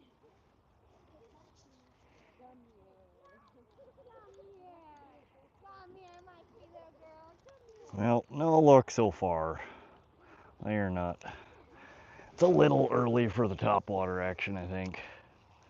I got your tube now.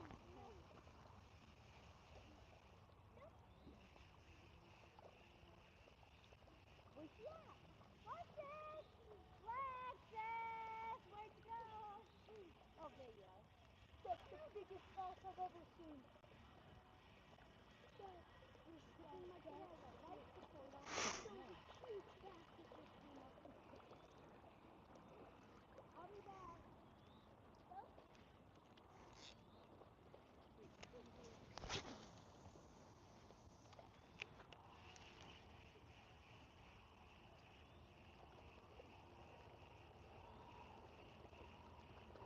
was huge. Smack was the size of me.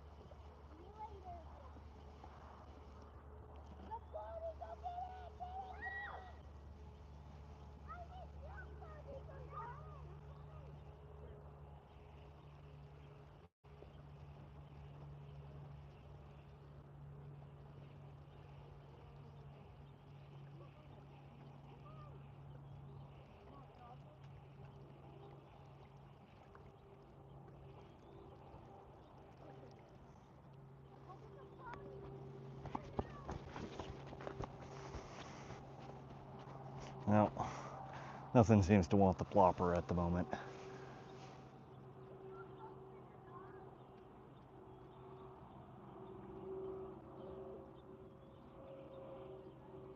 Ashley says, catch a monster. I will try.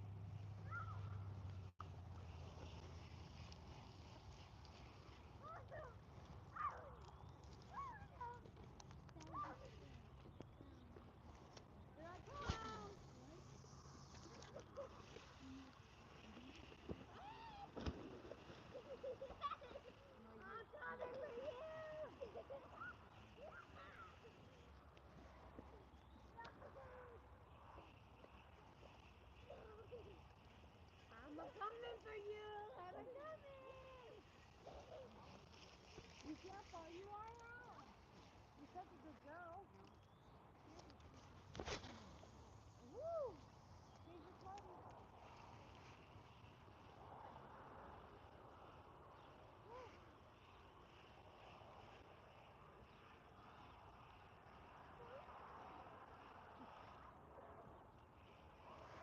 Let me know if you drown mommy, okay? Oh.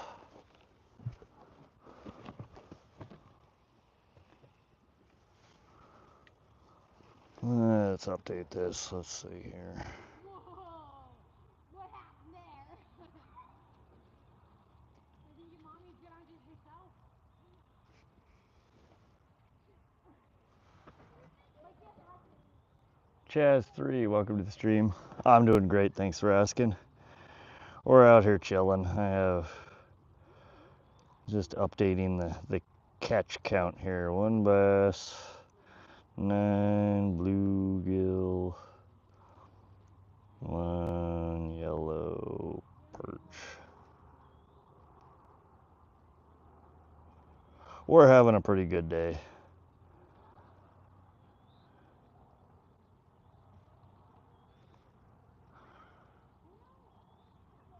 Gorgeous weather. The fish are biting.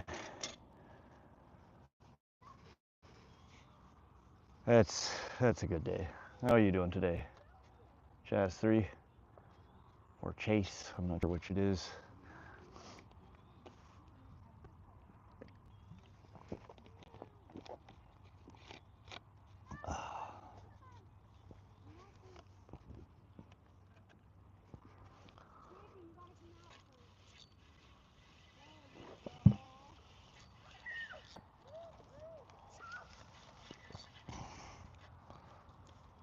All right, I think I'm gonna switch up our carp pole over here and set it up for white sucker. If we can pull one of them in, we'll switch back to carp.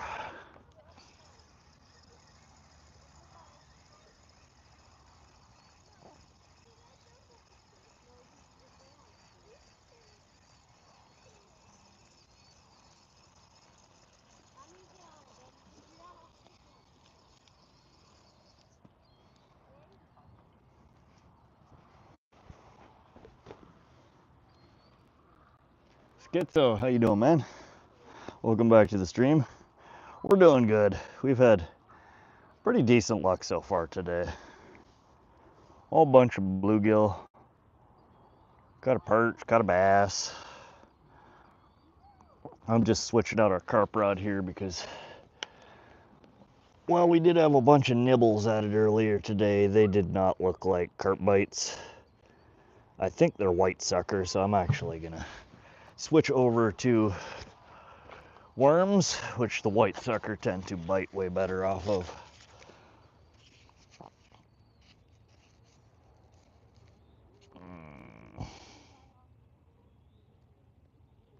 Man, these worms are getting sad.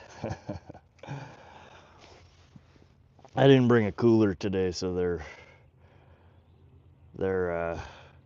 been roasting in the heat here, and they just turn into mush.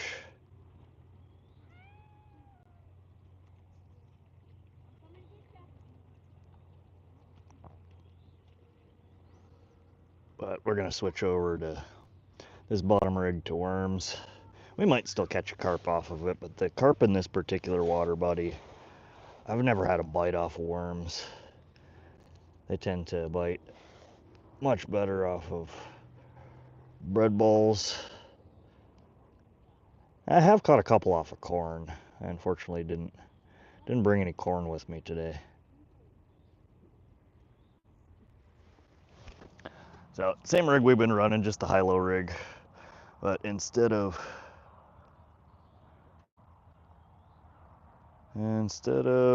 bread balls, we're running worms on it. Josie J, welcome back to the stream. Kicking butt. Yeah, we've had a few catches. We're doing all right. I'm not complaining. It'd be nice if the carp would bite, so I'm switching over to worms, and we're gonna see if we can get the suckers to bite. It's actually one of my favorite fish to catch out of here. Can you unwind? Come on.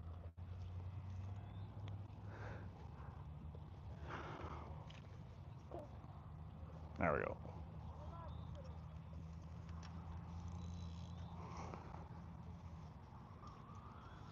Launch this guy out there and see if we can.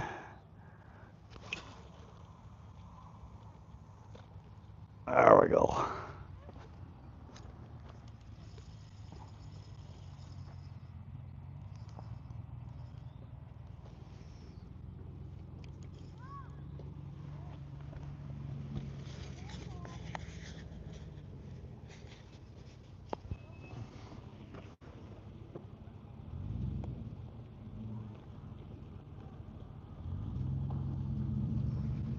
.92 in Pittsburgh today. That's toasty. Yeah, it was about 90 degrees when I rolled up here. I think we're down into the mid 80s now.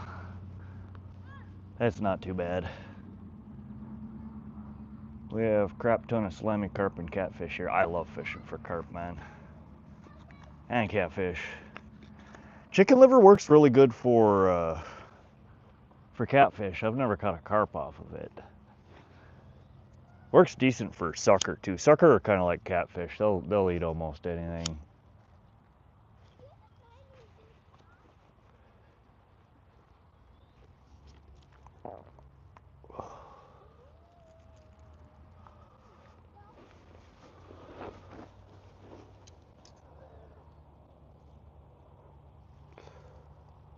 Yeah, carp are one of my favorite fish to target. They are such a fun fight when you get a nice big male on the end of your line.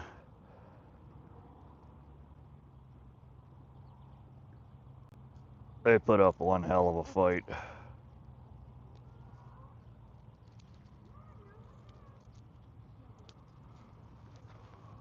Oh, dang it. We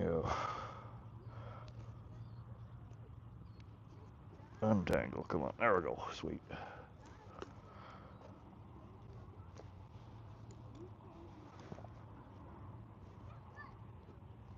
Update. Well, I caught my shoe. Oh, I love treble hooks. They are my favorite. Sarcasm off.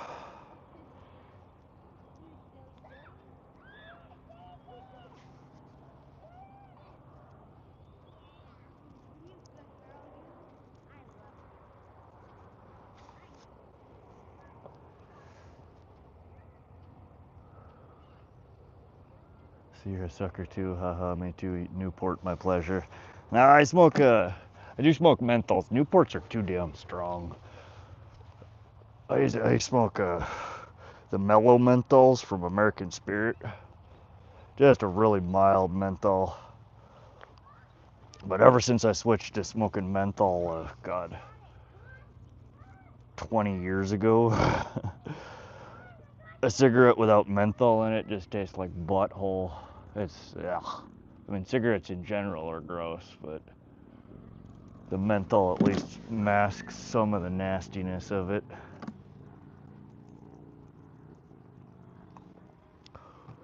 Yeah, I've honestly been contemplating going through all of my gear and switching out treble hooks to single hooks.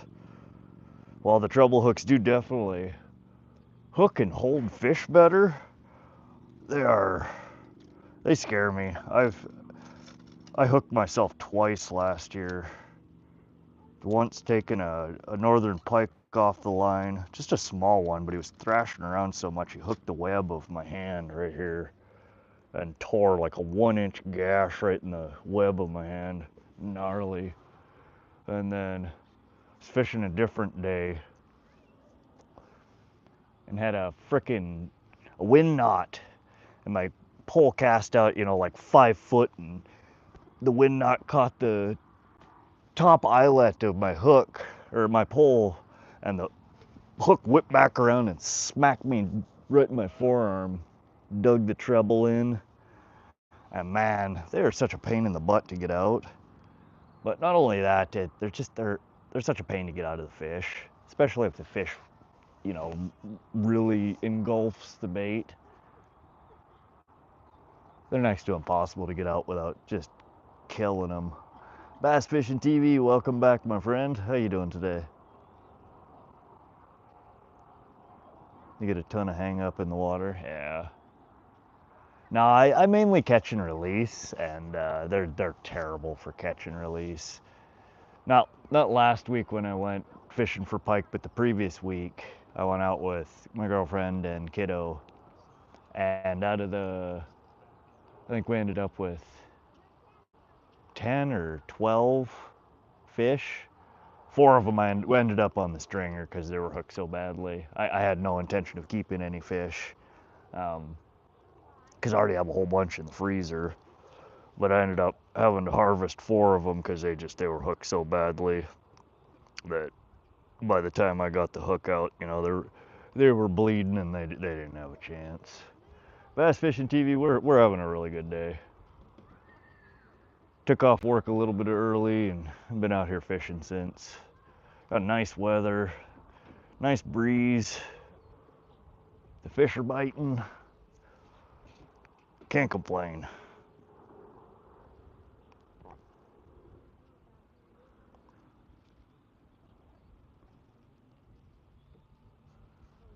I'm just trying to decide when I want to rig up on this other pole here.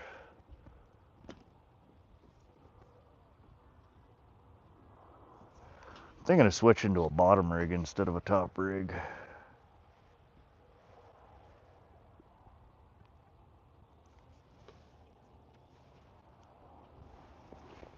I think that's what I'm gonna do actually. I'm gonna keep the same micro hook here. I'm gonna throw this little corky on here and peg it. And then I'm gonna put an inline sinker in.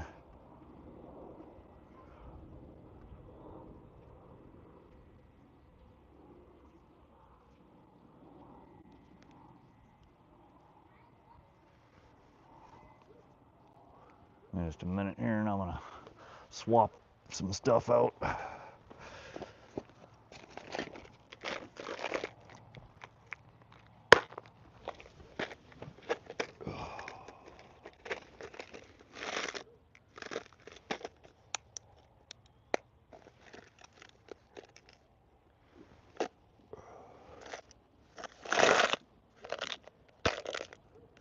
Oh, okay, there's tape on there. I was like, why isn't this thing opening?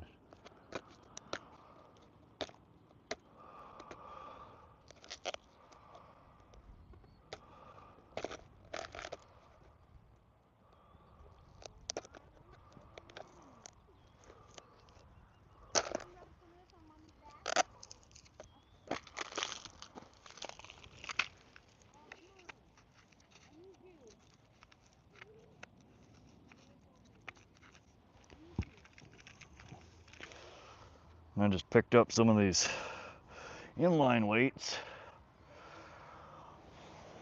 They should come in handy.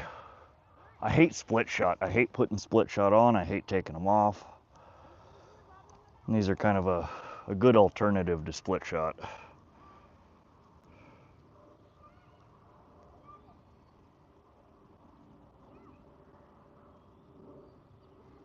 Other than I now need a clip.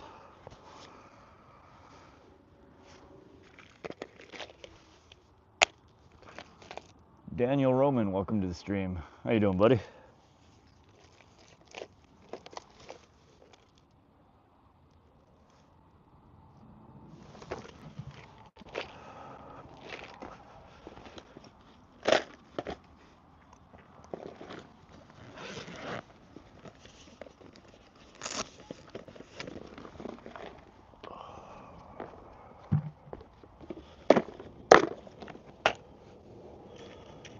All right, where's the clip?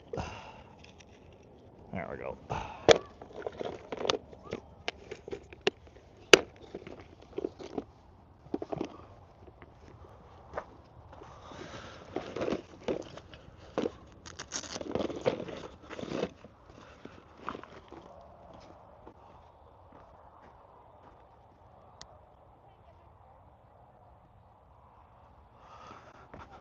I guess I probably should put this bell back on there.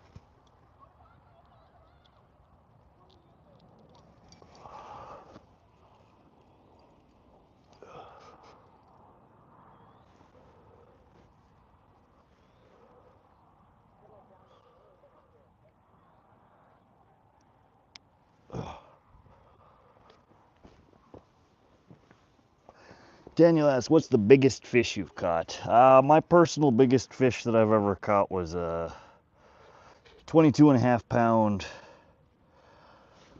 northern pike. It was a little over 42 inches. Good sized pike. That's the biggest fish I've landed. I had a carp last year that had to have been pushing 50 pounds, but he broke off while I was trying to get him in the net.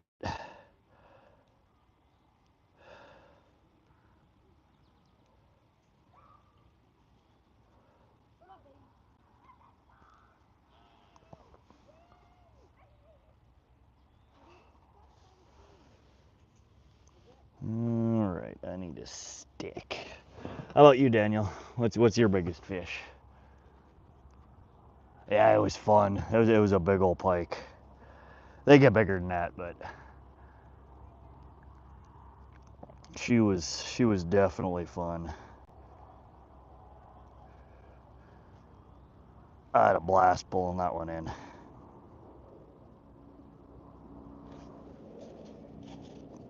I've caught some other similar sized fish. I think my biggest carp that I've landed was 18.5 pounds.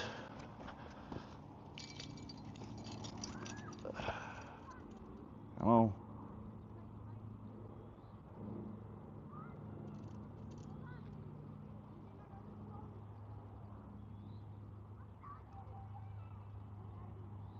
And then a couple of months ago I caught a 14, almost 15 pound channel cat.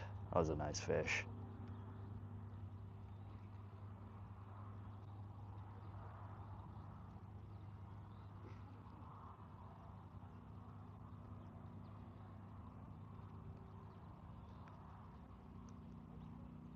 All right. Apparently all we're gonna get is a nibble.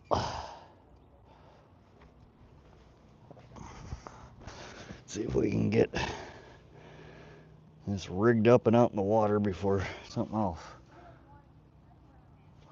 bites on it. Barracuda in the Keys, all right. Yeah, them get pretty big, huh?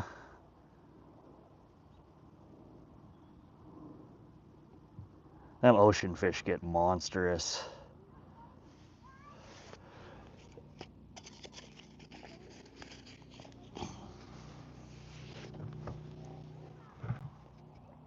All right, so we just rigged up another bottom rig. We have our main line, a swivel and a clip, an inline, what is this? I don't know, it's like an 1/8 ounce weight.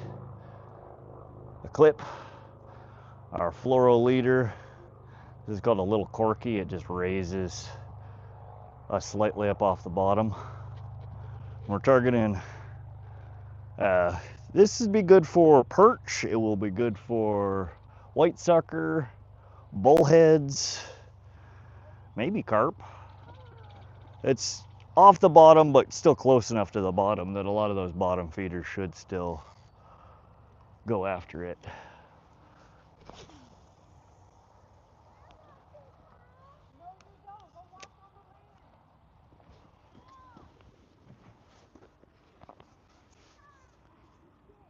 Daniel says I got a nurse shark and a bull shark, one in the Keys, one in Panama City. The bull was a baby, but the other one wasn't. Ah, that's cool. A shark would be fun as heck to catch.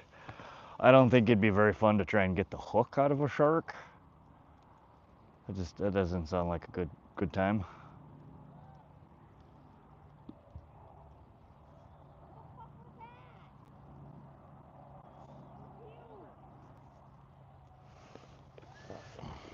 Yeah, we don't get anything like that around here. I'm in central Montana. Only fresh water. I think the biggest fish we get here are paddlefish, which are really neat fish. But I don't like how people catch them. You gotta, they're just throwing out weighted treble hooks and trying to snag them. That's not my kind of fishing. Clara G, welcome to the stream. It is 7:37. We're in Mountain Standard Time here in central Montana.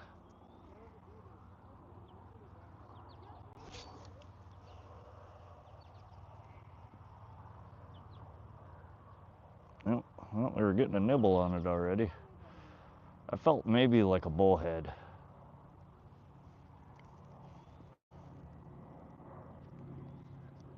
Honestly, probably a little bit small of a hook for a bullhead, but we'll see.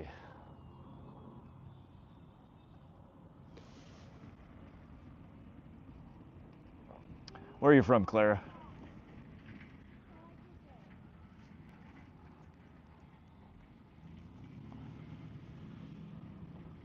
How have I been today? Oh, I've been having a great day. I had to work earlier, but took off a little bit early to come down here and fish and stream, so we've had 10, 12 catches. The weather's absolutely perfect, so no complaints here. How's it going, man? Oh, doing awesome. Yourself? Not too bad. Do you want to see my rod? Is that it? Want to see my rod? Okay. Yeah.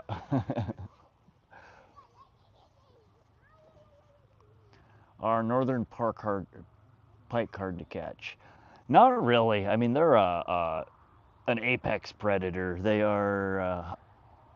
They'll eat almost anything. It's more about finding a good water body that they're in. But if you can get the bait in front of them, they will bite. They're one of the funnest species, I think, to fish for in freshwater. They get fairly large. They put up a really good fight. They got big old honking teeth. And they're really good to eat, too.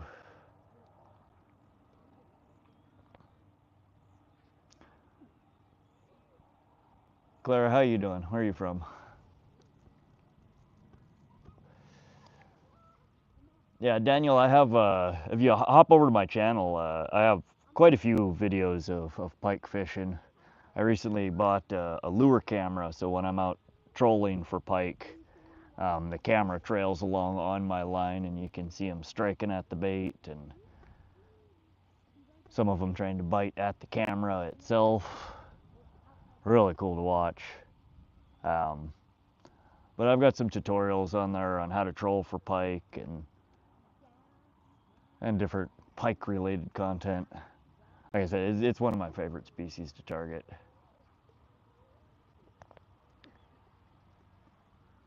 What date do you use to catch your fish?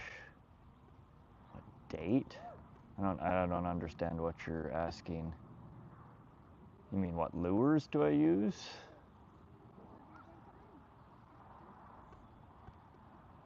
For a pike, I tend to use crankbaits or jerk baits.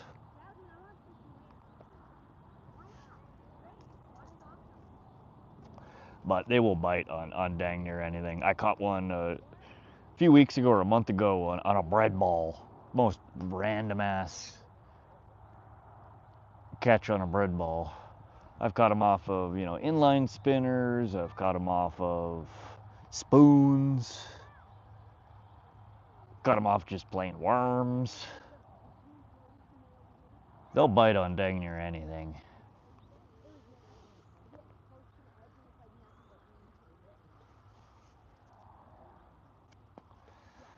Anybody else planning on doing any fishing or camping this weekend? Thinking about taking my boat out tomorrow somewhere to fish. I don't know if I want to go to my usual spot and pike fish or if I want to try somewhere new.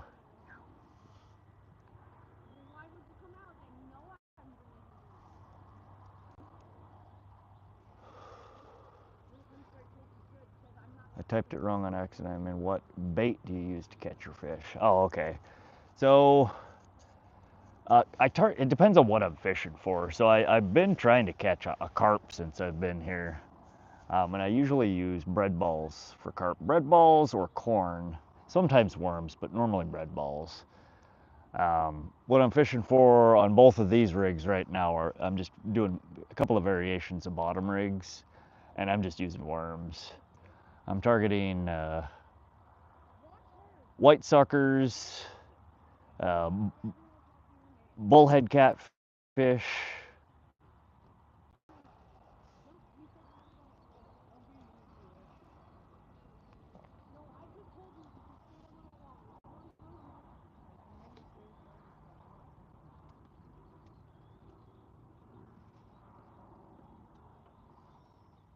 but there are largemouth bass in here. I was throwing topwater for a little bit, but normally I don't start throwing those until 8 or 9 o'clock. We're coming up on 8 o'clock right now, so maybe in a little bit I'll switch back to topwater. I'd like to pull a white sucker out though. It's not a fish that most people will generally target. I really like fishing for them though. I think they're one of the neatest looking freshwater fish around.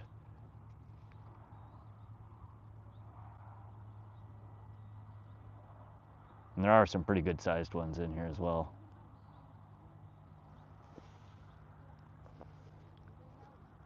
You go fish a lot in the community ponds, and the one thing we catch a lot of is bass. Yeah, that's primarily what people come to this pond to fish for is largemouth bass. And there's some good sized ones in here. The biggest one that I caught was about 2.5 pounds out of here, but I've seen a couple of 5-6 pounders come out of here. Not monsters, but definitely good sized for this water body.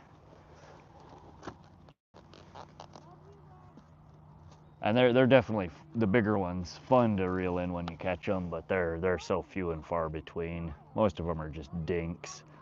So usually what I come to this pond to fish for is carp and sucker. But this year the carp they haven't been biting well. I think a lot of them died off over the winter. It's a pretty shallow pond and there's no aeration. So when the pond freezes over, I think a lot of the fish end up dying. Oh, it's all good, right? All good, Daniel.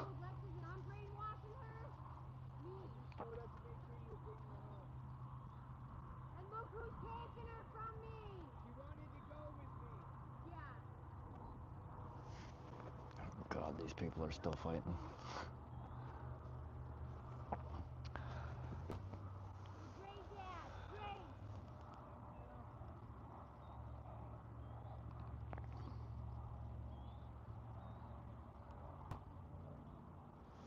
I have a sneaking suspicion something stole our worm already. Oh, there you go. There's a little jingle on the pole there. The white sucker, they tend to have a pretty small bite, pretty gentle bite. Every once in a while, they'll grab it and run with it. But I think they like a carp, they swim around and they suck stuff off the bottom. And ooh, getting a bite on this one too.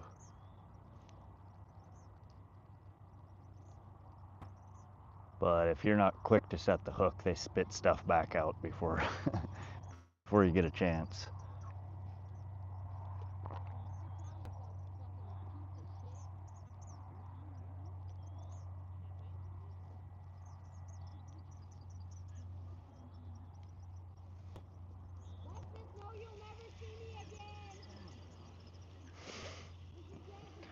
One of them days, eh?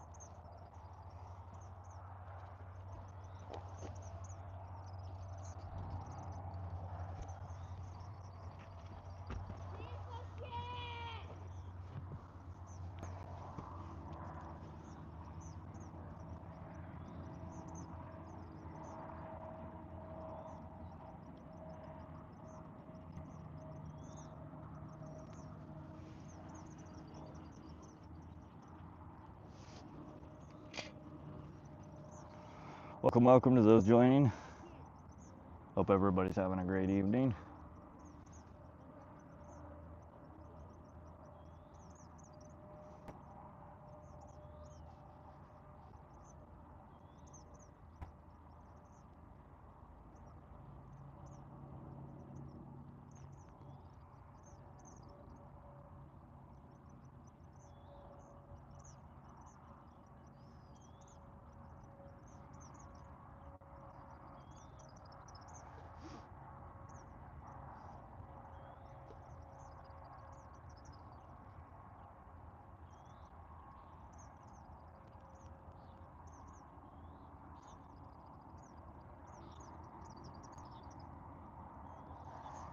There's a nibble on that line.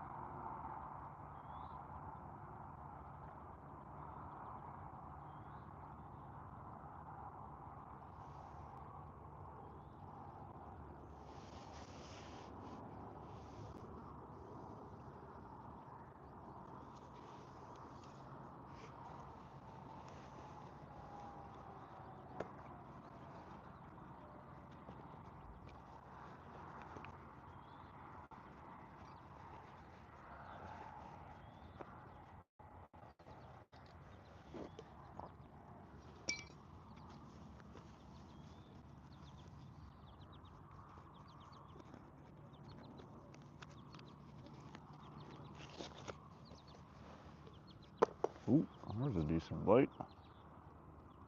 Oh.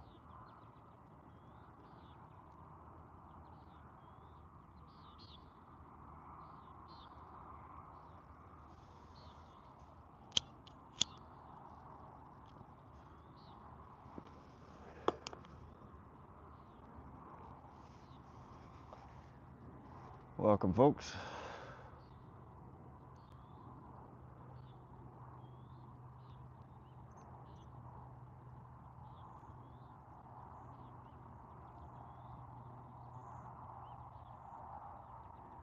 Oh, there's another nibble. We need to set the hook on one of these. Come on.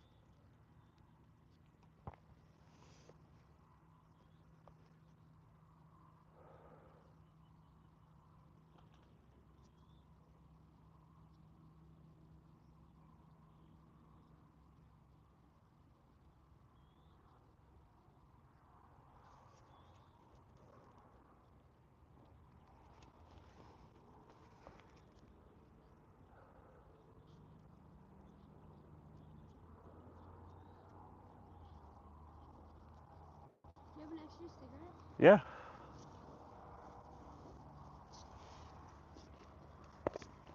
I don't know if y'all smoke menthols, but I don't, honestly don't give a frick.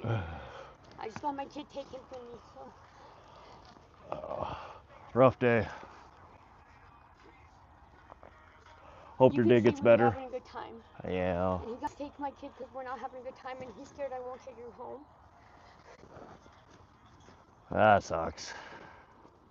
Thank you. You're welcome.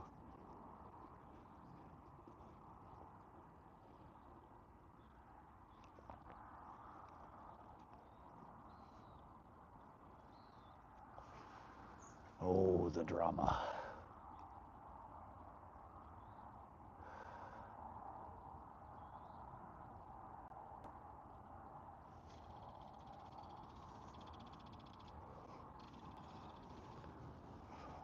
Appreciate the thumbs up, y'all. What's everybody up to? Everybody's so quiet tonight.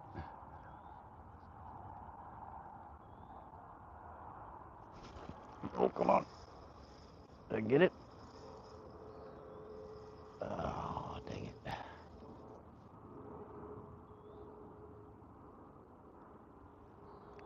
Nope, we missed it. That felt like a sucker.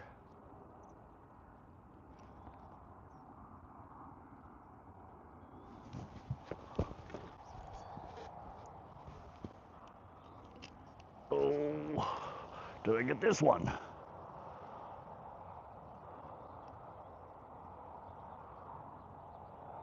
Of course not. Oh, these fish. They don't like me.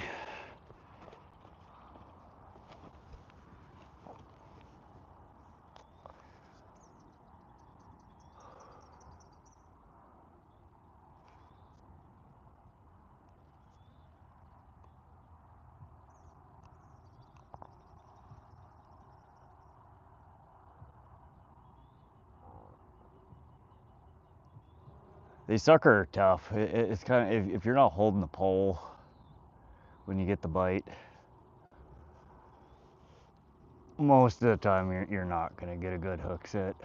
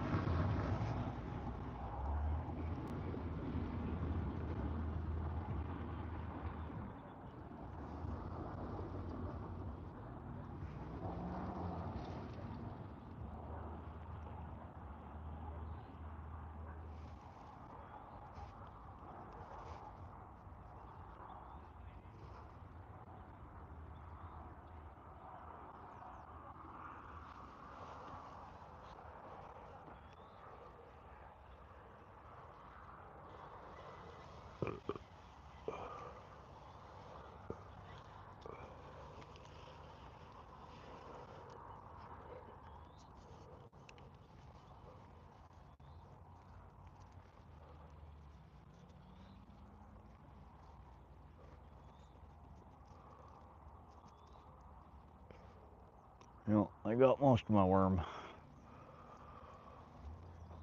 We'll throw out a chunk on there and see if we can get hooked up.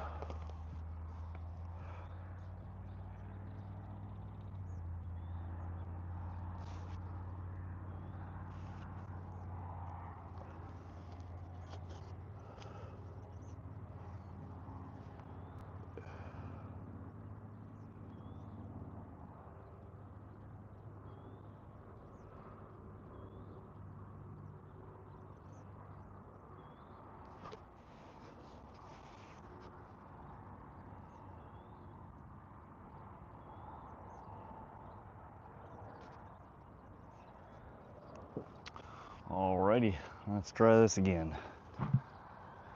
Get lots of bites. They just aren't too keen on letting me set the hook.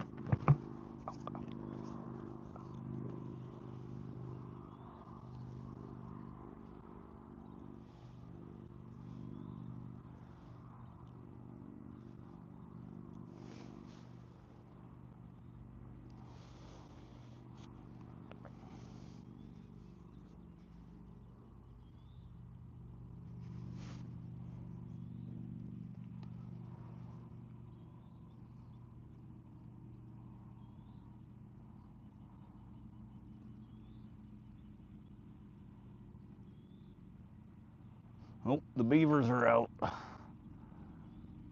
see right over there. Big old fat mama beaver.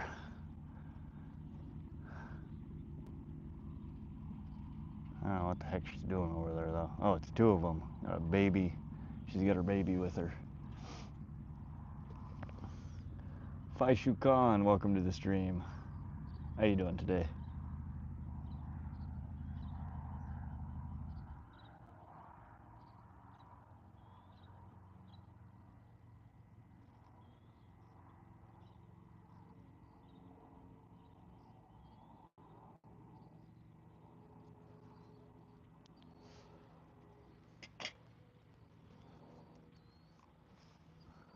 Thanks for stopping by and checking out the stream.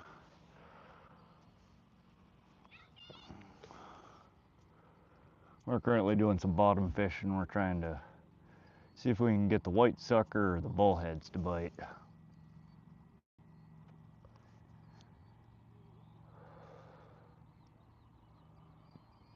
Getting a good amount of bites here. Just haven't been able to get a good hook set yet on them. Oh, there's another nibble.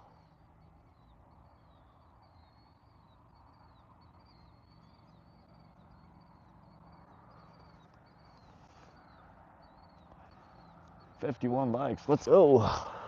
Thank you guys. I appreciate that.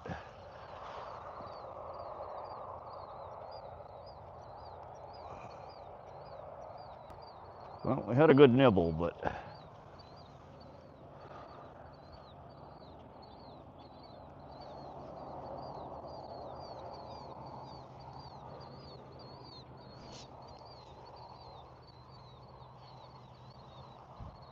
yeah, I think we pulled her into the weeds.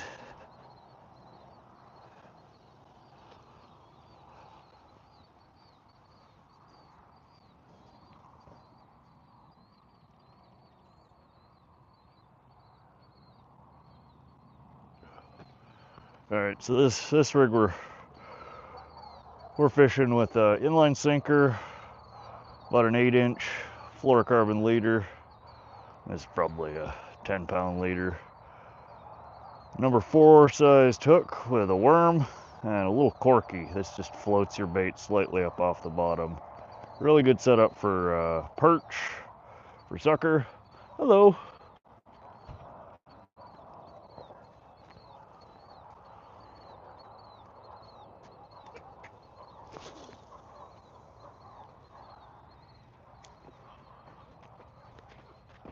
We're trying to see if we can get a bullhead or a sucker off of it.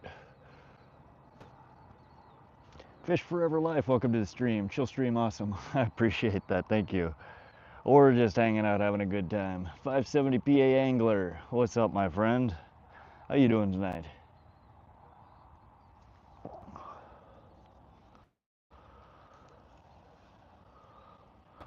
Always nice to see some familiar names popping in the stream here.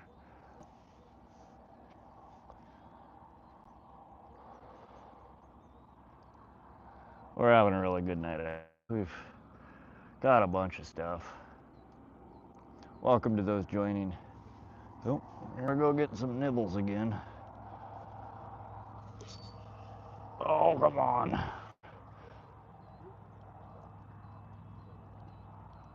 This hook is pretty undersized for the suckers.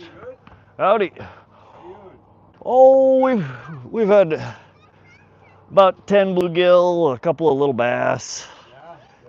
Switched over, trying to see if we can get the bullhead or the suckers to bite. Yeah.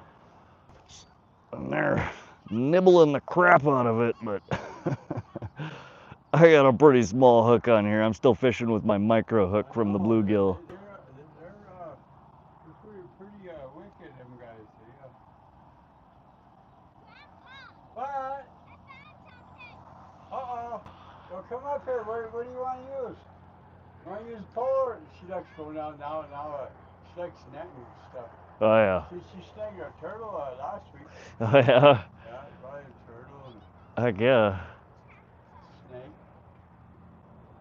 Ben Damashine. What you gonna use, Cassie? Welcome to the stream, Ben. Just started watching your videos, but you're awesome. Thanks, Ben. Appreciate that. What you want to use? PA Angler says doing good on my last break at work. Just dropping in quick to say good luck and tight lines. Well, I appreciate you swinging by, PA. Good luck for the rest of your work shift there. I am glad I'm not having to work right now.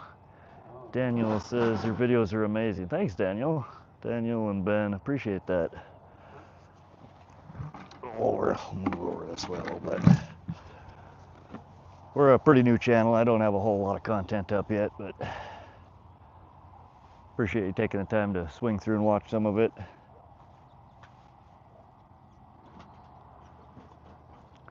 You guys like the shorts, the longs, the lure videos? Anything in particular you guys are watching that you like?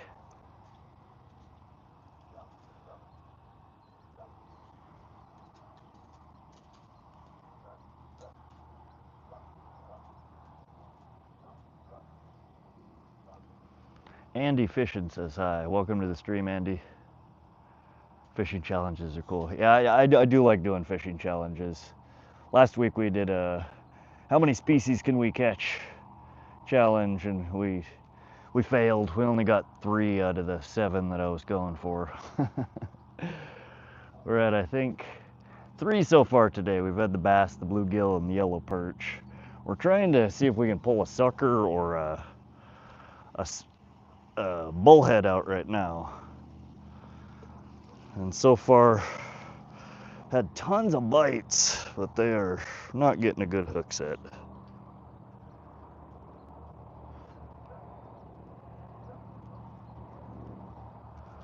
But I feel like we should be able to get one of them here.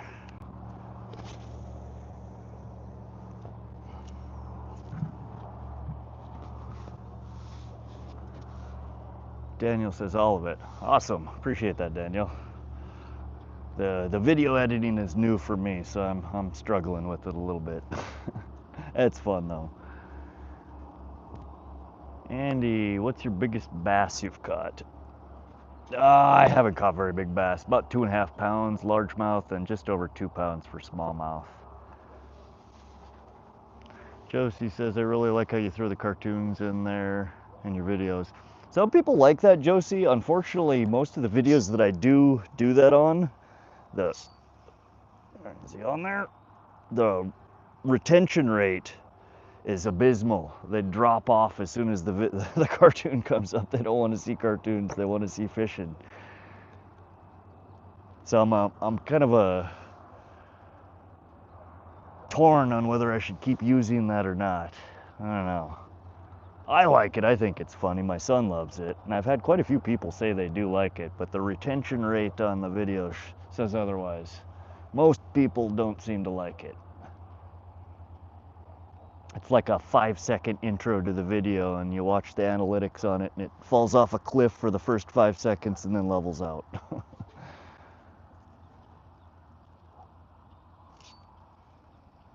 Come on. Oh, I think we actually got one on the line now.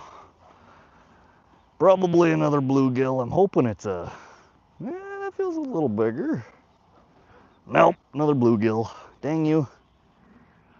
I don't want a bluegill. I want a bullhead. And of course he engulfed it. Nice little guy there. Probably about 5 inches. 4.5 maybe. Oh, and he ate it.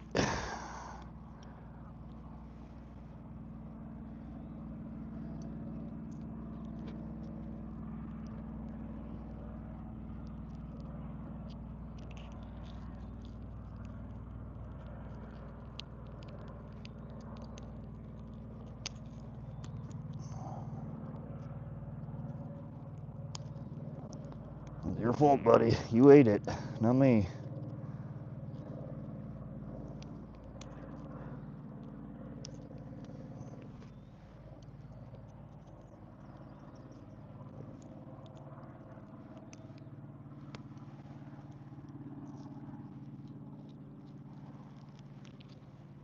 There we go. Alrighty. There's our 10th bluegill of the day. We'll go ahead and get her back in the water.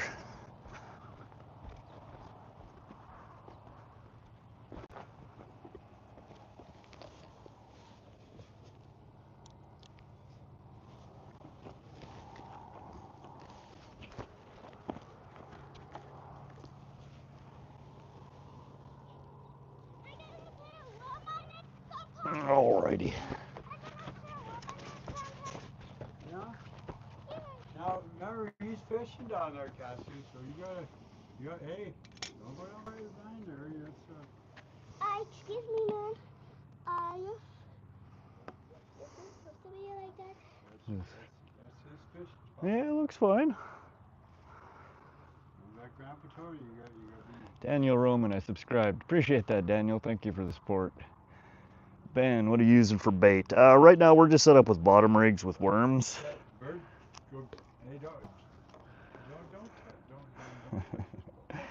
Yeah, we're targeting You want your white buddy sucker and bullheads right now. on there? Where? So we're just using a couple of variations of bottom rigs using worms.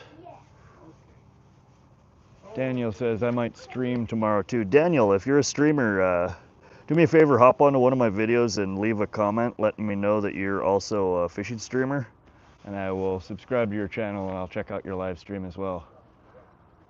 Castaway, can you shout out Castaway? We are a good fishing channel and trying to spread the gospel. God bless.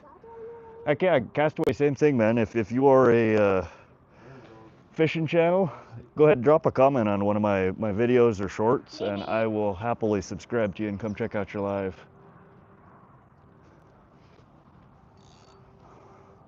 Excuse me. We're gonna try and get her out a little bit further this time. There we go.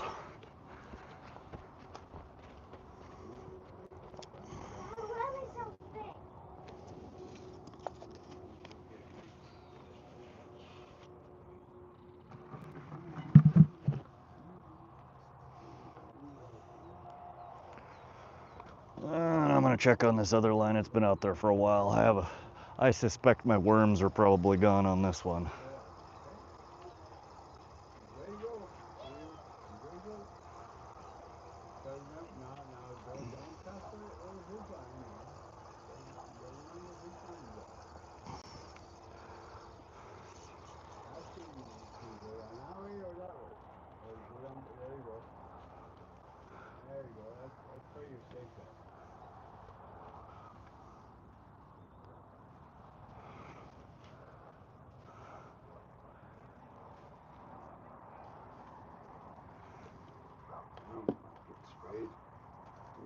Need some spray? Bugs haven't been bugging me yet. They'll probably be out here shortly, though. Yeah. That'll be coming around. My granddaughter, boy, she casts them pretty good. You just set her up with a little micro hook. Oh yeah.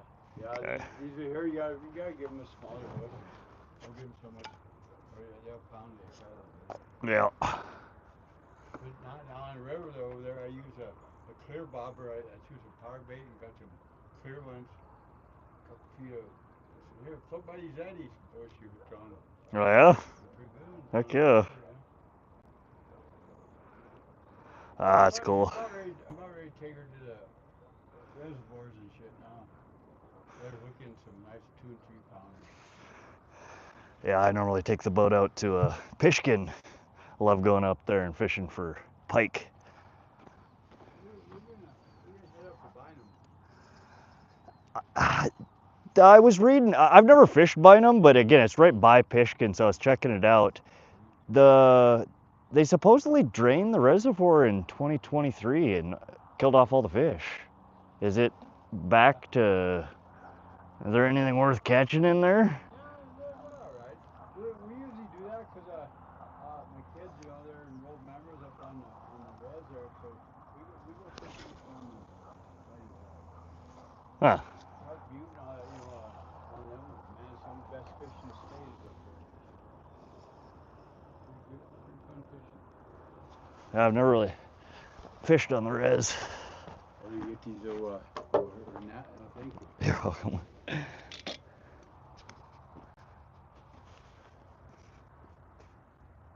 From sundown, you're doing that like that. Don't be surprised. Get some pretty nice bass. Oh yeah, I've seen some 5-6 pounders come out of here. I've never caught one that big, but Josie says, how'd you like my pictures of my friends from the woods? Josie, you run into all sorts of interesting stuff in the woods, it seems like.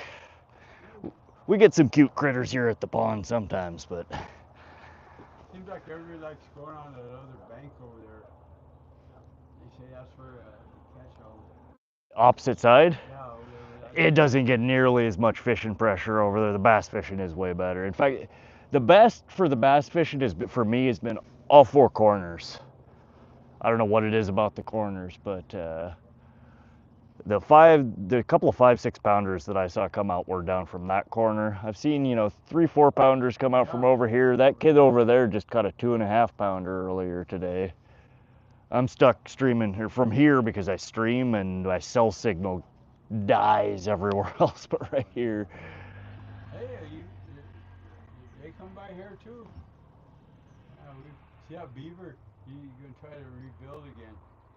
First time, you've been here for a while. That beaver over there. Well, there's 5-6 of them in here. You come down here and fish a lot? Oh yeah, I just live here in Vaughn. Yeah. We just live right here. We got that wood firewood business. Oh, okay, the giant pile of wood I drive by. Okay. That's us right Yeah, I've noticed that. I've been out here a couple of times this week and noticed that the pile is pretty big over there. there. We're getting ready. People are ordering already. A lot of them campers they ordered to come by and we fill their pickups for them. They take them up camping. They call up. Can you drop a cord off? Quarter wood off. We're camping. The Holy Mackerel said hi. Welcome to the stream, the Holy Mackerel. Daniel, what's your favorite type of plastic bait? I don't fish plastics all that often. I like creature baits though when I do.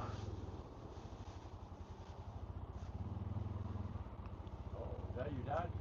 No, Matthew, welcome to the stream. How you doing tonight, buddy? that's your buddy.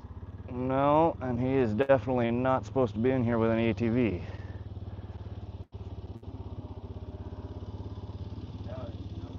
Yeah.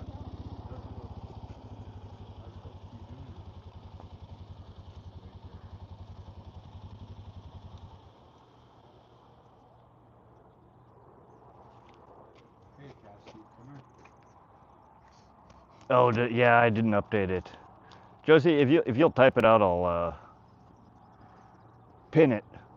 I keep forgetting. I think I'm actually at 11. I keep forgetting.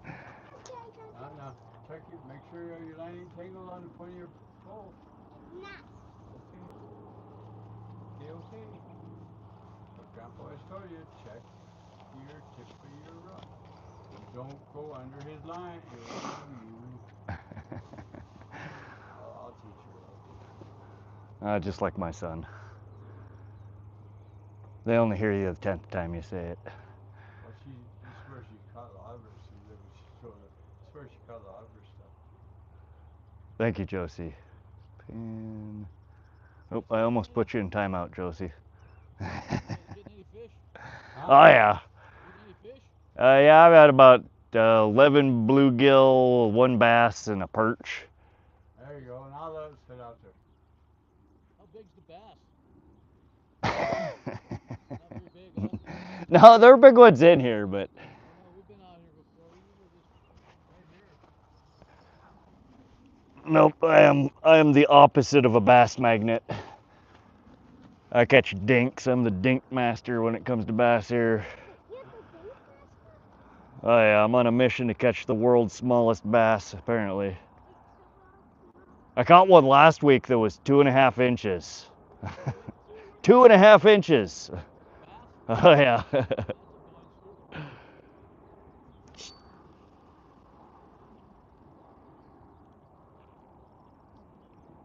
You just floating a bobber, a couple with worm? Yeah, that's how I normally catch the bass in here. Is just 8-10 inches a leader below a bobber, Yeah. and just do a slow retrieve across the surface. Mostly catch dinks that way, but every once in a while you'll hook into a 1-2 pounder. Seems like topwater's the way to go. The biggest ones that I've seen pulled out of here, and the biggest ones that I've caught were all with topwater. Is that a beaver over there? Oh yeah, big old fat mama beaver. Yeah, you're just chilling around. Nice out here.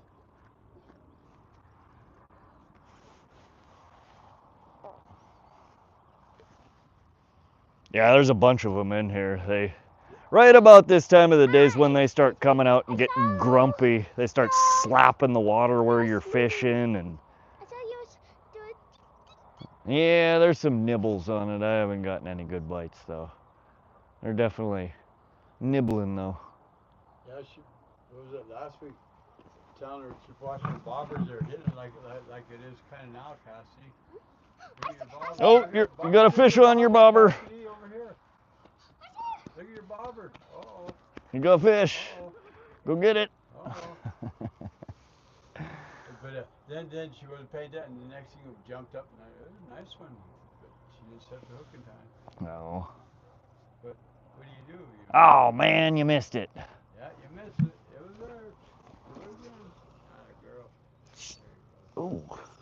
God, I need to quit setting the hook so hard. I'm in frickin' carp mode here, ripping lips.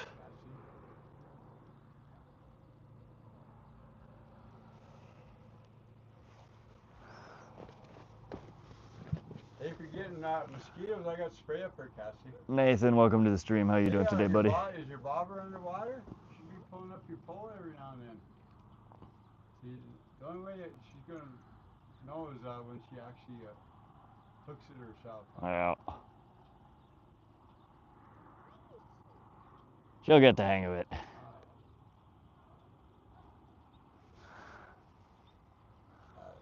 Remember, there you go, see? Good cast. Just gotta remember his lines are now. Ah, I'm pretty far over. She should be fine.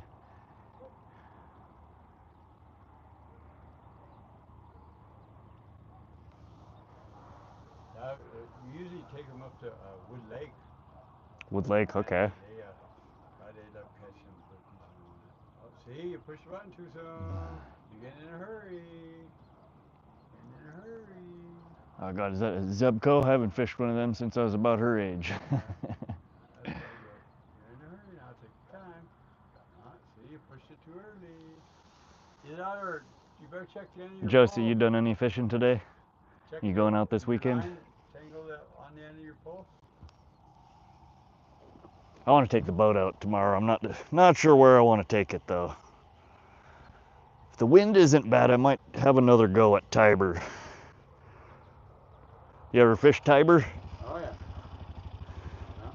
Yeah, I went up there first time on Father's Day. Completely skunked, but it looked promising. People, the other people that are out there were pulling walleye out left and right. I don't know what the hell I was doing wrong. Yeah, I just I went a few times on a boat, but I always liked fishing from the shore. Oh, really? Yeah, Tiber. There's a few spots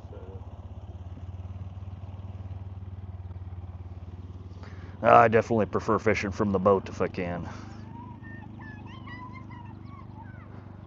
you did have a fish on? Huh? Maybe Sunday. Tomorrow we're taking the kids to the water park. Oh, that sounds fun. Other than the sunburns that come along with it.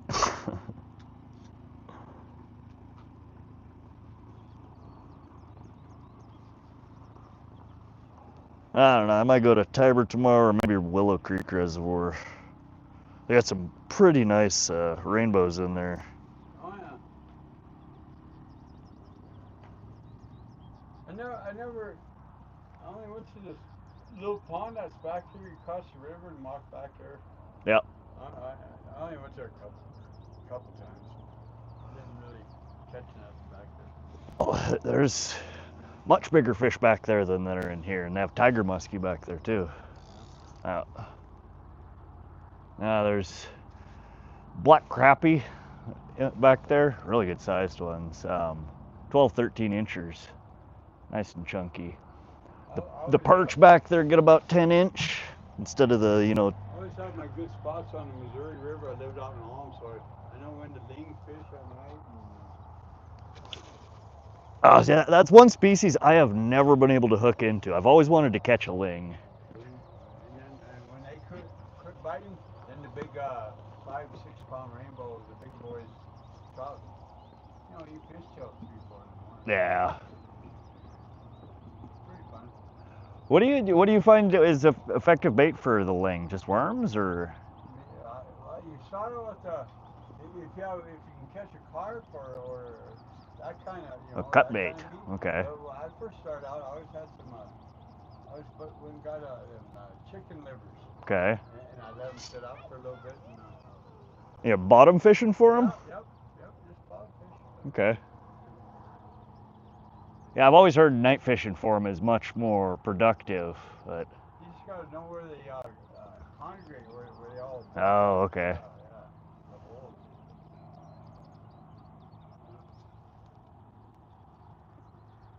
Yeah, they're good eating too.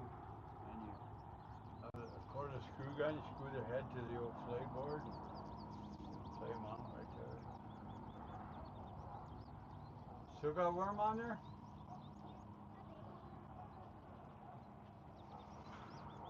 It's even funner when my husband's boss rented it out for the evening, so it's free. Heck yeah.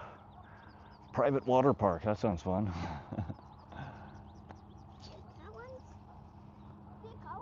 I keep getting bites, but I'm missing them. I see a bar. I see the see a chunky. Oh, be careful swinging that around, honey. Watch out, don't.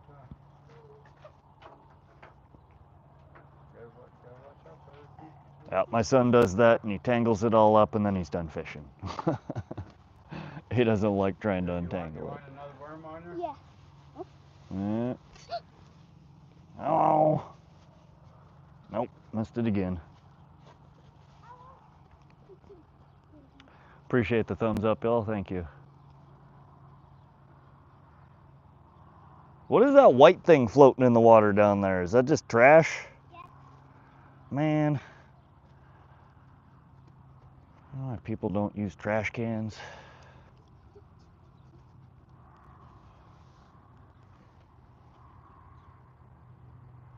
SoCal, I put my bass from today into ChatGPT. It estimated 24 to 26 inches, 6 to 7 pounds.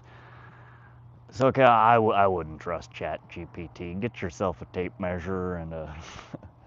I'm Yes. gonna check yours.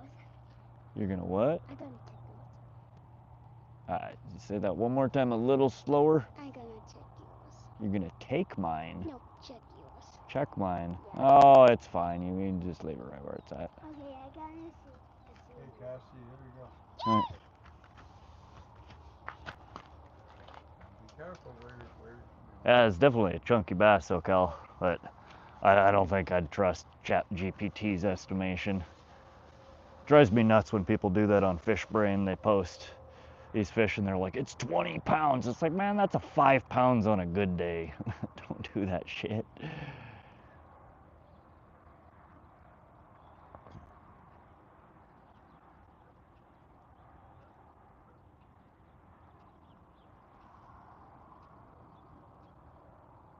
Four tops. That's still a damn good bass, man. Like I said, my biggest largemouth is 2.5 pounds. I'd be very happy with a 4-pounder.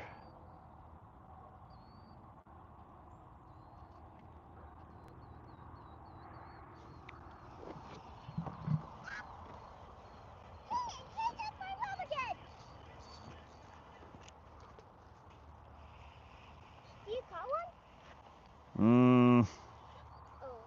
Oh. Oh, there's a fish in there. Whoa! Oh my god! I'm gonna touch his belly. Hold on, let me get the weeds off of it.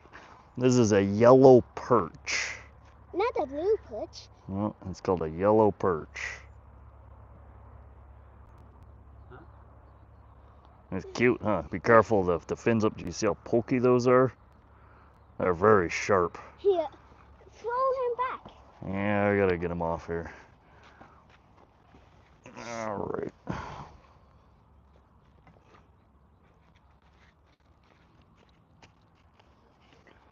Felt like I had a fish, and then there was nothing. It was just dead weight, so I started pulling it into.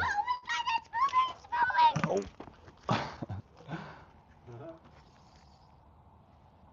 All right, Oh.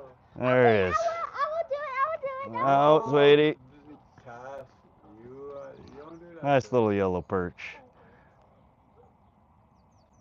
He's, I don't know, maybe 4 inches, 4.5 inches. Cute little guy, though. You don't do that to other people. Oh,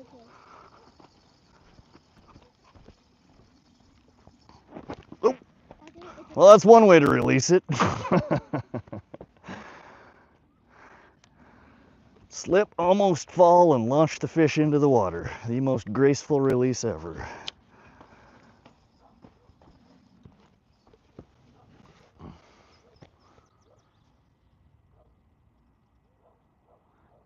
Glenn McIver, welcome to the stream. How you doing today, buddy?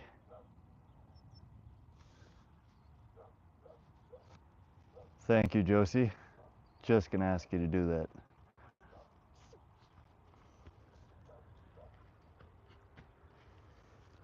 Now, they're pretty little fish.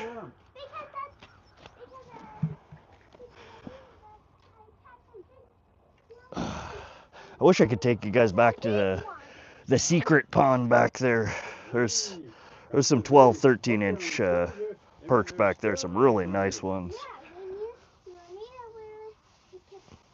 Caught it on a potato. Yeah, SoCal was doing a challenge today, fishing with nothing but potatoes, and apparently caught a nice catfish, a nice bass, a bunch of bluegill.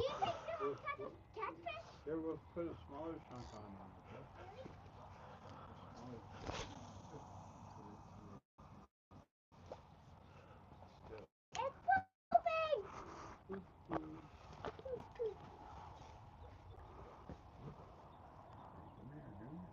We're getting nibbles on that hupole over there again.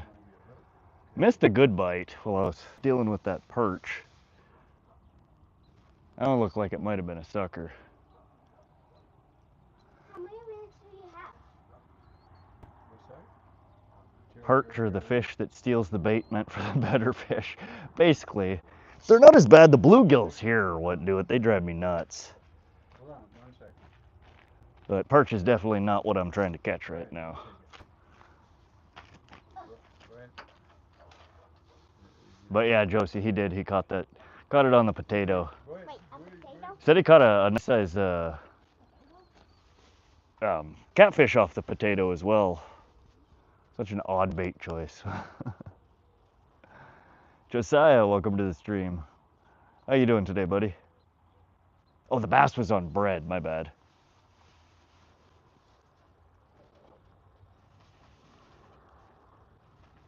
Yeah, you and your bread-loving bass at your pond there. Such a weird thing for a bass to bite on. Are you letting it sit and soak, or are you actually like actively reeling it in when you're catching those SoCal? God damn it, I keep setting the hook too hard. There we go. Got another something on here. Probably another bluegill. Or nothing at all. We lost it.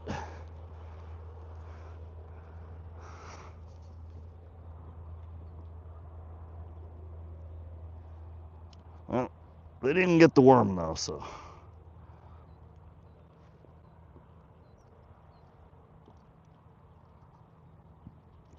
I definitely tore it up though.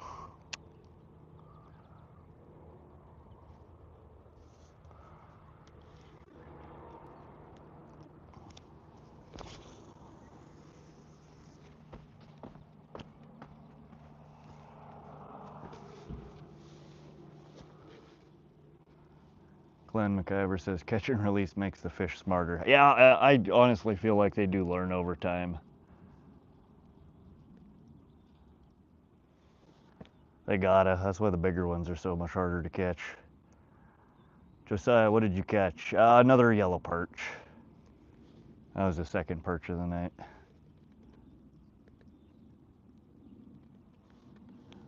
We're trying to pull out a sucker or one of the bullheads. The bullheads are very uncommon in this pond though.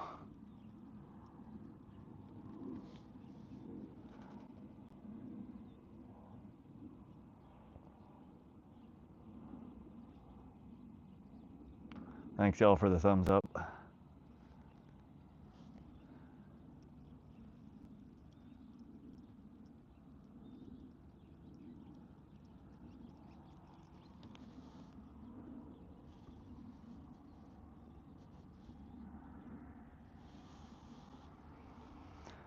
SoCal says this pond is the exception to the rule. I can't get bass on regular baits, but bread crushes it. That's so weird, SoCal. Yeah, that's what I was asking before.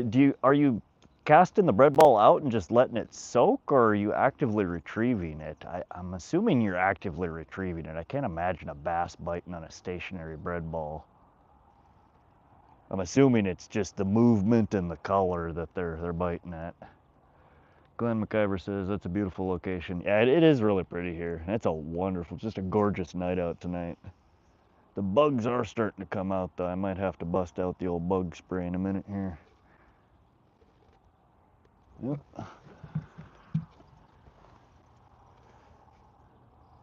Some nibblies. Does not look like a sucker nibbly. That might be a bullhead. Oh, one more.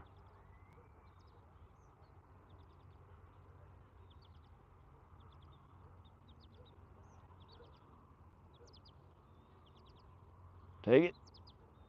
Bite.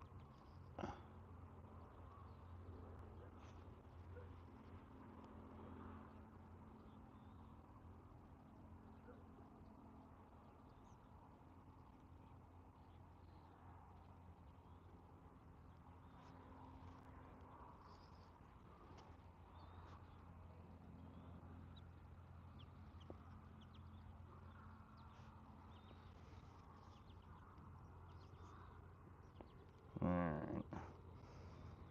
They're just toying with me. I gotta bust out the bug spray.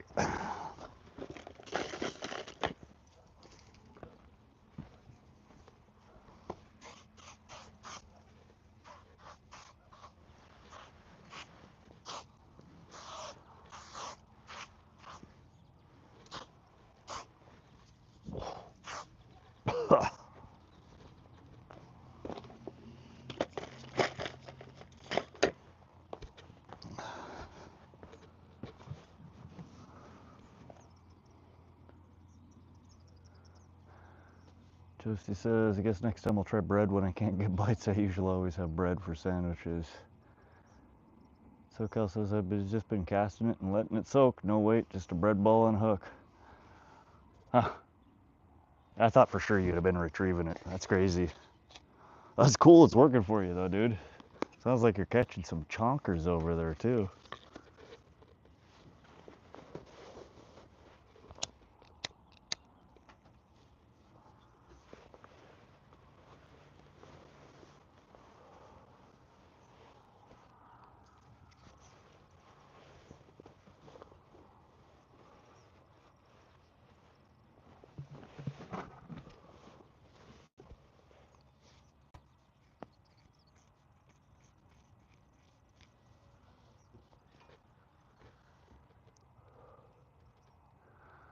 Luke Schober says, hey, you caught a bass, still no carp. Yeah, the carp are not cooperating here.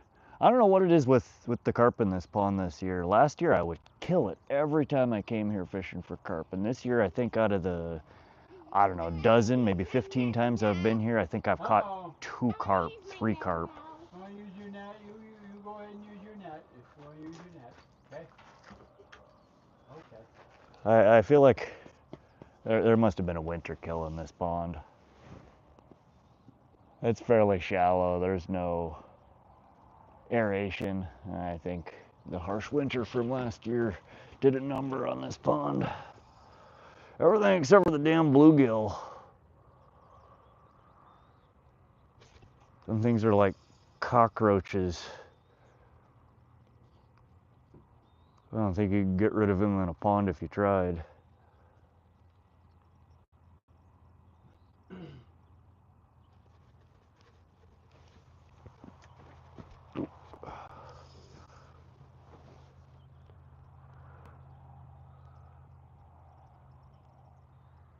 Just says, are you going to be live tomorrow? I might be. I'm probably going to take the boat out somewhere tomorrow, and unfortunately most of the places that I take the boat, there's no cell signal. I might go to Holter though, and I think I get a faint signal there in a couple of spots. I might be able to stream, but more than likely I'll be back streaming on Sunday. Glenn says, mosquitoes love my older sister. If you're sitting next to her, you don't get bit. That sounds like an excellent strategy. Just find somebody who the mosquitoes really like and sit next to them. SoCal, if you go to my last live from today, the opening shot is the catfish, and about 18 to 19 minutes is the bass bites. All right, SoCal, when I get done with my stream tonight, I'll hop over there and have a gander.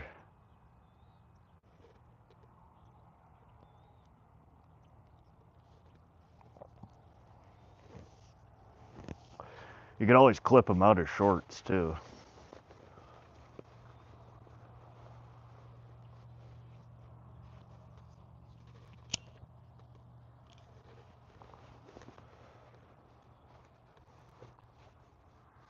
I need to work on posting a new video tonight. All my recent posts have pretty much tanked.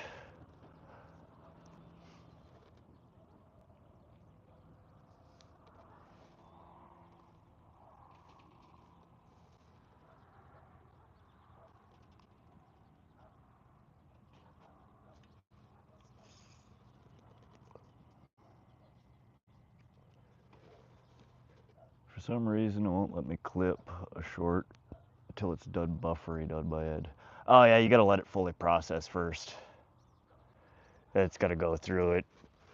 Renders it in freaking standard def, high def, and then if you filmed it in 4K, it renders it in 4K as well.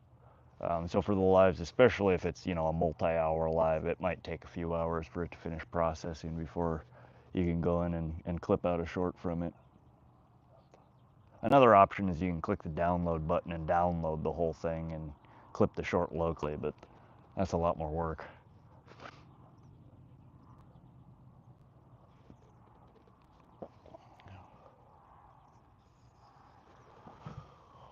Oh, come on.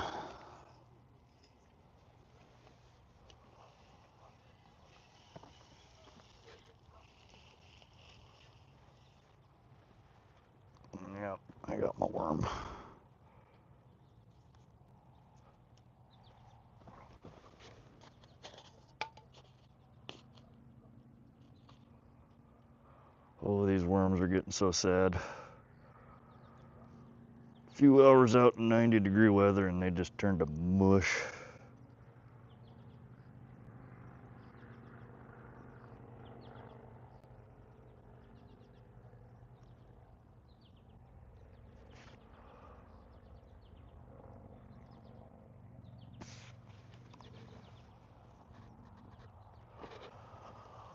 All right. Let's go bullhead. How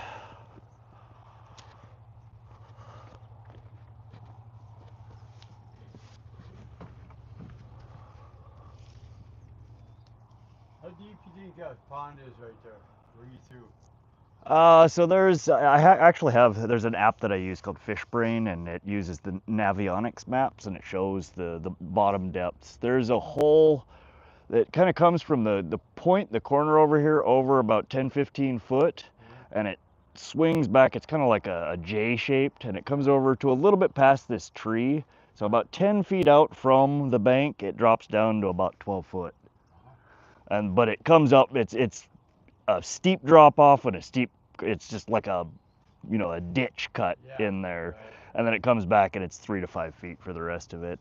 There's another about 8 to 10 foot hole, kind of about the same on the tip of that island over there. Yeah. In fact, on both sides of the island, the tip there and then the tip around the other side.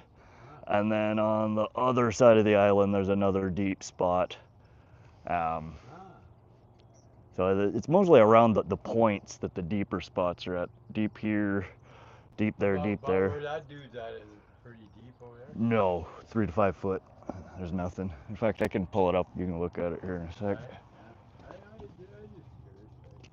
In my good old days, I used to, when the flow tubes were coming out and when they were getting popular, I'd get my flow tube and go hit them lake up there on the res. And it's pretty good. Yeah? Oh, you're targeting up there. Whatever would bite. Rainbows. Rainbow. Man. And then we go creek fishing. We go up there every year. You can only use 6-pound tests and you hook in these cutthroat. See how good a fisherman you are. I don't break. Let's see here.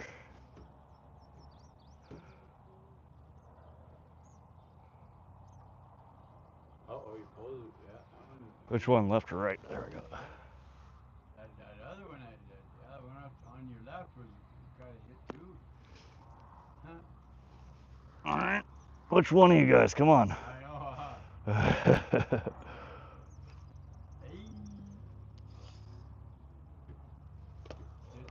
Take a go up to that old Pelican Point. That's where one of my spots. I go to tap into them ling at night. I'm assuming you mean the Missouri Riverside, not the pond, right? Right. Yeah, I fished the pond a couple of times. I did throw a line in for about 15 minutes there the one day on the river, but I didn't stay for very long. Right at the boat launch, or? Chop some willows and make our little tunnel off to one certain point. Boy, oh boy. Of course, you had to have bells on there to hear them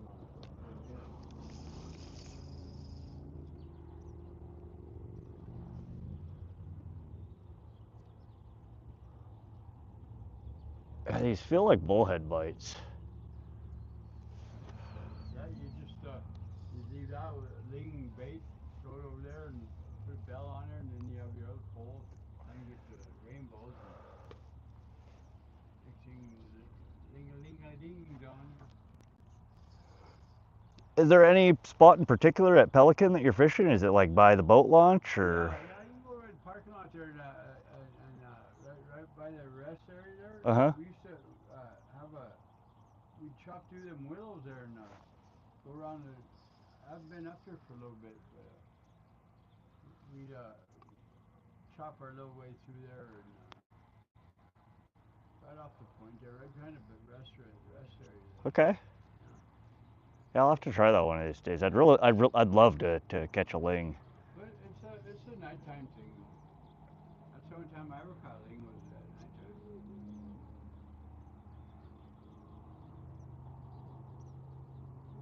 Yeah, I fished the Vaughn bridge on the Sun River quite heavily for the last couple of years and pulling lots of pike out of there. But I got a buddy that says that he night fishes there and catches ling quite often. Yeah. I've never stayed down there much past sunset though. Yeah, I used to live out there. See that deer out there in that field over there? Oh yeah. Cassidy. Cassidy. Look at that deer over there out in the field. See it over here? You gotta come up here and you can see it. Yeah, there's a good sized herd of whitetail that stays down in this area. Over there, way over in the field. See it? See it? Over there by that tree. Its butt's kind of towards you right now. It'll turn around. See where that guy's fishing? I see it. I see it. Yeah.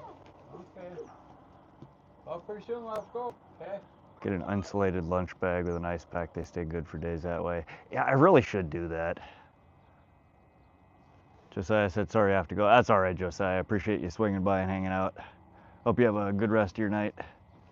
But yeah, I will probably be live Sunday morning, afternoon-ish, if you want to swing back through, Josiah. That's what I was doing.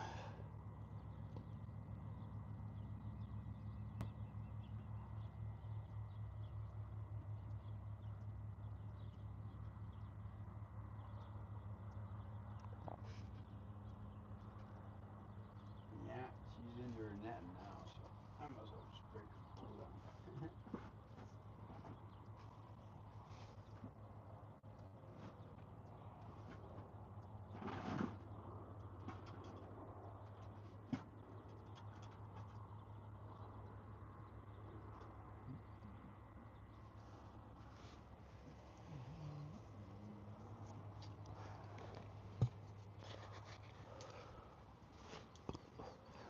Yeah, so I normally have the cooler when I'm on the boat, but when I bank fish, sometimes I'll carry a bucket of ice. Most of the time, though, it's too much of a hassle. I got so much crap I'm already carrying around.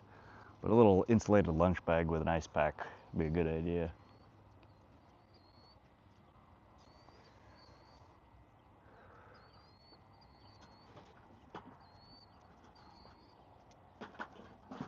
I've honestly been thinking about setting up a little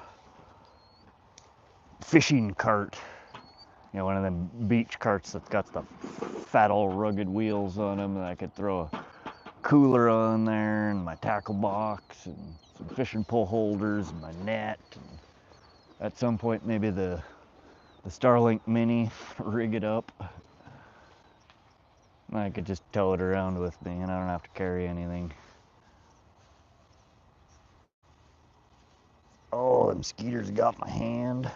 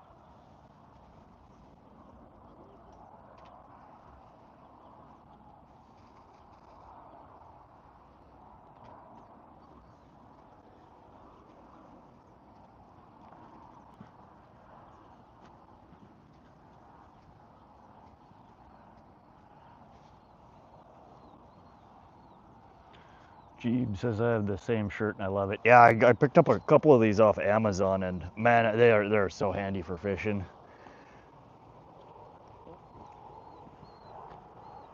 I love them.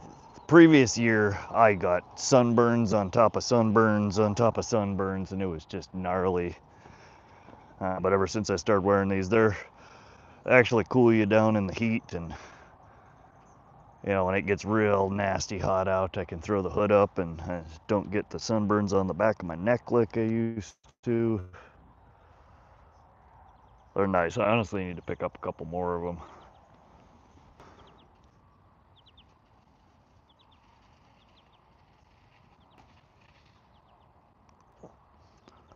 Definitely worth the investment.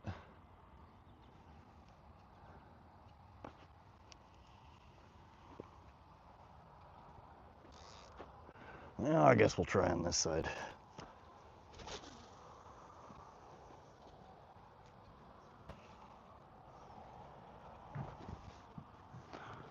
Welcome to those joining the stream. How's everybody doing tonight?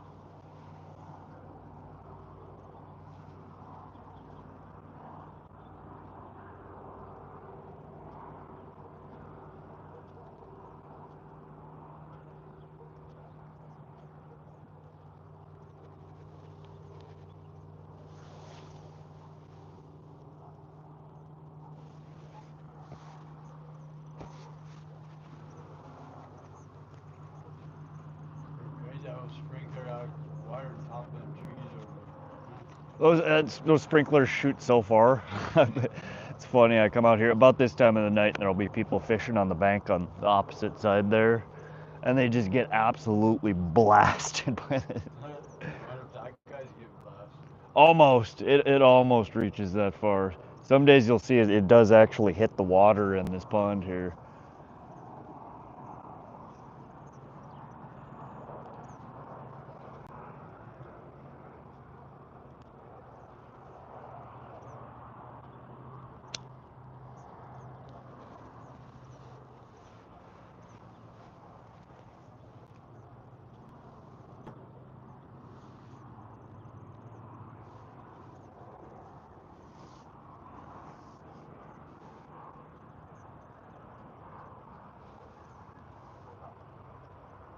Watering the water seems efficient. Yeah.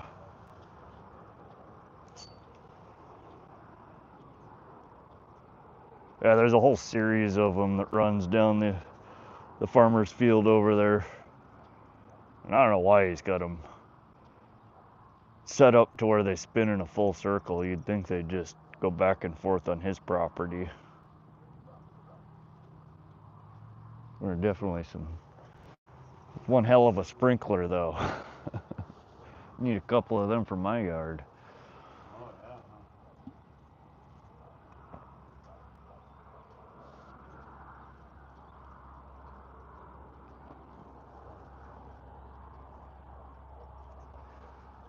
welcome to those joining. How's everybody's night going? The pond looks so much prettier on the camera than it does in person. Alright. Cassie, you about ready to go?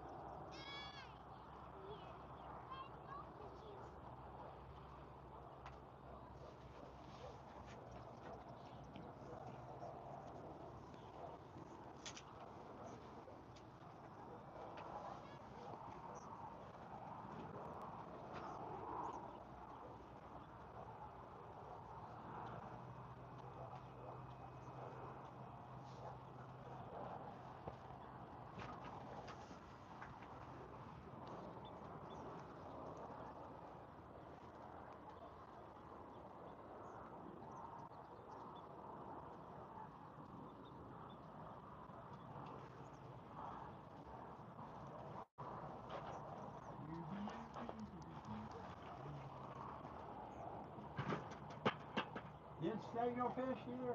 Oh. Almost? Yes. Well, we'll try one. We'll try one more time? Yeah.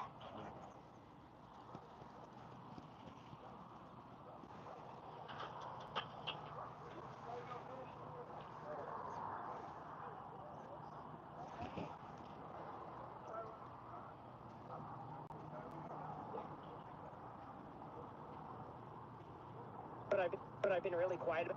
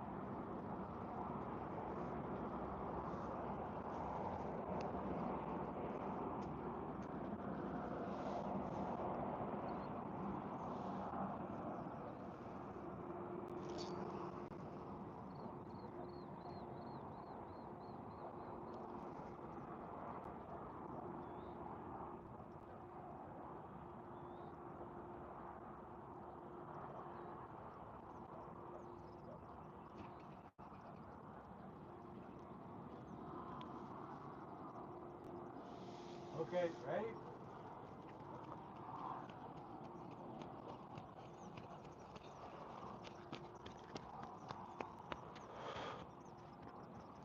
Not quite. Remember, now he's fishing right there, Cassie, don't you? Yeah, don't be disturbing the water now while he's fishing. No, you don't be doing that. The grandpa won't take you fishing no more if you keep doing that to people.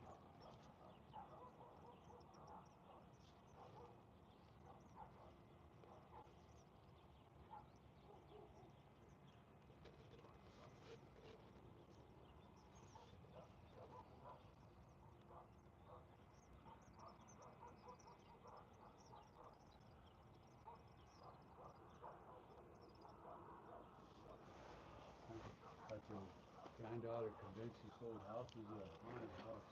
Oh yeah. Coming in here, Oh, the one on the end of the road there. yeah.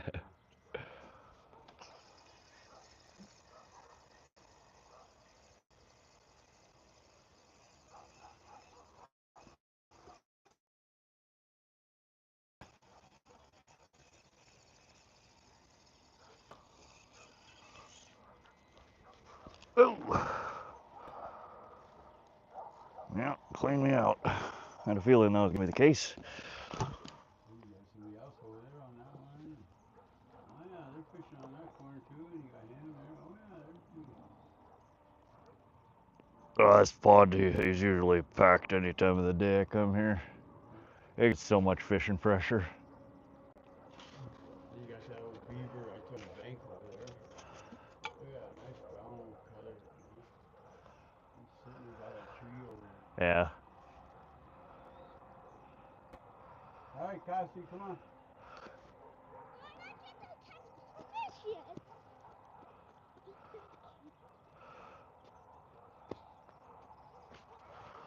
So you got beaver up on the bank over there by the tree. Over there by the tree. See it? I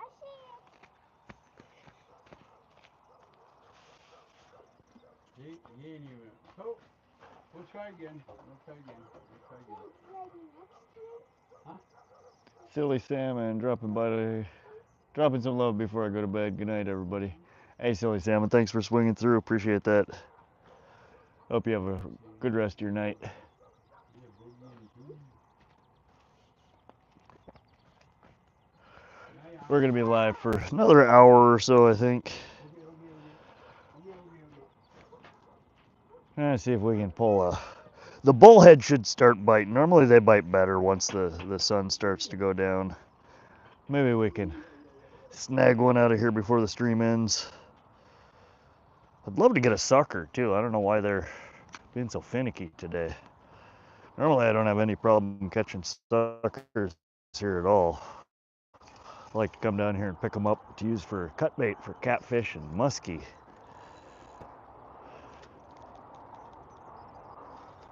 Oops. They're not cooperating today. That sunset is gorgeous. There we go. That feels like the spot for a sucker.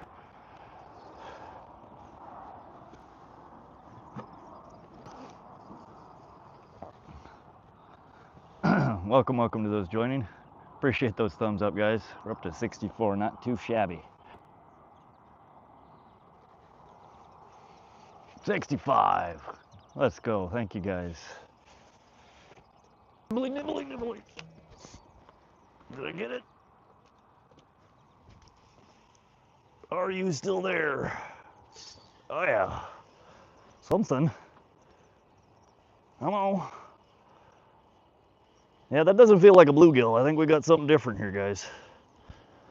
Definitely does not feel like a bluegill. What do we got? Oh, look at that. That's what we've been after. There we go. Got a little chunker. That, you guys, is a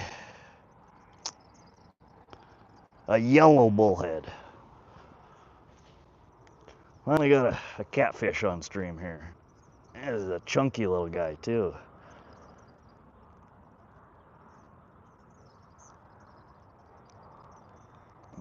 Yeah, it's a yellow bullhead.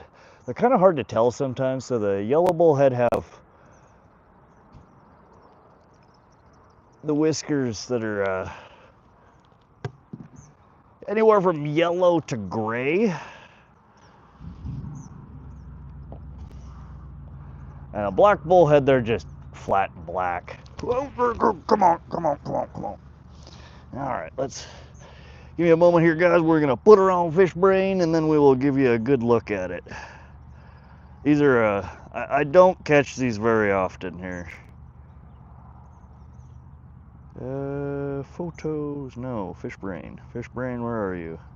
If y'all use fish brain, check me out on there. I post lots of catches on there. I've been on the app for a few years now. Love it. You can find me on there at Vox, V-O-X. Give me a moment here and we'll get this guy posted.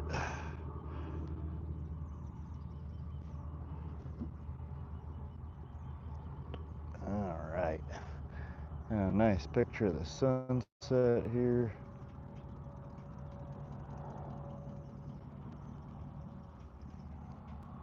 All right. They're such pretty little fish. I love catching these guys. We'll throw them on the old measuring stick here and see. We are at, oh, let go of my finger. Come on. Ow! Come on! Man, he's got a bit of a bite to him. Oh, come on. Bro. All right, he is 7.5 inches. Cute little guy. He's all dirty now, but 7.5 inch yellow bullhead. They are one of the few catfish species that we have here in Montana, and they are fun to fight or fun to catch. They don't get a whole lot bigger than that here. I know they get a lot bigger in other states, but they're such pretty little fish.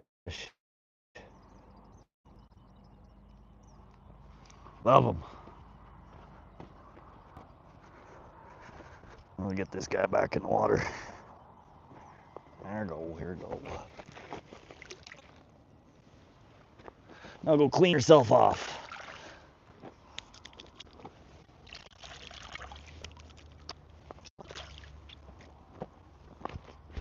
Oh, alrighty, that's awesome. We finally caught a bullhead on camera here for you guys.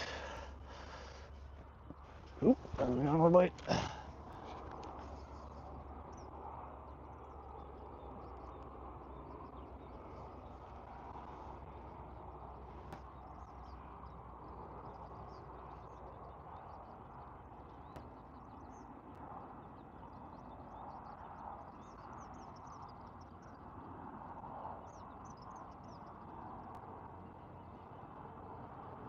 All right, well, whatever that was, I think is gone. So we're gonna get this other line baited back up and out.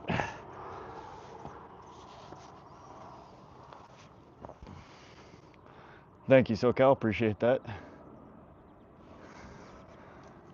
Cute little catfish. I love them. I wish they got a little bit bigger, but the back pond here, the one that's across the river here, they do get quite a bit larger than that. I've caught some 9-10 inchers back there, but they're not a very big cat species.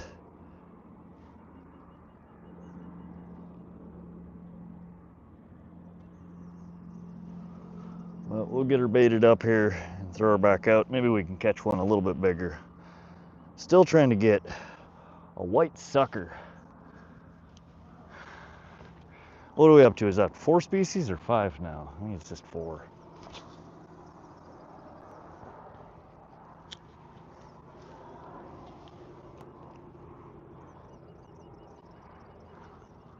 Oh, God! Did you guys see that? The moment I put it in the pole holder, the rod bent over.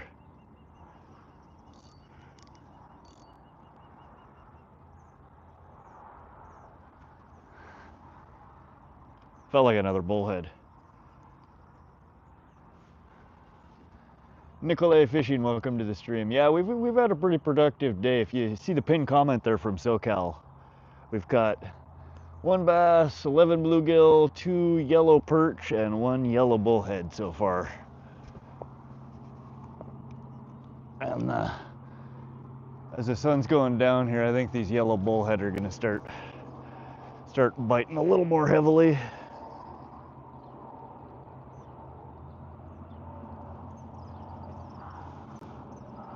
But yeah, we've had a fairly productive stream so far.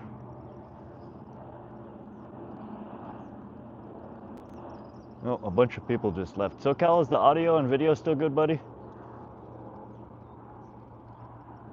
Or am I in a loop?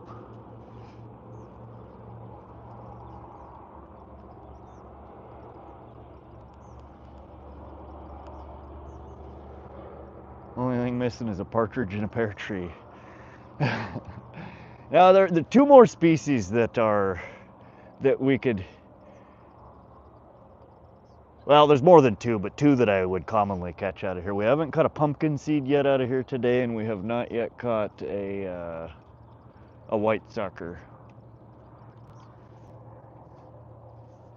There's about 10 possible species that we could pull out of here, but there's 6 or 7 that are much more likely than the others.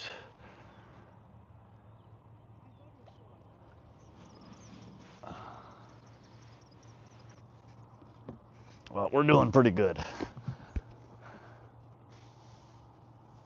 But I have a feeling now that the sun's setting and we're fishing with worms on the bottom that the little bullhead are probably going to start biting a little better.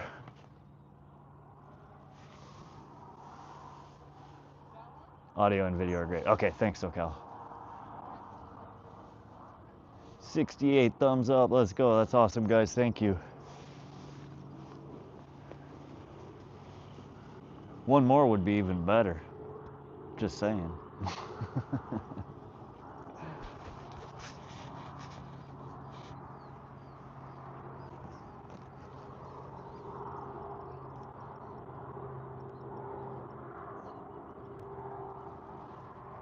There it is. 69. Let's go. Thank you, guys. Oh, I'm such a child sometimes. I'm sorry.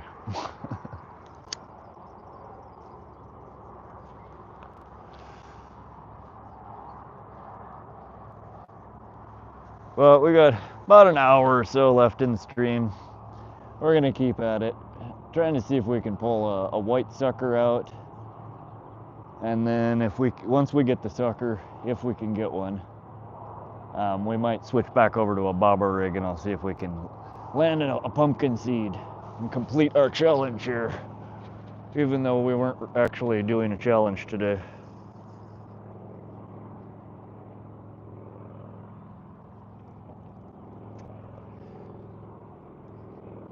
We've got some nibblies here, nibbly.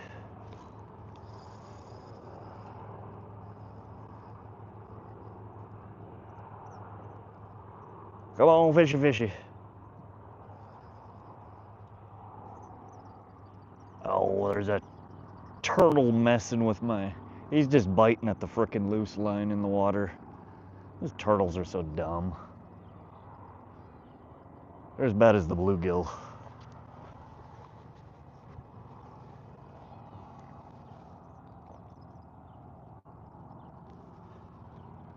Why is it that it seems like the pole that I pick up is always not the one that gets the bite? I pick this pole up, I sit down, and the nibbles start over there. I set this pole down, I pick the other one up and sit down, and the nibbles come over here. It's like the fish know which pole I'm holding. So glad we don't have turtles here. Yeah. They're cute as heck. I mean, I've posted a few videos on my channel of the handful I caught last year. Absolutely hate catching them. But yeah, they're a pain.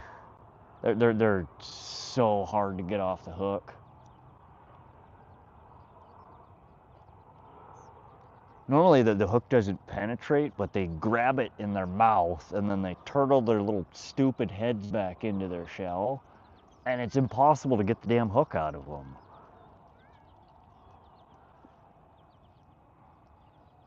Well, not impossible, it's difficult.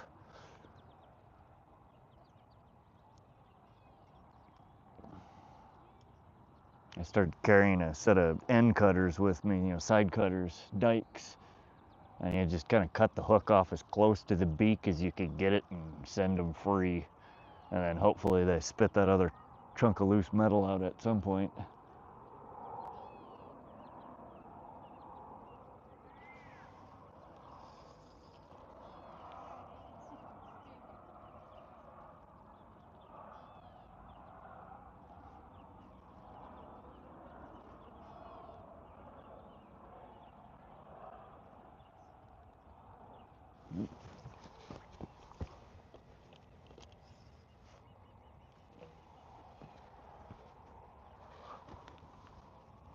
See, I picked this line up because there's a bite on it. The bite's gonna go away and then something's gonna bite on that one.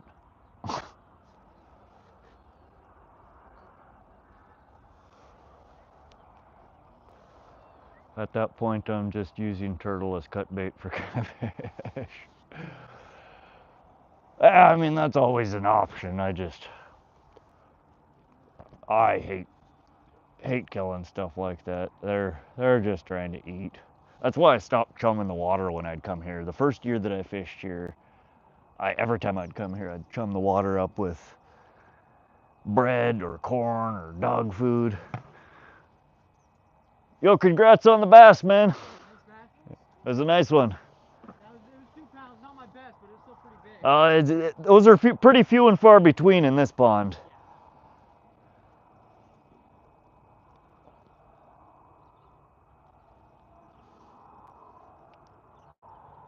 Dang, Mom called and I missed the bull. Hey, yeah, you did. You missed chunky little. It was a. Oh yeah, I gotta finish posting that. My bad.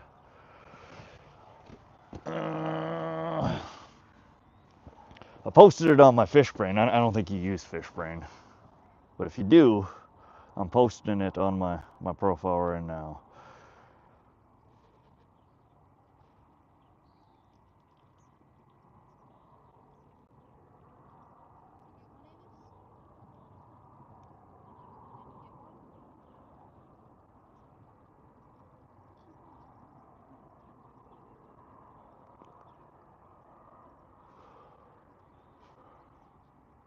I'm gonna miss a bite here. I feel like trying to post this.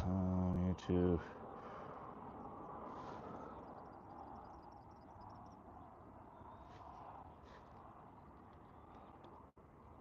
All right, what did I say? That was 7.5 inches.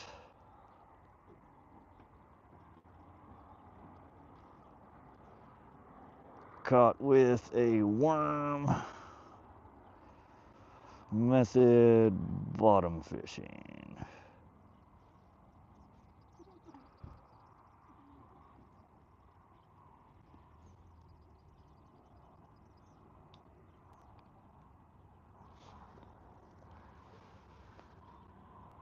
Tyson the Native, welcome to the stream. Carson, it's his choice, whatever makes him happy.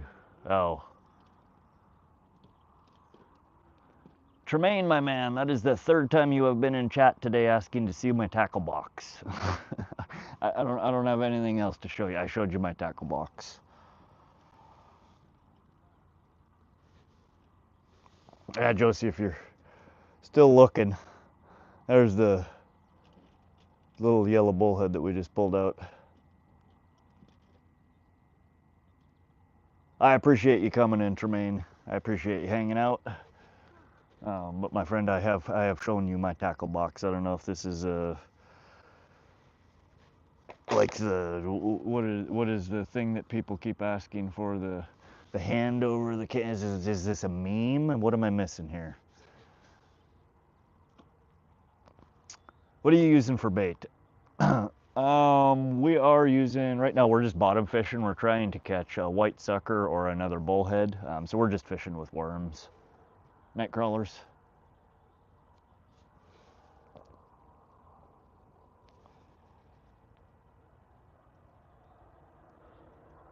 And I should probably check the bait on both of these pulls. Those bullheads are just as bad as freaking bluegill. They are bait stealing little bee holes.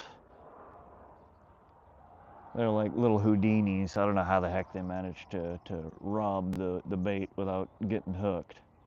But they are masterful at it. It's a pretty picture. He was chunky. Yeah, our sunset has kind of faded. I have a little bit on the other side here now. Nah, no good view.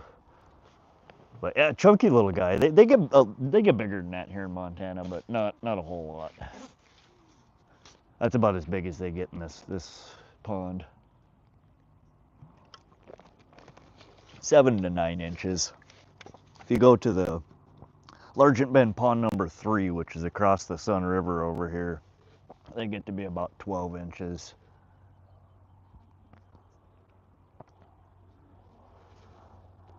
Everything's bigger in that pond over there. Not quite sure why. Unfortunately, though, I don't get good enough signal to stream from there.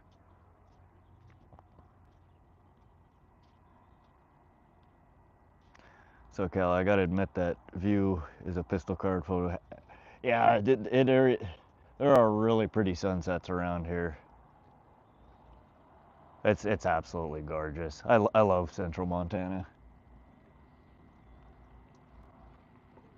When the wind ain't blowing.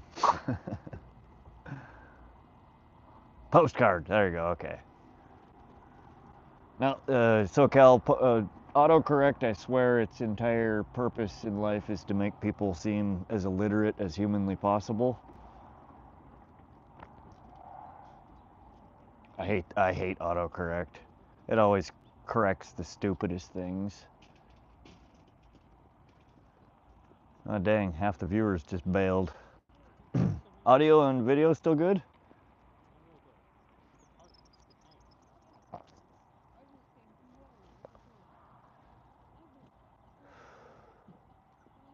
We're not at 0, so I assume it is. Normally I go on a loop and the entire chat just bails instead of saying something.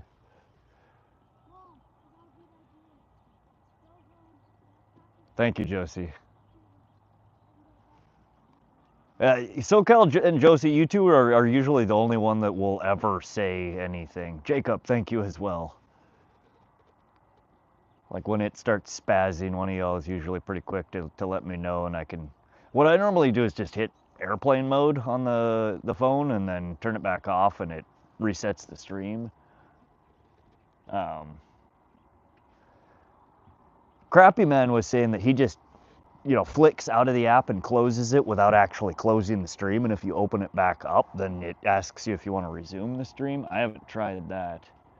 But for the first couple of weeks that I was streaming, every time I would do that, I would actually close out my stream and have to start a brand new stream again. But I found that airplane mode resets it and seems to bring the stream back. But yeah, I wish more people would say something. When it goes into a loop, just say, hey, buffering or loop or something. Instead of that, everybody just bails. And I sit here like a butthead on streaming in a loop for God knows how long.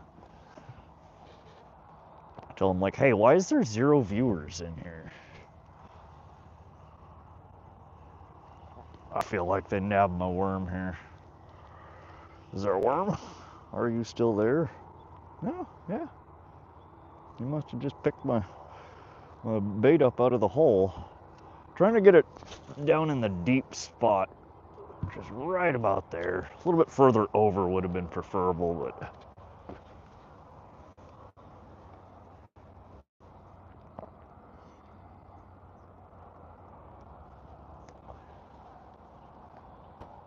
Bass Pro, Grayson, and Bridges, are you using a lure? No, right now we're trying to...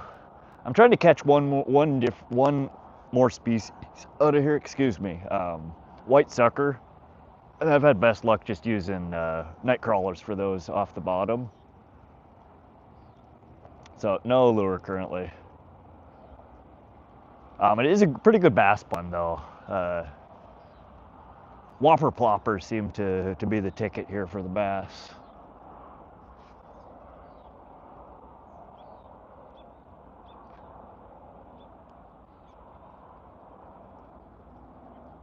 Josie, you're my brother from another mother. I got your back. Thank you, Josie. Appreciate it, fam. SoCal said I had to call the wife earlier during the stream and it wouldn't reconnect. I got that huge cat while I was trying to reconnect to. Oh man, that's frustrating. We had a nibbly. Not enough though. No, I started, I have my work phone that I carry with me, and then I bought a separate iPhone and a plan for it just to stream from. So I have the second phone, so I can dink around on the one phone while the other one's streaming. Rude MTZ, welcome to the stream. How you doing tonight, bud? 71 thumbs up, thank you guys, appreciate that.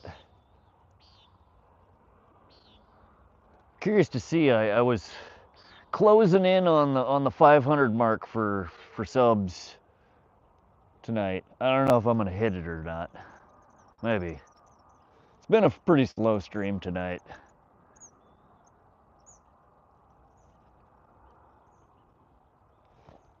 We're getting really close though.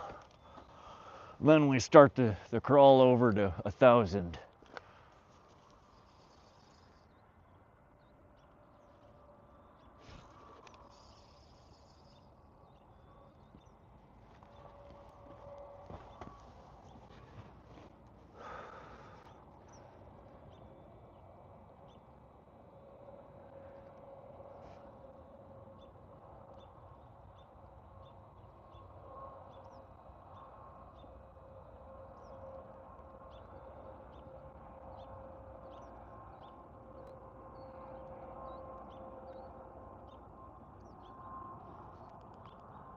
$4.91. Hit that subscribe. Awesome. We are so close.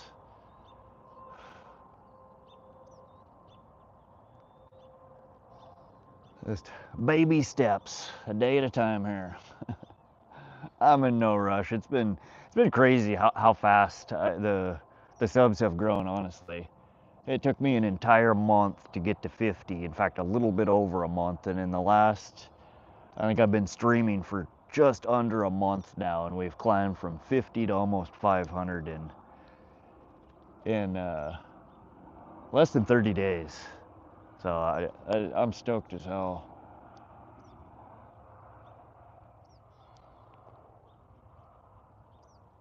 And more so, I'm glad I've met so many cool people. There are so many friendly people that hang out in this whole genre of YouTube.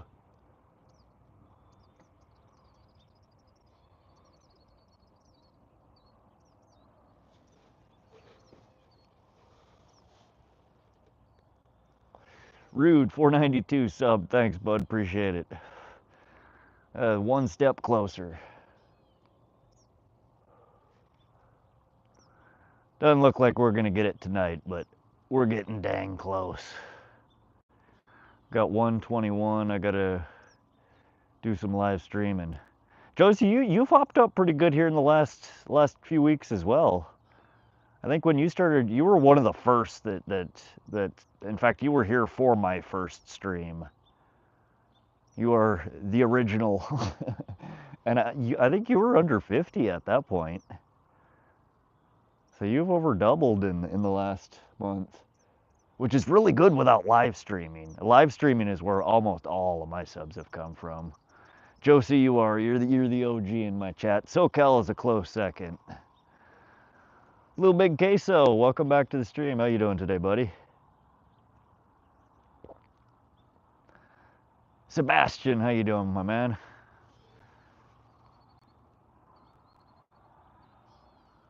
Oh.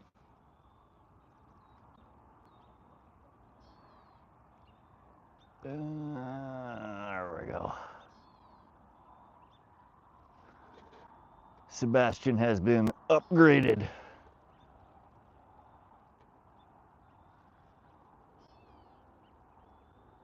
Glad to hear that, Little Big Queso. SoCal, I was struggling to hit 300, then it took off when I started streaming on a regular basis. Yeah, it seems like the more often you stream, the more people are going to come back and join you. Unfortunately, I had a pretty big chunk of time this week that I didn't get to stream because of weather. So people are a little slow or hesitant, it seems, coming back to my stream. I had 2-3 days there, though, where it was just wild in my stream. I was getting 10, 12,000 views, over a single stream.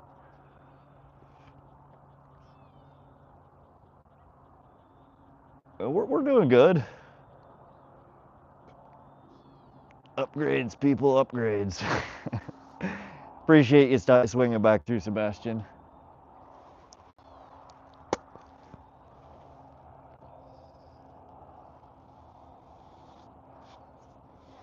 You been out fishing? I think I saw some posts from you on FishBrain.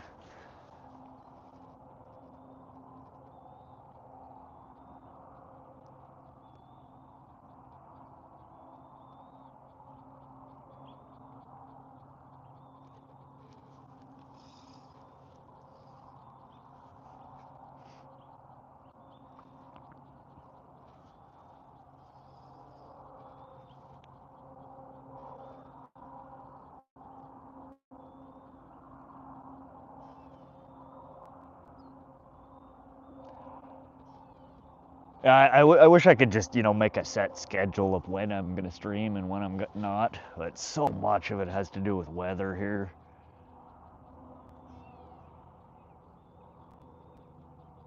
Live in one of the windiest spots in America, so I don't particularly enjoy fishing, and it's hard to, especially to stream fishing when the wind's blowing, you know, 20, 30 miles an hour. It just makes for a really poor quality stream. The camera's swaying in the wind, and you hear muffled freaking wind noise the whole time, and it's just, that's not pleasant. Too hot today. Yeah, it was in the 90s today. When I got here, it was 90 degrees when I set up. Thankfully, though, I'm here at Largent and have a bit of a shade from the little hut they have here over the picnic table. And there was a bit of a breeze earlier, so it was fairly comfortable. I haven't checked what the weather is going to look like for tomorrow, though. I really want to take the boat out somewhere. Do some fishing tomorrow. I almost brought the boat down to Broadwater and put it in today. But I figured I'd pop over here. It takes 5 minutes to get here. It takes an hour to, you know, pack the boat up, get to town, unload the boat, and get it in the water. And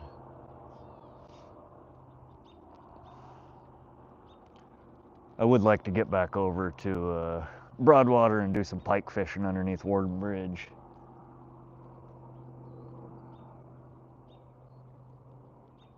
What is it? Why'd the bike shut off? We had like 20 minutes there where it was just back and forth on both the poles, and now they... Wake up!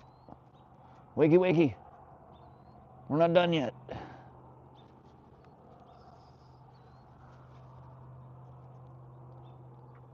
Rude, where are you from, man?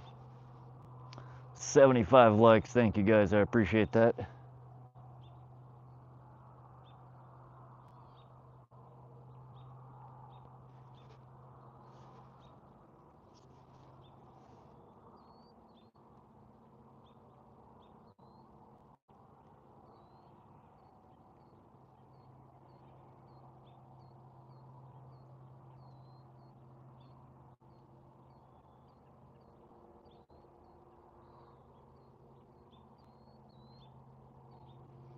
Hello, fishy fishy. We need at least one more before the stream's over. We got about a little over half an hour. 59 to 85 tomorrow. How's the wind though? That's what I honestly, all fish freezing, all fish hot. I don't like taking the boat out on the water when we got 20-mile-an-hour gusts. I love my little John boat, but that is the biggest drawback to it is it does not handle well in choppy water. I just get thrown around like a rag doll.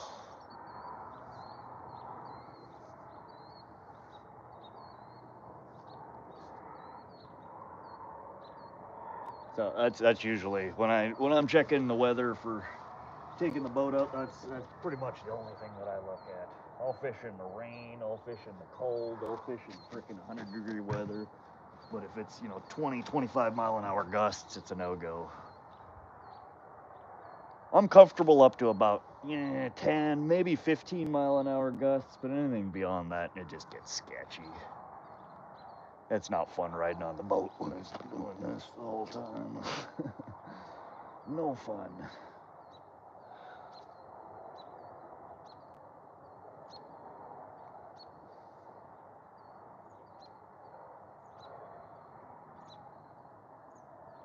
I don't know, I'm conflicted. I don't know if I want to do... I always want to go pike fishing, but I'm slightly burnt out on Pumpkinseed Reservoir. I've been there so many times this year so far. And I usually don't like trolling for trout all that much. I mean, it's still fun. It's definitely fun. But I'd like to... I really want to go somewhere that I can catch either kokanee or lake trout. Lake trout is what I really want to go trolling for. I think Tiber's probably the closest. Tiber, Lake Elwell, I think that's probably the closest place that I could pull a lake trout at. 3 to 7. Oh, okay, perfect. Okay.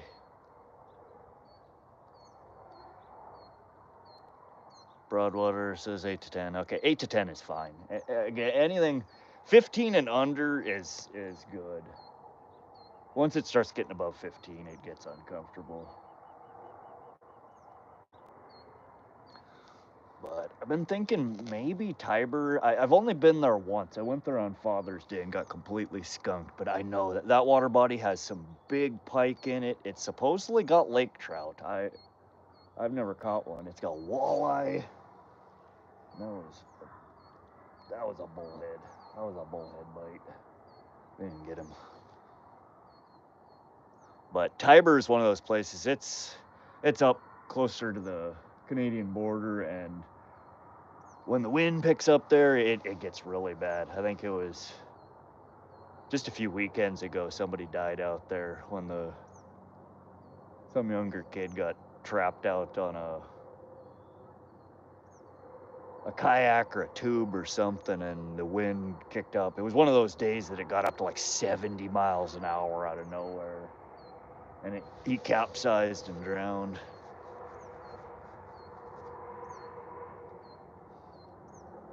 Somebody drowned down at Broadwater a few weeks ago too, I heard.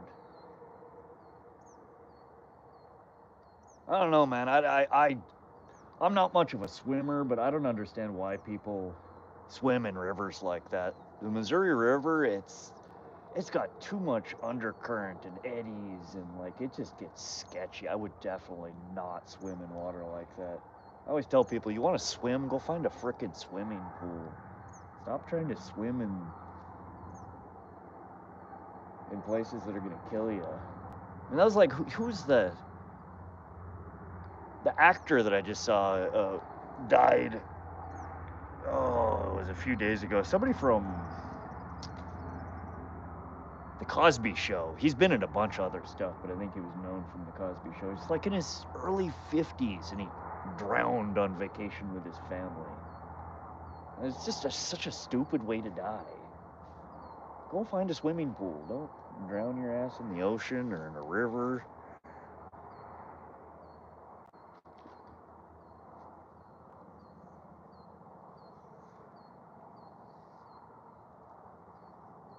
I don't know.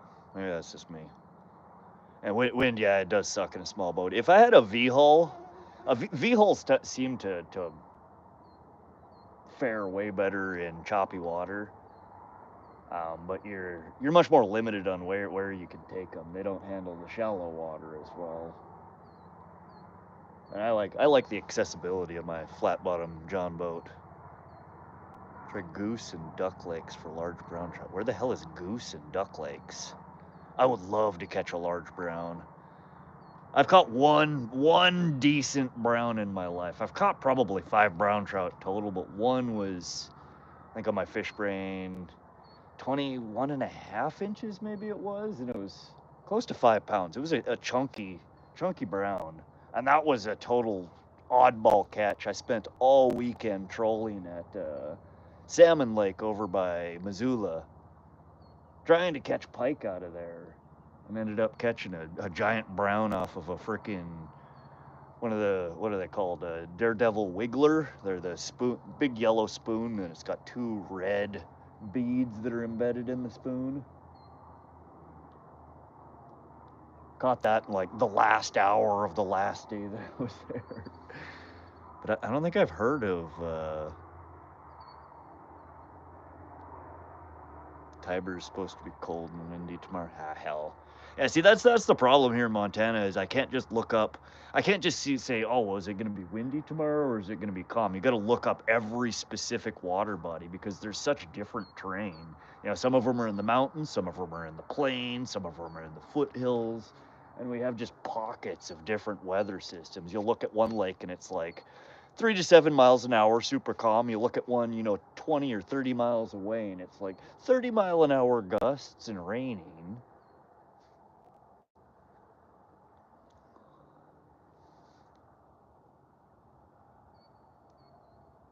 Goose and duck lakes east of Babb, Montana. Oh God, I gotta look at a map. I know I've heard of Babb. I know I've been through Babb, but for the life of me, I can't think of where. Is it east of town, west of town? Babb. North. North? Oh, good God. Where'd my other phone go? Siri, where's Babb, Montana? Here it is on the map. Ooh. All right, now we start with, I don't know if that was a bite or the bats. I think the bats are out harassing my lines. Oh, dang it. Siri, find directions to Babb, Montana. Getting directions to Babb.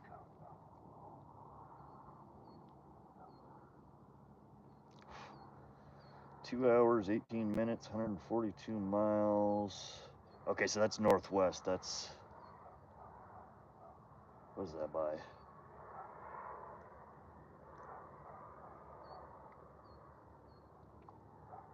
Oh yeah, that's right up on the Canadian border. That is right north. Okay, so that's right by Lake St. Mary. Duck Lake. Can you put a boat in at Duck Lake?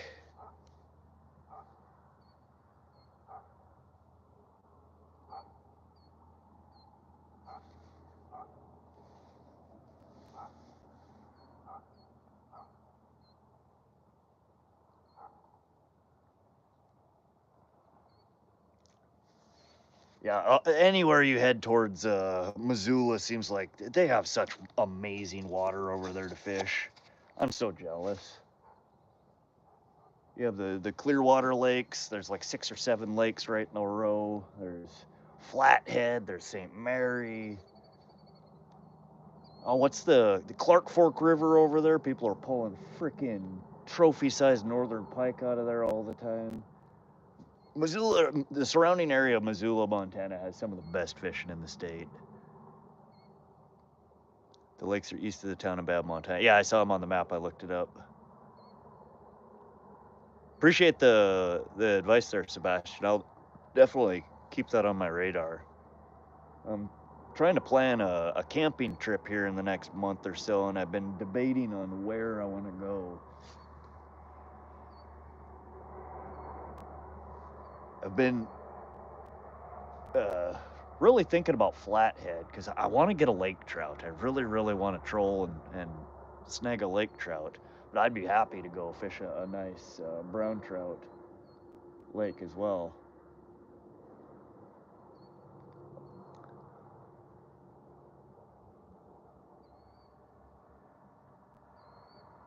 It's the same here. My home lake will be blowing 35, but lakes closer to town are 3 to 5. Yeah, it's crazy though, the different weather pockets. But that's what kills it for me most of the time is I live in such a windy area. So I would take my boat out way more often, but every time I check the damn weather, it's supposed to be gnarly everywhere I want to go.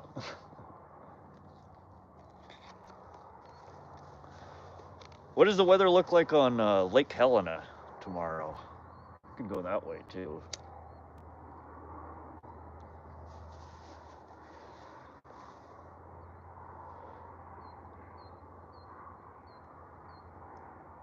And I actually added, I haven't figured out how to configure it yet, but like in SoCal, Cindy's, and a handful of the other fishing streams, there's Nightbot in the channel.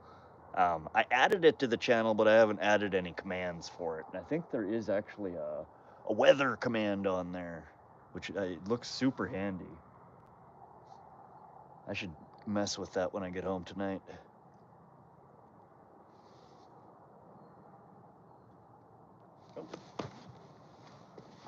Oh, come on. Is it a bat or a fish?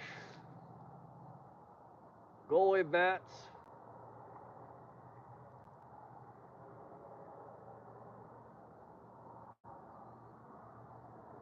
This is such a perfect time of the night to fish, but unless you're throwing lures, the bats will absolutely drive you crazy. In 30 seconds to a minute, they swoop down I don't know what the hell they're doing if they're. I know that they don't see with their eyeballs. They're working with radar. Does a fishing line look like a bug?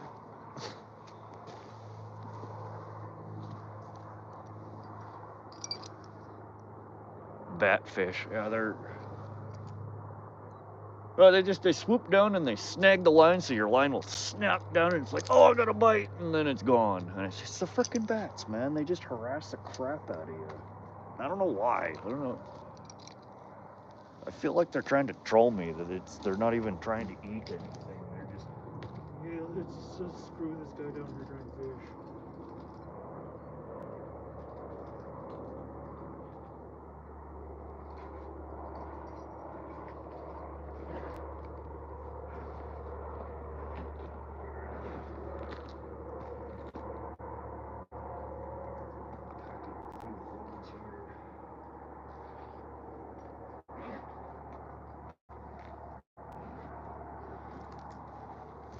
Hoping to snag one more fishy out of here before the stream ends. I think the bats might drive me out of here.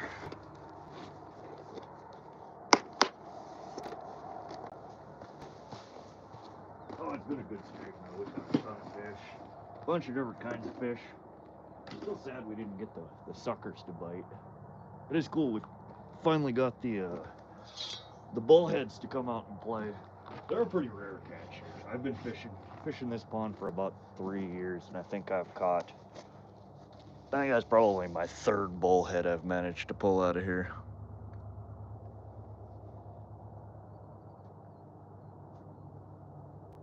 They're super common in the pond across the river, but in here, I don't know why there aren't very many of them.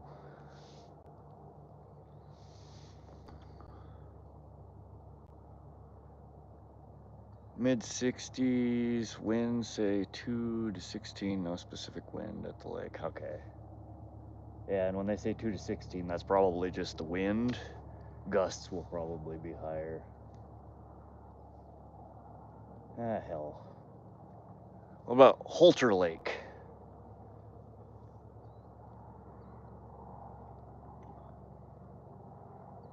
There's good walleye fishing there. I've never managed to find a good spot on Holter to fish for walleye, but I know that people absolutely kill it up there for walleye. Now, usually I can limit out on trout in a couple hours there, and sometimes we'll get a bycatch of a kokanee, so it's not bad to fish in. There's supposedly northern pike in there. I've seen posts on Fishbrain of people catching northern pike out of there. I've never managed to pull one out though.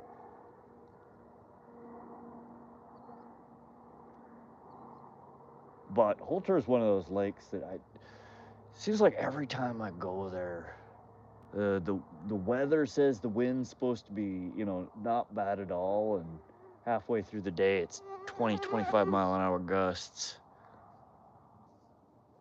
Inked Ink, welcome to the stream. 2 hours till I go fishing and I can't sleep. I am the same way, Inked, every time I am planning a fishing trip for the next day. I try to sleep and I can't sleep, and I end up passing out, like 2 hours before it's time to go. Set my alarm and sleep through the damn thing. End up waking up 2 hours late. That looked like a bite. Oh my God, it's bad.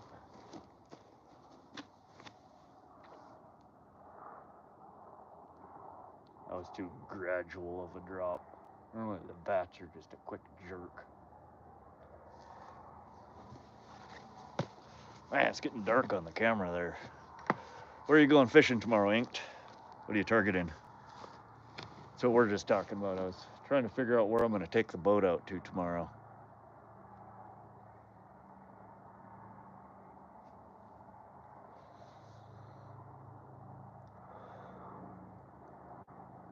Yeah, I'm like that with anytime I'm going on a trip. Doesn't matter whether it's fishing, camping, a plane ride somewhere. My brain won't shut off. I have the hardest time falling asleep before trips. Then I end up a freaking zombie the whole day. 20 plus at Holter. Damn it. Pishkin Reservoir? gonna end up back at frickin' Pishkin again. Which I don't mind. I love catching pike. But I spent I spent all day Sunday with trout lures out. I've been trying to catch a rainbow trout out of frickin' Pishkin. Not because I like fishing for rainbow trout, but just so I can say I've caught a rainbow trout out of Pishkin. The damn pike wouldn't leave the things alone. I caught more pike off of frickin' rainbow trout lures than I did off of the crankbaits and jerk baits that I was trolling with. They would not leave the damn things alone. But I ended up, they tore up, I think, three of my damn wedding ring rigs that I tied up. I usually tie them up with 15-pound fluorocarbon. So they thankfully I didn't lose any fish because of it, but they bit the crap out of the line. One of them lost a hook. I mean, they just ruined the damn rig, so I gotta peel them all back apart and retie them. But it's making me think I need to tie up some rigs like that. I need to either get steel leaders and the equipment to, the little caps that they use to press them together, or I need to start tying them up with, like 30-pound fluoro, which is tougher because then you got to upgrade the size of the hooks. It's hard to fit 30-pound fluoro through a tiny little eye on a hook. See, and that's why I always end up at Pishkin. It's like crappy here, crappy there, crappy there, crappy there. You look at Pishkin, and Pishkin's like 3 to 5 miles an hour, gusts up to 9 miles an hour. I don't know what it is about the location. It's like right on the Rocky Mountain front. It's like right in the foothills of the Rocky Mountains. And there's something about its location that it gets sheltered. Some days are really windy there, but it seems like it's more sheltered than a lot of the other places. It doesn't get quite as windy.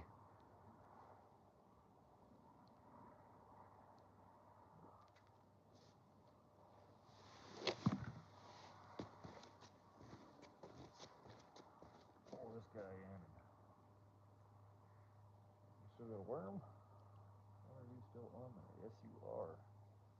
All right, my friend, you are going straight back out there. Get rid of all the weeds.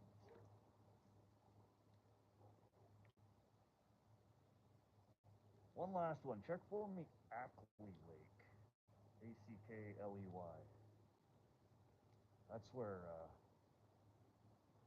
trophy-sized tiger muskies are coming out of Montana these days. They've been in there just long enough that they should be upwards. Growth potential of 50 plus inches. Although I have had absolutely abysmal luck there for tiger muskie. That is the closest spot, other than the pond back here, that I've had zero luck at. Ooh.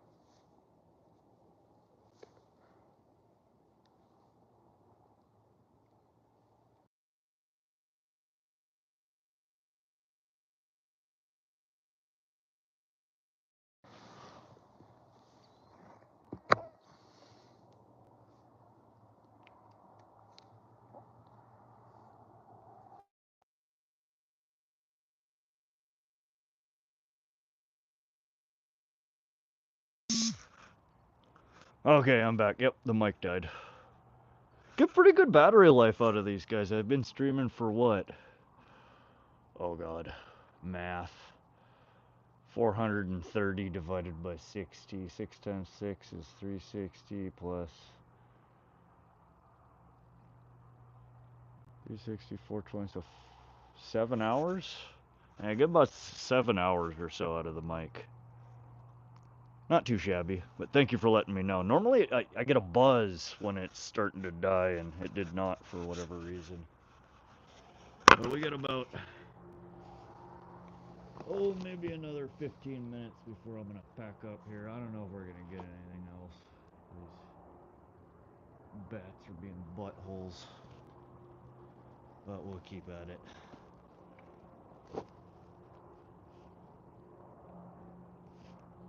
bug? Yeah, I got a bug.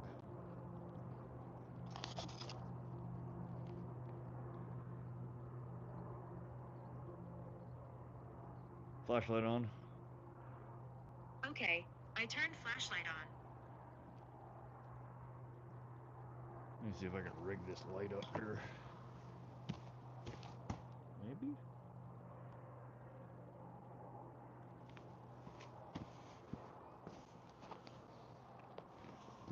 There we go. You guys probably can't see the damn poles, but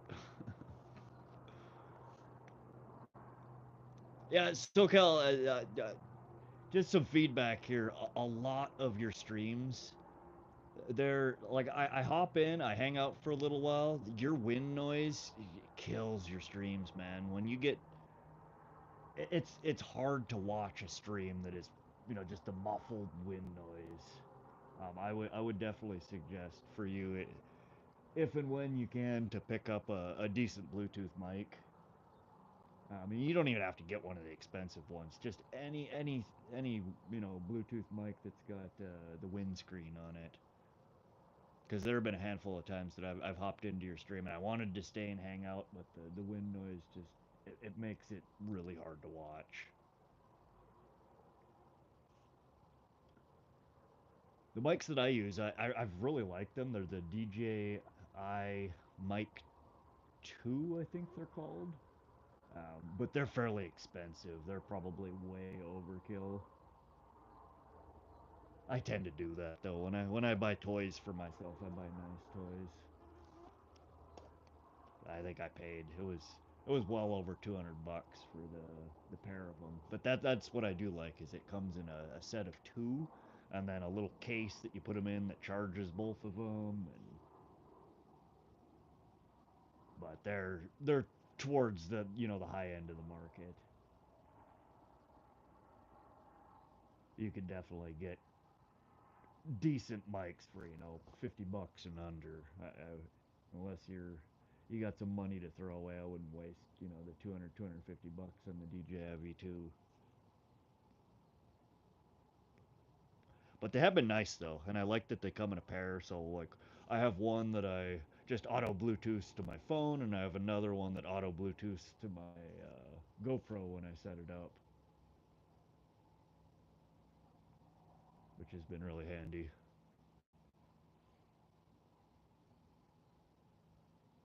Stephen Harris, when night fishing, do you just let the bait sit on the bottom? Oftentimes, yeah. I have thrown some lures. Oh, sorry, yeah, my mic was hanging down here. I guess I could plug in. Thank you for letting me know.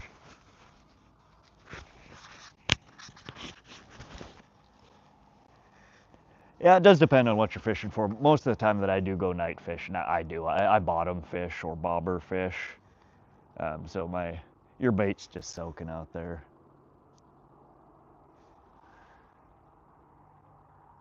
Josie, all right. Well, thanks for hanging out. I'm probably only going to be live for another 15 minutes or so. Technically, I'm supposed to leave right now. This water body closes at 10 p.m., though I've never seen anyone here trying to enforce it. I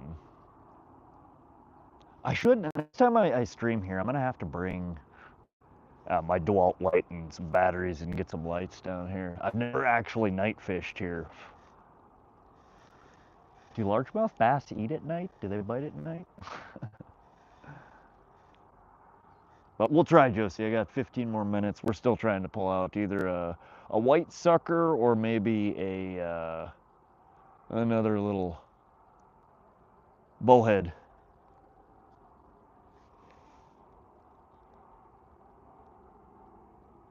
You got some good bass at night? Largemouth or smallmouth?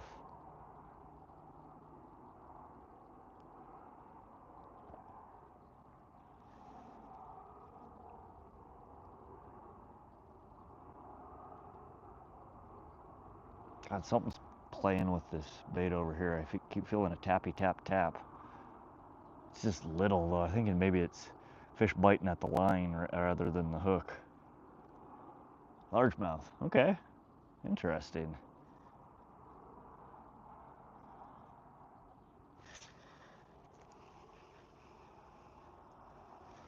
Get on me. Oops. Oh. Well, we're still getting some nibblies. I know that the catfish like to bite at night. Fishy Fingers, how you doing, my friend? Thanks for swinging by. We're just at the tail end of the stream here. I'm trying to meek out one more catch in these last, I got maybe 10-15 minutes before I pull out here. I'm also secretly hoping that I can get them last few subs to hit the 500, but I don't know if it's gonna happen. What are we at? How close am I to the 500 mark? We still at 492, or have I gotten any more?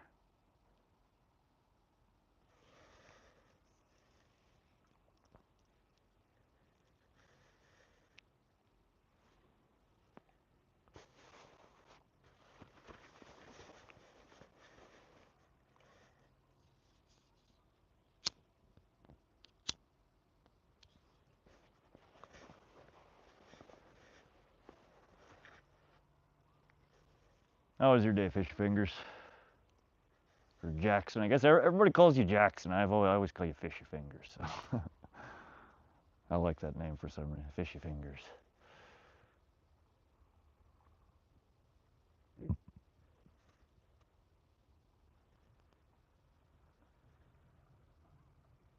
Looks like a multi-species fishing day for you. Yeah, we've had a good cross section of catches here. There are the two more that are fairly common here that I've been trying to pull out. We got Pumpkinseed, which are usually super easy to catch, but I think they're in just very specific spots in the pond. They're not as spread out as some of the other stuff. And then white sucker, which usually I have no problem catching, and they're not biting for me. Oh, let me be quiet here. You guys can hear the coyotes.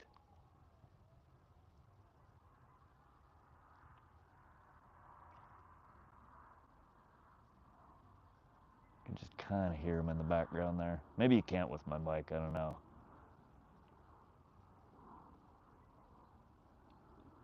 They just started howling.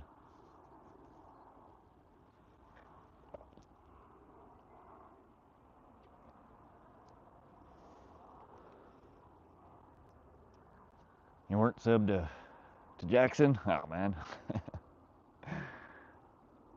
Yeah, I do that sometimes. I'm, like in Cindy's or Crappy Man's, and there's people that I talk to all the time that come into mine, and I hop over to their page to check out the content, and the subscribe button is not hit. I'm like, what the hell? Like, I've been in this person's life. How am I not subbed?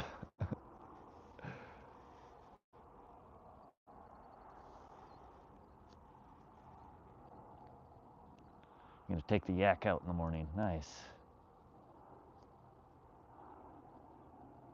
Oh, you get a lot of coyotes around there, SoCal? I like listening to them.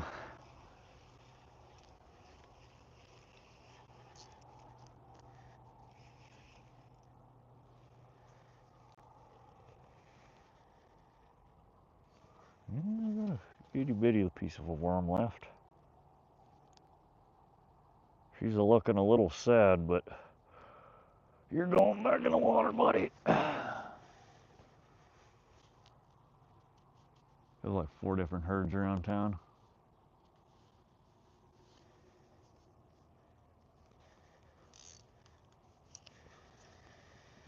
Ooh.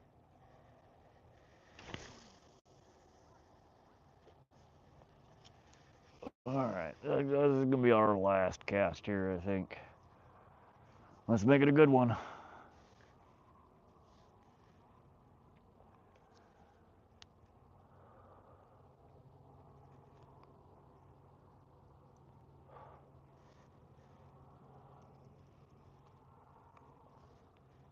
I'm surprised the beavers haven't come out and started harassing me tonight. They've been pretty nice the last few times that I've been out here. Normally they harass. It's usually the other end of the pond though. They don't bother me as much when I'm down on this end. I think I'm just closer to their beaver huts down there, and they don't like it. My little pond I fish is the only water for miles, so night fishing there is sketchy with the yotes and mountain lions. Yeah, that's a fair point. I didn't think about that. Now that's one thing. So the place that I'm at is Largent Bend, and there's pond number 1 that has no fish in it, pond number 2 that I'm fishing at right now, and then there's pond number 3 that's across the Sun River from me, where the bigger fish are and where the tiger muskies are. But 1, it's a pain in the butt to get over there. 2, there's no cell signal, and 3, I was chatting with somebody here a few weeks back, and he said I stopped going over there the moment that I realized there's a bear den right over in there. Like, a bear den? What are you talking about? Apparently there's a black bear den right over next to in the brush next to Largent Bend Pond number 3. I'm like, shit, I don't know how many times I've been over there fishing all by myself. No pistol on me, no bear spray.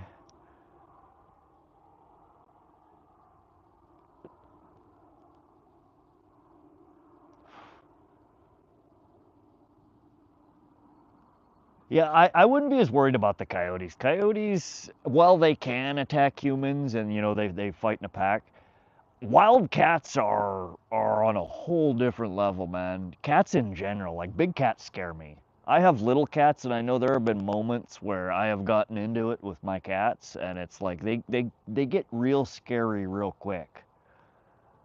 A mountain lion is a big enough cat that they and cats just they chase and kill things for fun. They don't.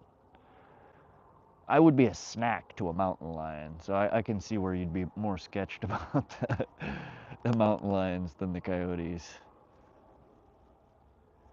But yeah, so apparently there's a bear den back there that I didn't know about.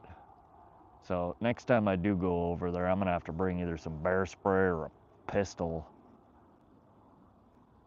It'd be just my luck. It'd be such a crappy way to go out. I'd go missing. People would find pieces of my body torn up back there, and nope. I think I'd rather die on the toilet or something stupid like that. Faith and Tackle, welcome back to the stream. How's your day been? Miyazaki, this is my other half, folks. This is Miyazaki, she's a girlfriend. Welcome to the stream, Mia. I feel unsafe. I don't feel unsafe here, Mia. No, I was referring to pond number 3, the secret pond across the Sun River over here. I was chatting with somebody when I was fishing here a few weeks ago, and he was telling me there's a black bear den right over next to the pond, which is slightly sketchy. Glenn McIver, welcome to the sub. How you doing, buddy? But no, me, I'm fine here. The bears do come over here. There's warning signs all over. You're in bear country. Be careful. But I'm close enough to my truck here, and I'm not worried about getting eaten by a bear at this particular pond. But the secret pond over there, pond number 3, it's so infrequently visited. It would be months probably before somebody found my chewed up corpse back there, or what's left of it.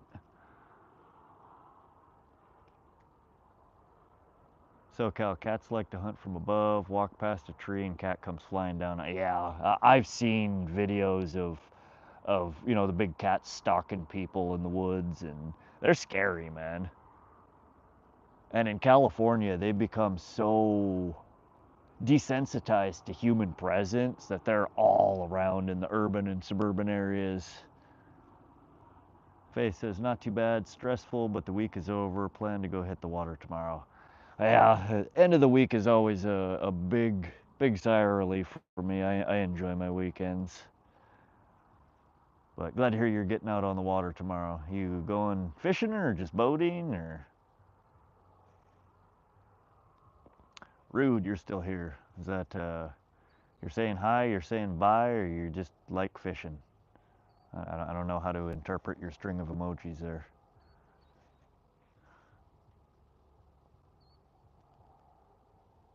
Fishing. All right, right on. You targeting anything particular? Are you doing bank fishing, boat fishing? SoCal says we're overrun with them. We have them in the middle of suburbia and people's backyards. Yeah, so in again, I was in Orange County, and I know that the coastal area is just south of where I was. So like Rancho Santa Margarita area. There have been tons of sightings. There's so many, open. There's a bunch of nature preserves and stuff over there. So there's big patches of undisturbed land that are bordering all of those urban areas. And then big cats that they come out of the brush and dig through people's trash cans and eat their pets, and people sight them all the time on the hiking trails around there. Maybe bank fishing for cats. Oh, that sounds fun. I've only been out catfishing a couple of times this year. I managed to catch one, I think like 3-pounder that I brought home and ate, and then we caught a 14.5-pounder, good sized channel cat. She was chunky.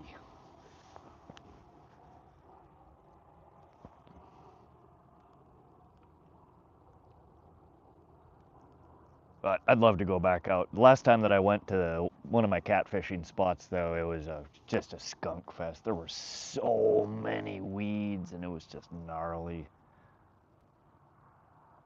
Ruined my whole fishing trip. The sad thing is they're protected here, so we can't shoot them unless they make physical contact, and by that time you're a cat turd, right? Oh, I get it. They want to protect species like that because, I mean, people will hunt shit like that to extinction, which is super sad.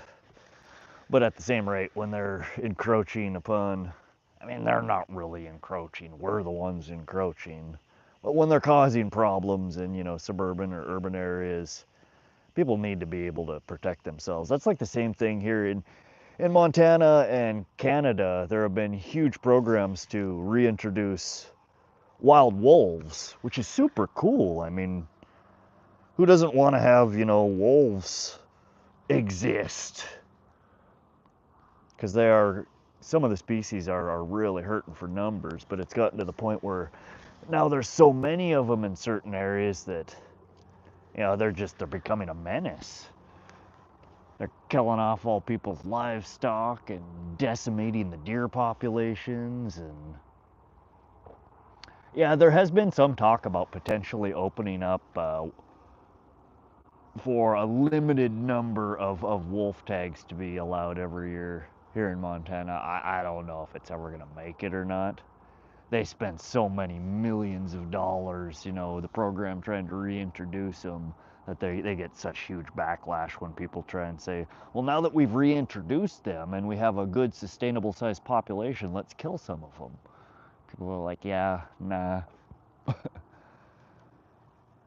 But they're one of those apex predators that once they get a foothold, like they breed rapidly, and they like to eat. They eat a lot. That's been going on for years now. Yeah.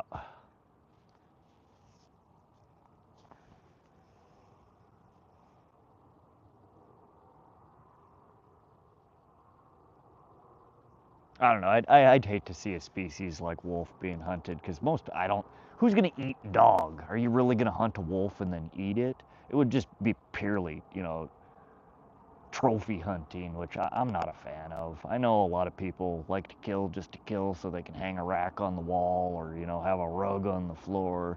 I'm not about that. I don't like that. And cat hunting, wolf hunting, that's all they're doing with them. They ain't eating that shit. Same thing with bear. I mean, people go and kill bear. And while some people do eat bear meat, most of it, I worked at a wild game processing plant for 2 years. 99% of the black bear and grizzly bears that came into the processing plant, people paid to have it butchered, and sent to the food bank. And that's only because they legally have to do something with it. You can't just waste the meat, otherwise Fish and Game will snatch your license from you. But it's just those species that people kill purely for trophies. Like, it just, I don't know, it doesn't sit right with me. It never has.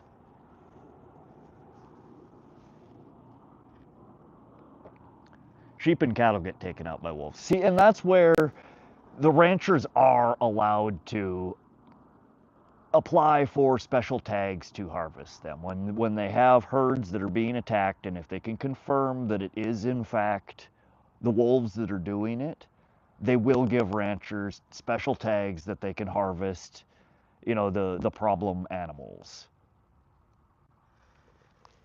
But it just sucks that they have to lose, you know, a whole bunch of cattle before, you know, they get to the point where they'll actually issue those tags to them. The big cats have destroyed deer population. San Diego has 3% success rate for hunters here.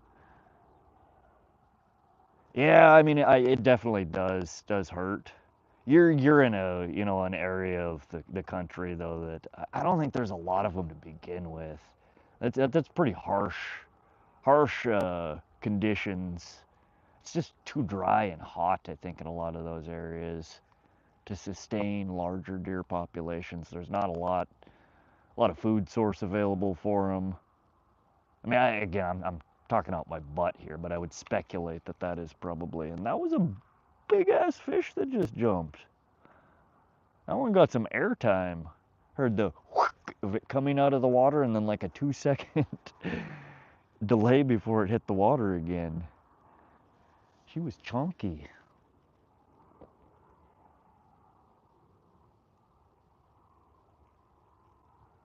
The day somebody makes a recipe to make antlers edible, I'll start caring about it. Yeah, right. Now, the first couple of years that I hunted, I mean, that's how I grew up, and that's how hunting was always. Everybody that I hunted with, everybody wanted to go for the big bucks. You know, bigger the better. That's all they're after, is those big horns. And I did the first big buck that I killed. I was super excited about it until I went to eat the meat, and I hated it. It was gross. It was tough. It was super gamey. The next year, I was trying to kill a doe, trying to see if a doe tasted better than the big bucks, and I ended up shooting a lone deer out in the field that just looked like, you know, a decent sized doe, and it ended up being frickin' Bambi, and oh my lord, it was the best venison I've ever had in my life. You didn't even need a knife. You could cut it with a fork. It was just tender, and it wasn't gamey at all. And ever since then, I think I hunted for 2 or 3 years after that, and that's what I went for. I went out. Y'all can be haters about it, but I went out to kill Bambi. And honestly, I think more hunters should do that rather than killing the adults that are repopulating. Go shoot yourself a yearling. You know, it doesn't have to be Bambi, but there's no reason to be out there shooting all the monster bucks. They're terrible, especially the muleys. The whiteys don't taste as bad. Usually they're, you know, grain fed. They eat corn and they eat out of the farmers' fields. The mule deer around here eat all the sagebrush and all the garbage. They're up in, you know, the mountain areas where there aren't a lot of farms, and they're disgusting. I had to force myself through eating that whole deer. It took me almost 2 years to eat that one deer because it was gross. I would cringe every time I grabbed a package of it out of the freezer. But it's like, all right, I gotta eat this crap. All right. But the bite has died off here. The skeeters are out in force. The bats are still dive bombing my lines. So I think, folks, we're gonna start packing up here. We'll be live for another maybe 10 minutes or so while I pack up and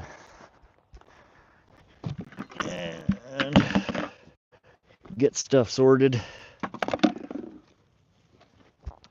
as always, you guys, I appreciate every one of you that comes and hangs out and chats and spends some time with me while I'm fishing. And I do also hope that you guys enjoy hanging out. I know some of y'all would rather be out fishing yourselves, and I don't blame you. But I definitely appreciate every one of you that comes in and chats and hangs out. It makes my fishing trips just that much more enjoyable. I like hanging out with y'all. But again, I haven't decided with 100% certainty, but I think I'm probably going to take the boat out tomorrow. But if I don't, I will probably be live at some point tomorrow. But if I do take the boat out, it will probably be Sunday before my next live stream. But for those of y'all that do enjoy fishing content, if you like live streams, if you like underwater camera content, if you like pike fishing, you like trout fishing, please do me a favor, hop over to the channel, hit that subscribe button, check out some of the videos, comment. If there's any particular type of content that you really do like, leave a comment or something on my community post page. I'm a fairly new channel here, and I'm still trying to figure out what it is y'all like to watch. And I keep getting people telling me, well, everything. And as much as I like the feedback, that doesn't really help. Y'all, I'm sure there's some of the videos that you click on more than others. Some of them you click on and you're like, oh, that's garbage, and you click away. Like, give me some feedback. Tell me what you like. But at any rate, I am closing in on that 500 mark, I think, for streamers. I don't know if we got there tonight or not.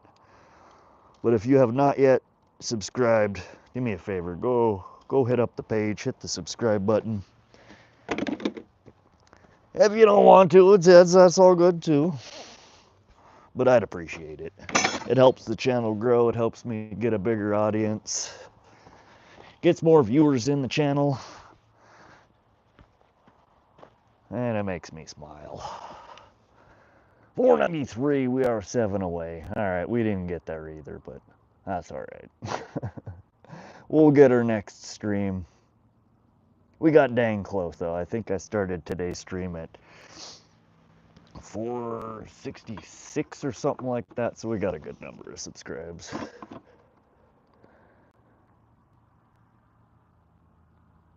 What did you say? I get an either sex tag specifically to shoot a doe. I know you have, what are they, the black, what do you have, mule deer there and then black deer?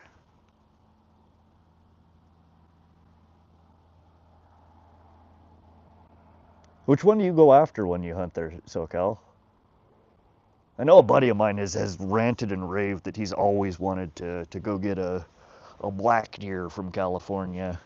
Because we don't have those here. We have the muleys and we have the whitetail. But the black deer, they're one of them weird tiny little deers. Blacktail up north and mule deer down here. Okay. Interesting. I didn't know it was that they were only in the certain regions there.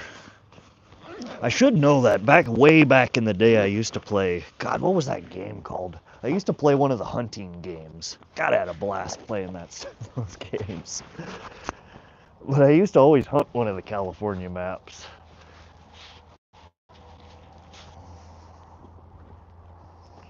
All right, we're gonna.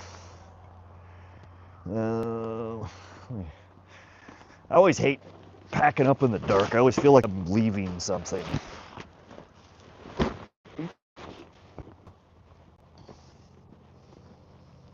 Let's see here. Detach this and collapse this guy.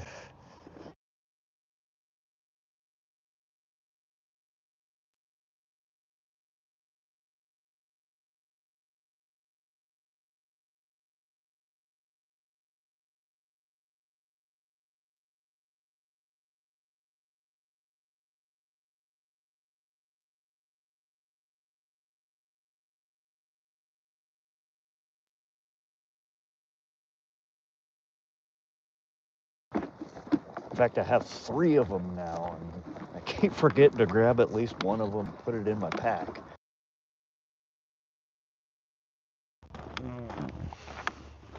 It would definitely come in handy.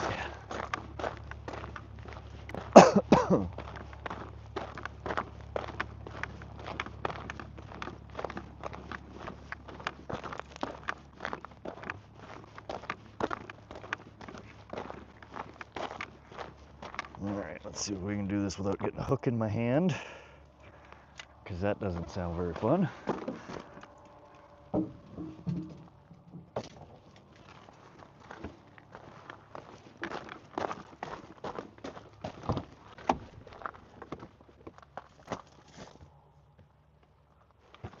Alright.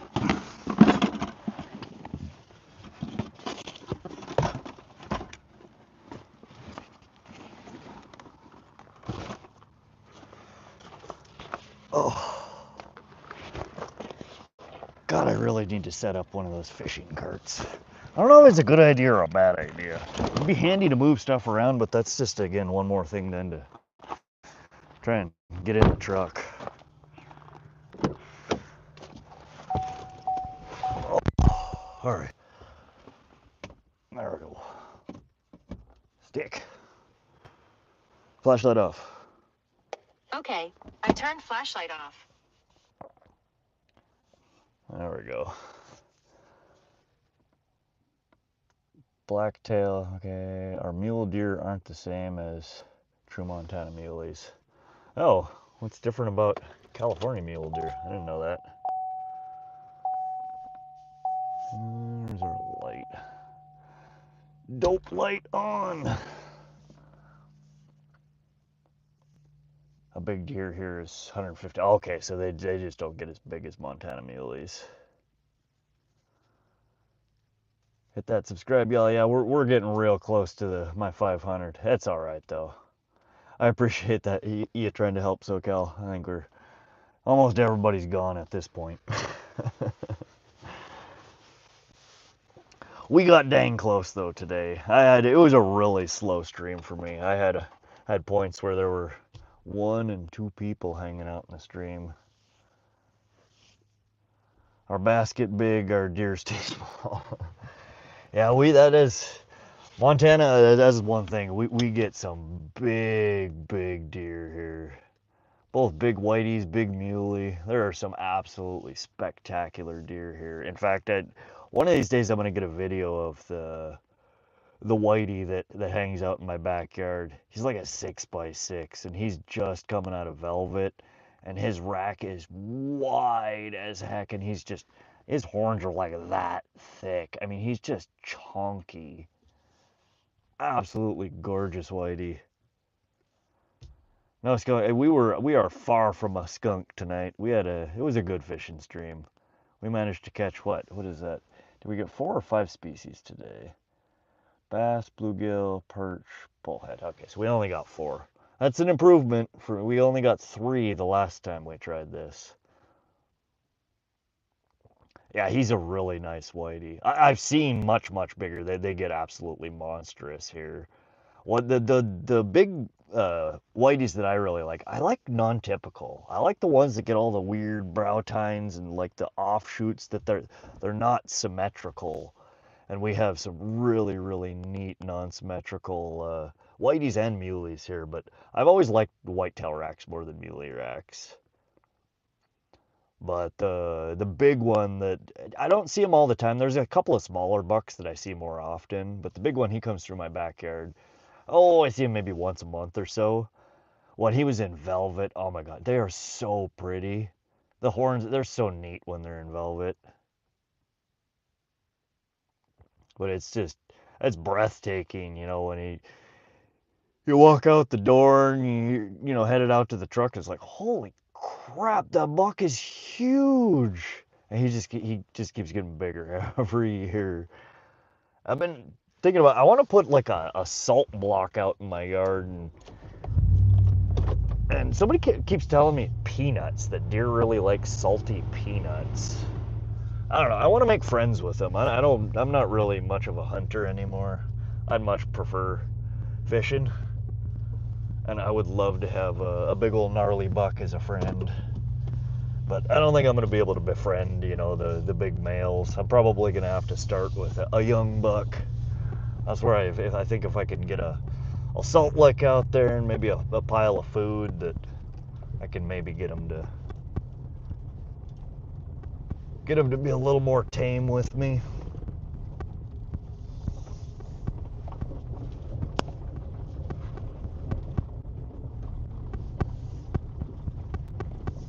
Let me see. God, I can't even read it. The camera shakes when I'm driving. There's a berry block thing that really attracts them. A berry block, huh? Yeah, I don't know. I guess it's not so much that I need to attract them. There's something in my yard. I still haven't figured it out. I've tried watching on the camera, because I have ring cameras all over my house, my front yard, my backyard, the side yard, and I've tried paying attention when they're out there munching, what exactly it is that they come to my yard to eat. Because it seems like they're very particular about what they're grazing on. They're not just, you know, wandering all over the yard eating random stuff. It seems like they always go to the same spots and eat the same things. But I can never tell on the camera what it is they're eating, and then I go out there in the morning and like look at that spot, and I still can't tell what the hell they're eating. But then they wander next door over to my mom's house and they eat everything out of her garden, so they're kind of rotten.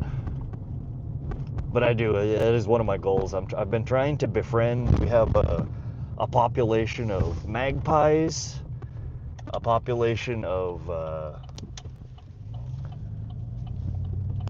I don't think they're crows. They're not big enough to be crows. They're a blackbird similar to a crow.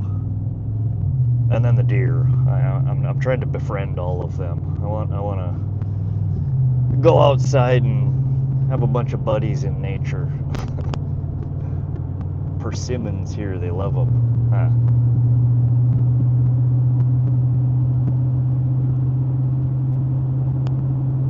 Josie said 3 still had spots. Oh, babies. Yeah, God, we have. That just reminded me, earlier this year there was a mama deer running around with a bunch of babies, and she looked like she was so stressed and just burnt out. The babies, they're running amok, running all over, chasing each other, you know, tussling and rolling around, and she's just over there, and I can just, like, if she had like those thought bubbles above her head, it's like she's over there, somebody please shoot me. They were just driving her crazy. But the little ones, they're so cute. They're like little puppy dogs. I wish I could befriend a baby deer.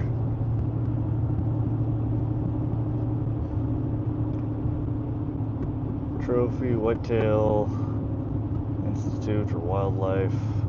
I got them. Driving all over the road here. Mineral blocks. Okay.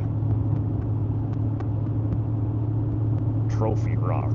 I'll have to look that up. Acorns.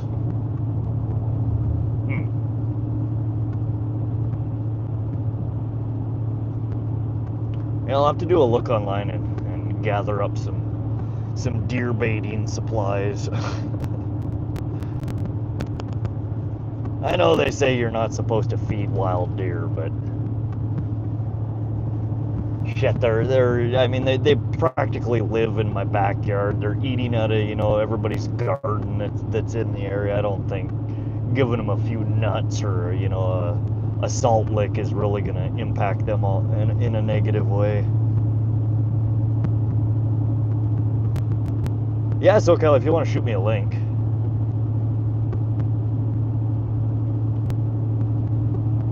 Can you post on somebody's community page without, like, commenting on a post? Can somebody just make a post on your community page? Something I've been wondering about. I've never tried to go to somebody's community page and just leave a message. Because YouTube doesn't have a DM or a direct message feature other than the community page, does it?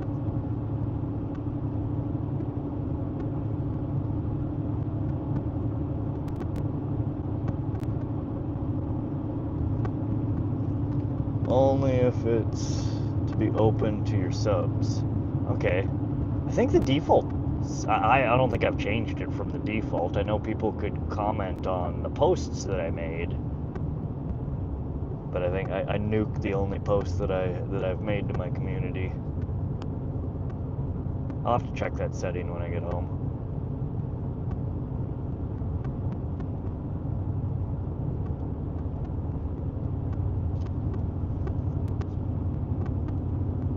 Josie, do you get both whiteys and muleys over there, or do you?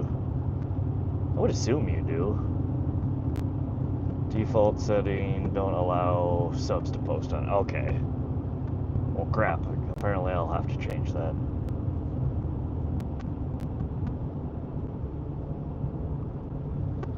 I know, Josie, you've mentioned that you're really into hunting. Curious what kind of deer you get over there. Just whitetail there, okay. Yeah, whiteys is what I preferred to eat when I was hunting them. I would imagine a muley doe wouldn't be as bad as the bucks, but man, the muley bucks, the couple of them that I shot, they were all gross. They just eat too much trash. They stay up in the higher altitudes here in Montana, and they eat all the sagebrush and just a bunch of junk, and they end up they're just so gamey tasting. The whitetail does, and then the whitetail fawns, the babies. Bambi is delicious. I don't care what anybody says. I will eat all the Bambis. Oh god, somebody's... Man, that's a big ass firework. Somebody's... Oh, of course. There we go. Got some fireworks to close the stream out. Oh, it's gone. Y'all missed it.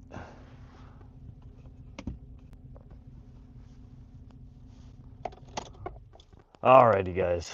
But again, thank you all for coming and hanging out on the stream. I appreciate every last one of you. We didn't quite hit the 500 sub mark tonight, but we are dang close. So thank you all for the subs and the support. We'll probably be back live. I'm thinking Sunday. If I don't take the boat out tomorrow, I will definitely stream from somewhere. But otherwise, I'll be back. Our next live stream will probably be Sunday afternoon. Northern Missouri, they get a lot bigger for some reason, body-wise. They're gamey as hell. Here, you have to have a good dry rub. Yeah, SoCal, you're out there. There's so much sage and crap out there. I would imagine a lot of the deer out there are not the greatest to eat. They'd probably be better in northern Cali, I'd imagine. But out where you're at in the desert, I can't imagine what the hell they're feeding on out there. You gotta have a good dry rub. Go to Cindy's live and type pineapple in chat. You'll get the 500 today. Oh, is she streaming? Yeah, that's probably another reason that I had such low people in my stream today. I know that there were a bunch. You were streaming for most of my stream, SoCal, so you were stealing viewers. Thunderstruck was live. I saw... There were 2 or 3 different people. I think Crappy Man Jigs was live for a good portion of it. So it's like we all have a lot of the same core audience. So people get conflicted on who's live they're going to join. I get a lot of y'all that pop in and say hi and then hop over to somebody else's, which is the same thing that I do. I mean, when there's 5 of the people that I like to watch their streams and they're all streaming at the same time, it's hard to... Oftentimes I do. I'll have one tab open with, you know, for each different streamer, but it's hard to keep track of what's going on in everybody's stream when you're watching multiple at the same time. Yeah, y'all stole a bunch of my views today. Yeah. Josie says, have a great night. See you soon. Thanks, Josie. Yeah, I appreciate y'all that come and hang out and chat with me.